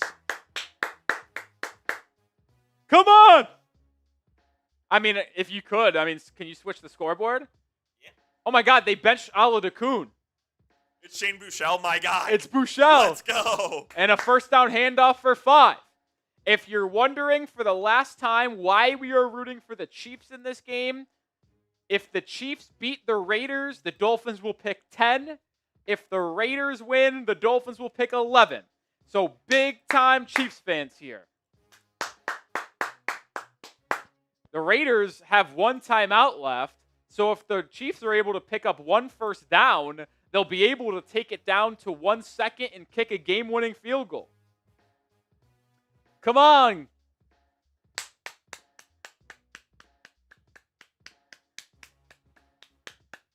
Come on, KC. Come on. Man, and if they didn't have that safety, it would be tied right now. 2nd and 6, handoff, Kareem Hunt up the middle. He picks up 3. And he'll bring up 3rd and 6. Come on. Get the first down, fellas. Come on, Cheney. I get being a fan. You don't want to root for teams. People saying, oh, I can't root for the Chiefs. You're telling me you can't root for the Chiefs to win a meaningless game so the Dolphins pick 1 spot higher in the draft? That just seems fucking stupid to me. I'm sorry, it does.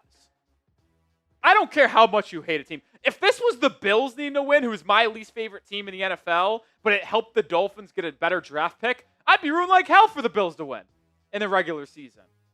I don't know. I can't really understand that line of thinking. I get you hate a team. I get you hate a franchise.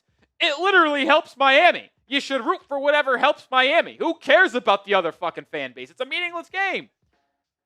Come on, let's get a first down. It's 3rd and 3. Bouchelli under center. Oh, they're going to throw it. Bouchelli's bagged up. And he just takes a sack, smartly so, to waste time off the field or clock. So it will be a Chiefs field goal to take a 1-point lead with a minute to go. Ugh. Really wish that was a first down, so this game would be over and they could just take it. Oh, the safety was coming down. Yeah, that play was bagged up.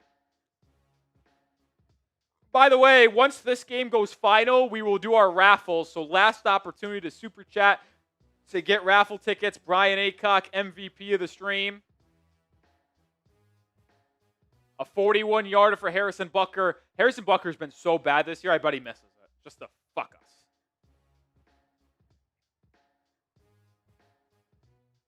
No way. Dude, he sucks. He's been horrible all year long. 12-11. What a score that would be. Yeah. Raiders will have about a minute left to get in the field goal range, though, and it's not like Daniel Carson's a good kicker. I mean, I'm willing to guarantee, Coop, Raiders are going to have a field goal to win this game. Like, guarantee.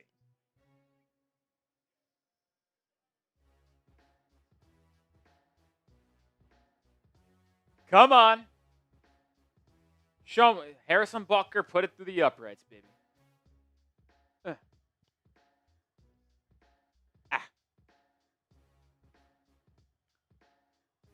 Right hash for Butker. Operation clean, and Butker puts it in.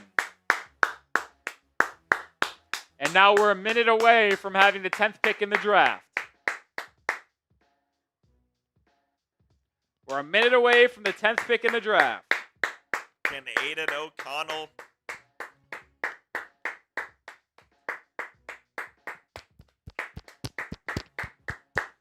Who is that quarterback? Is it Pickett or O'Connell? O'Connell. I thought it was Pickett. By the way, Lions with a 42-yard field goal to beat the Bears. So that game's going to OT. Jake Bates puts it through the uprights, and the Bears lose the season finale. That will put a smile on my face. And now, show me something, Philly. Go get a win and move the Bears down to the 3 seed. Dan Campbell ends the year with a win, 9-8 on the year. It's 4th and 3 for Philly at the Commanders' 32. McKee lofting it too high, incomplete, and it looks like the Commanders will win, so it doesn't even matter. Ooh. Butker boots it away. It will be fielded at the 2. Zamir White for Raiders on the return out to the 32-yard line. So 55 seconds for the Raiders, no timeouts, but they only got to get about 25 yards to get into range for Daniel Carlson. Aiden O'Connell is in at quarterback.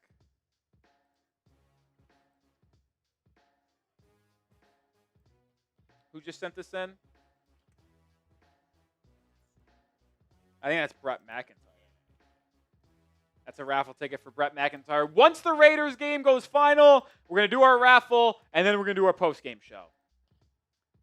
O'Connell to throw on 1st and 10. Has time. Throws over the middle. It's caught Michael Mayer. And just like that, the Raiders were 6 yards away from being in field goal range. What did you say?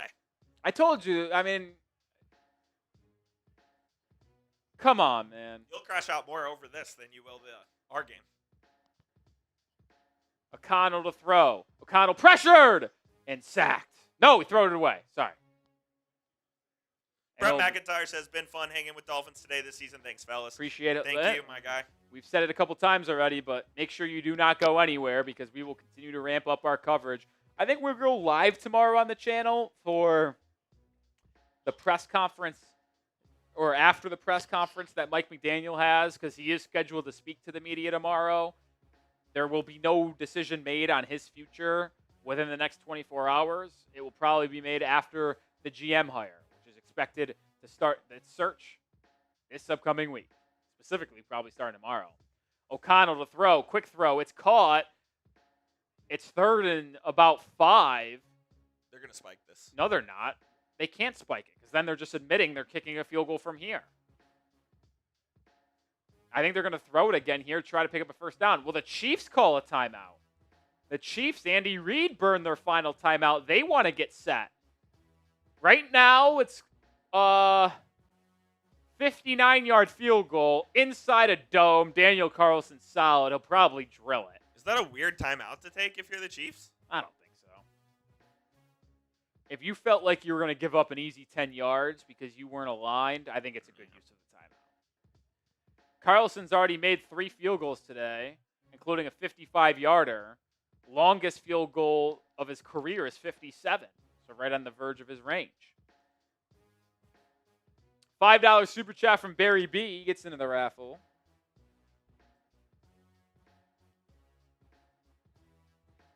I mean, could the Chiefs... You know what? I got to be honest. If I were the Chiefs, I'm playing man-to-man across the board and send a fucking heater. Oh, yeah. Because if you sack Zero O'Connell, that's going to be ball game. And even if they pick up a 1st down, you tackle them in play, they're going to have to scramble drill it with 17 seconds left. I'm sending a heater. Who cares if you give up a long nobody bomb? on the line. Yeah, I would send an absolute heater. O'Connell in the gun.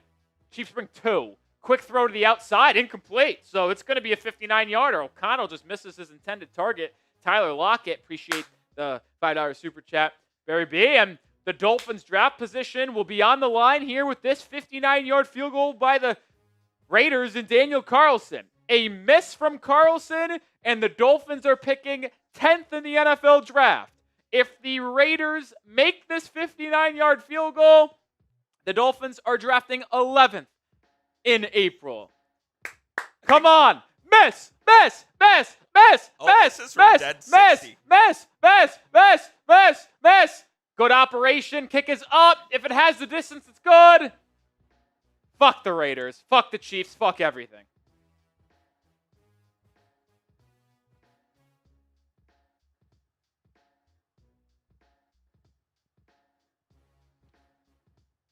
Drilled it from 60.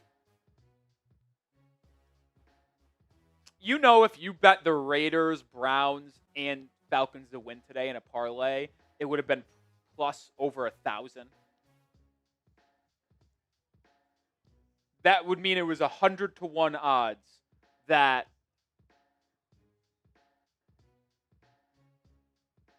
excuse me, 10-to-1 odds that would happen. The Raiders, Browns, and that's unbelievable. Oh, we have a buzzer beater. In? Yeah, 1 second. I got a Venmo.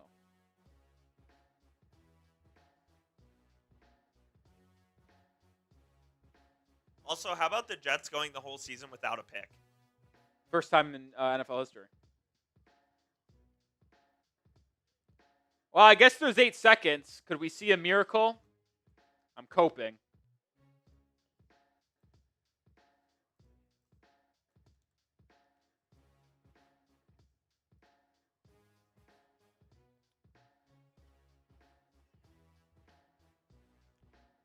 Kickoff return by the Chiefs. Why not?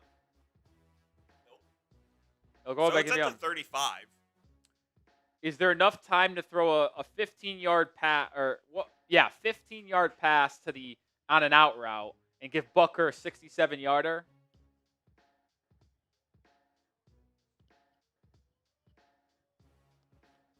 Just sent you the raffle tickets, Coop, because we got a Jay Rivero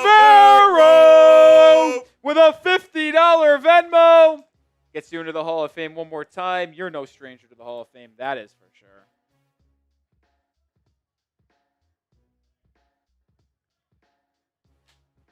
We'll do our raffle here in just 1 second. Coop's going to get it set up. 1st and 10 for the Chiefs. Quick out route. And it's like, oh my God, the quarterback, Buscelli, didn't even get it to Travis Kelce. How is that possible?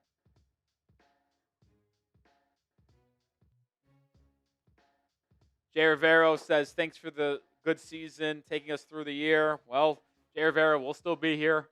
So stick with us in the offseason, my friend. By the way, can I just see one player one time finally put, instead of an offensive lineman out there, put 5 skill position guys out there and just play lateral with your 5 best athletes? We're still alive in the gate of throwing it back. Offensive lineman taking it up. This offensive lineman is such a scumbag. Not that it would have mattered, but this guy literally didn't care about trying to throw it back. He literally just tried to hurdle a player and said, F it, I'm going to do what I want. Playoff picture official in the NFC. Rams, Panthers, Eagles, Niners, and then Bears, Packers. In the AFC, the only thing we're missing is either Ravens, Steelers versus the Texans. But we'll find out. We'll find out. All right, we're going to do our raffle and then our post-game show.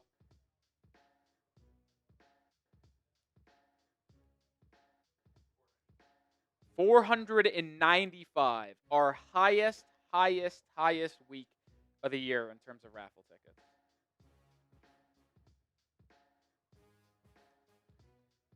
Brian Aycock is the MVP. Cope, let's find out who's going to win our Dolphins laser printed football with a bunch of legend signatures on it, like Larry Little, Larry Sanka, Dan Marino. Matt Moore was on here for some reason. 40 seconds away. There's going to be a lot of flatliner tickets. There's going to be a lot of Brian Aycock. My money would be on one of those two for sure. So you see flatliner and Brian Aycock battling at the bottom of your screen as we're halfway through the raffle. Brandon Wall making a push. Doesn't have a lot of tickets, but he's got some, and that's all that matters. Aycock battling up front. Breakout making a push. Aycock in the lead with 15 seconds to go. Breakout right there. Flatliner making a push at the top of your screen. 10 seconds to go. Flatliner right there. Breakout in the lead. But here comes Aycock. Bottom of your screen. Is he going to hold on? Brian Aycock with the clean sweep. The MVP of the year. The MVP of Week 18. Gets the job done. John Rivero, who got in last, almost got the win, but just edged out by Brian Aycock. Aycock will get 2 footballs shipped his way. How about it? How about it? All right, Cope. The only other thing that I'll ask you to do is just make an L3 of the Dolphins picking 11th in the draft. You can do a Mike McDaniel one if you want. I know a lot of fans will talk about firing him potentially.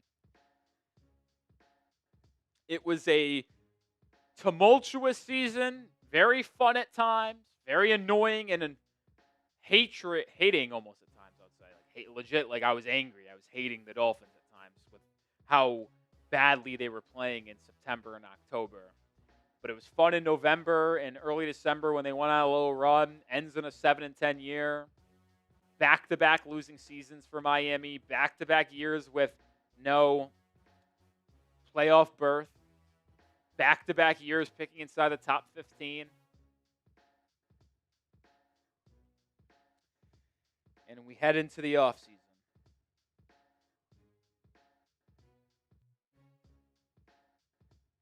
And we head into the offseason.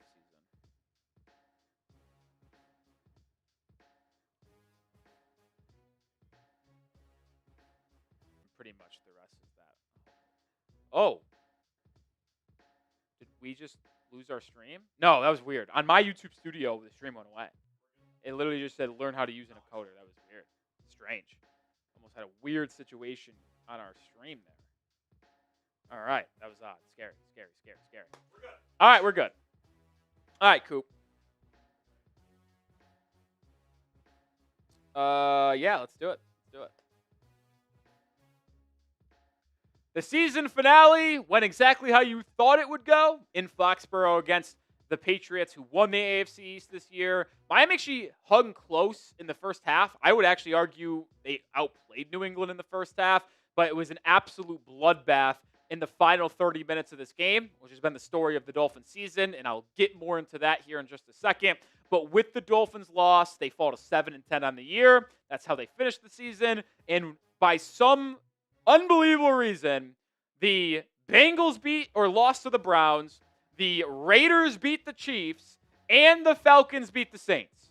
The worst outcome that could have happened this week for Miami, because that means they are picking 11th in the draft. And obviously, the 11th pick is still a pretty solid spot where Miami will absolutely be able to still draft a high-end talent at offensive line, defensive line, edge, corner, safety, whatever they so choose. But the fact that they could have climbed up to the 8th spot in the draft if the Saints beat the Falcons, there's a 4.5-point spread. The Bengals beat the Browns. The Bengals were favored by 7. And then the Chiefs beat the Raiders. The Chiefs were favored by 5.5. So you had two upsets by more than 5.5 points from a Vegas perspective go against you and why you ultimately couldn't move up inside the top 10. I thought it was a guaranteed lock if Miami lost to be picking inside the top 10 because I just thought there's no way both the Chiefs and Bengals lost. But, hey, you know what? It's the Miami Dolphins. Truly a cursed franchise. All right, let's get into the game now a little bit as it is our last game breakdown until next August. The offense for Miami got off to a hot start. It played really well in the first half and even the first possession of the third quarter, but then really tailed off and utterly dominated. Like the first two drives, you moved the ball 60-plus yards each time. The first drive of the game, you went for it on 4th and 1 inside the Patriots 10. You run a play-action pass, and it goes incomplete because Cedric Wilson couldn't hang on to it, but he would have came in out of bounds anyway, so it would not have mattered. Scored on the second drive of the game, but then other than that, you had up and downs. Jaylen Wright fumbled. You got the ball, good field position at the Patriots 40 after blocking a field goal, and then you went backwards and had to settle for a field goal yourself when you could have tied the game. Like, there was just so much opportunity for Miami to make this a tight game, maybe spoil the Patriots' ability to get the 2 seed, which is where they ultimately finished in the AFC standings and playoff picture, but they were unable to come and do it. And I think that has a lot to say on Mike McDaniel. I think it has a lot to say on Quinn Ewers and some of his struggles today. I mean, Quinn Ewers wasn't good, but I will quickly note he was injured in the fourth quarter. He was sacked by Kaylavon Chasen, and he fell pretty hard on his right knee. It's not like a non-contact, like knee bent the wrong way type of injury. Like he literally just landed on it. So I think it might just be a bone bruise or a knee contusion. But he did not return, and we saw Zach Wilson in the final couple possessions of this game. I don't think it's a major injury. We'll certainly keep you updated on if it is, but I don't forecast that being the case. But ultimately, on Quinn Ewers' play, we're going to get to that, but this is why you subscribe to the channel. Off-season's upon us, but we are still going to be here with 2 videos every single day. We're going to have the GM search. We're going to have you updated every day on who Miami is looking at, who they hire at GM, if they move on from Mike McDaniel, which I think they should. We'll get into that here in just a second, and more in free agency and throughout the draft. So make sure you subscribe and lock us in because we aren't going anywhere. Yeah, but talking about Quinn Ewers and his play today, in the first half, he was solid. I don't think he made any mistakes. But in the third quarter, you just saw the wheels fall off a little bit. On the first drive of the third quarter, Miami's driving the football down 17-10, chance to tie this game. They run a play-action naked bootleg to the left side, and I know some people are going to say, why are you running it to the left when he's a right-handed quarterback? Miami likes to do that because it throws the defense off, and it is more of a play fake because it's like, are you really going to make your quarterback roll out away from a strong hand? Well, Miami did that.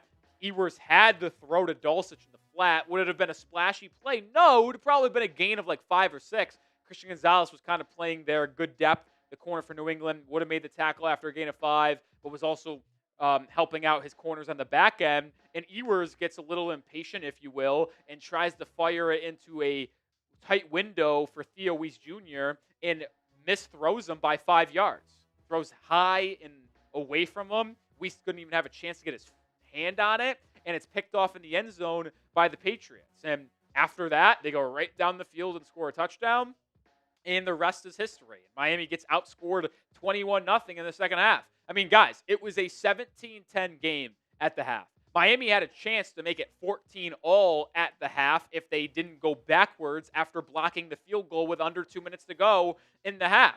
But then they only get a field goal. They go 3 and out. They allow Drake May to move down the field in 3 plays and get in field goal range for a 58-yarder. And then you get outscored 21-0 in the second half. I'll continue to say it. Miami had a chance to make this a competitive game and really take it to New England on the road.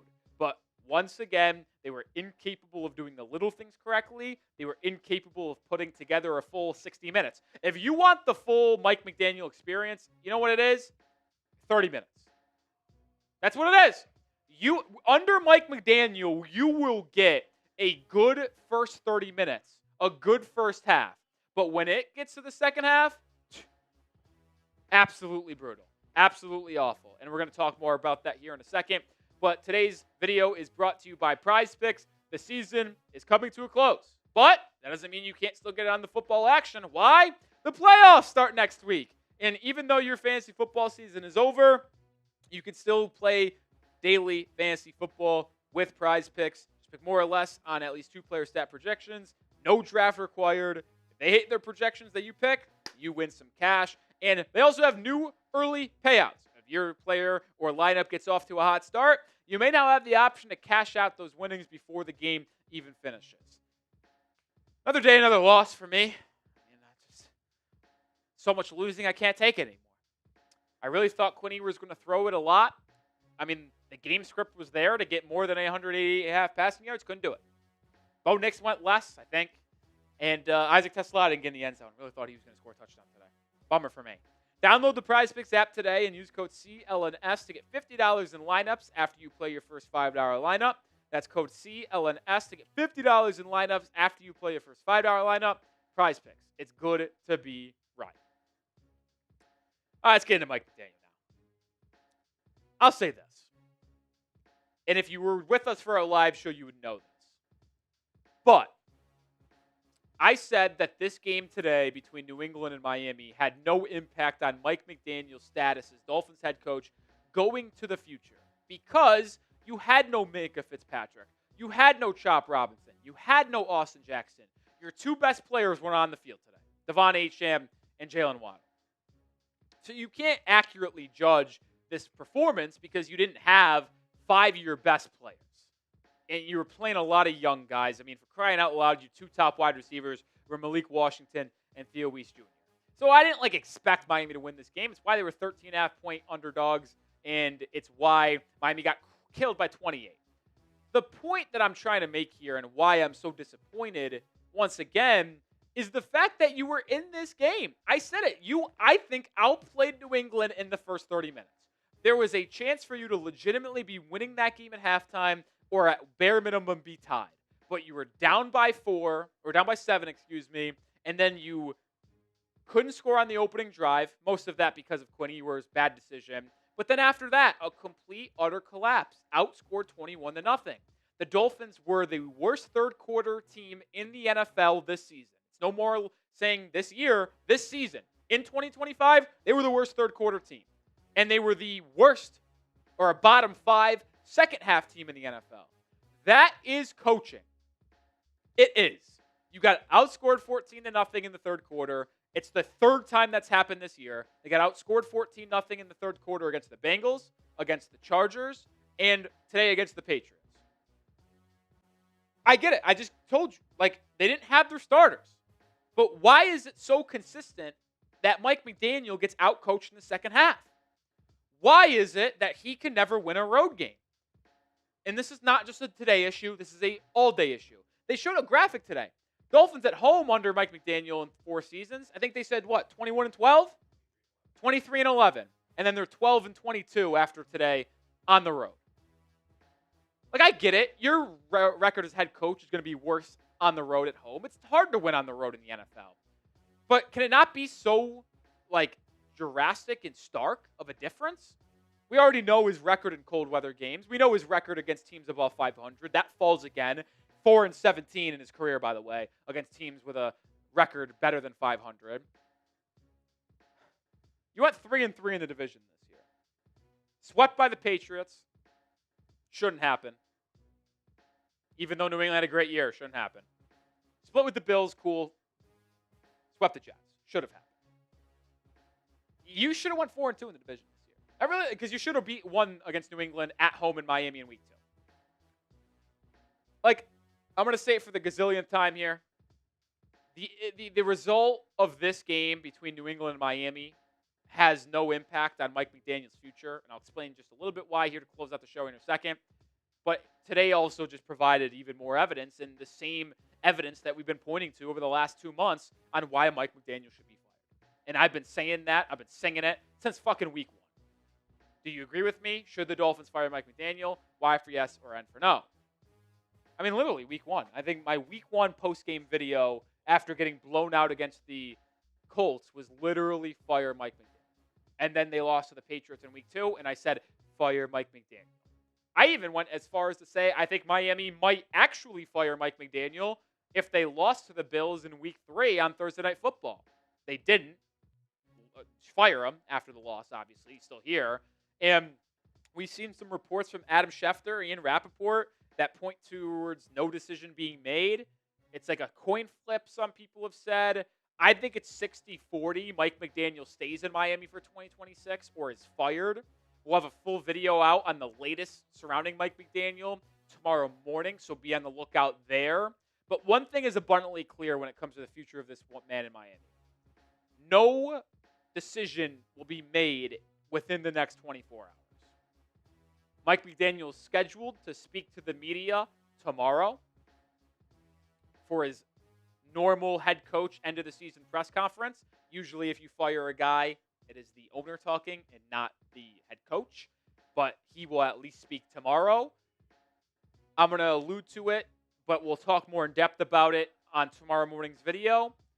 The Dolphins will hire a GM. That process will ramp up tomorrow. Miami currently, as of filming this, is the only team that has a GM vacancy. We already broke down the McDaniel or the Troy Aikman hire over the weekend on Friday. But the Dolphins will hire GM within the next 2 weeks.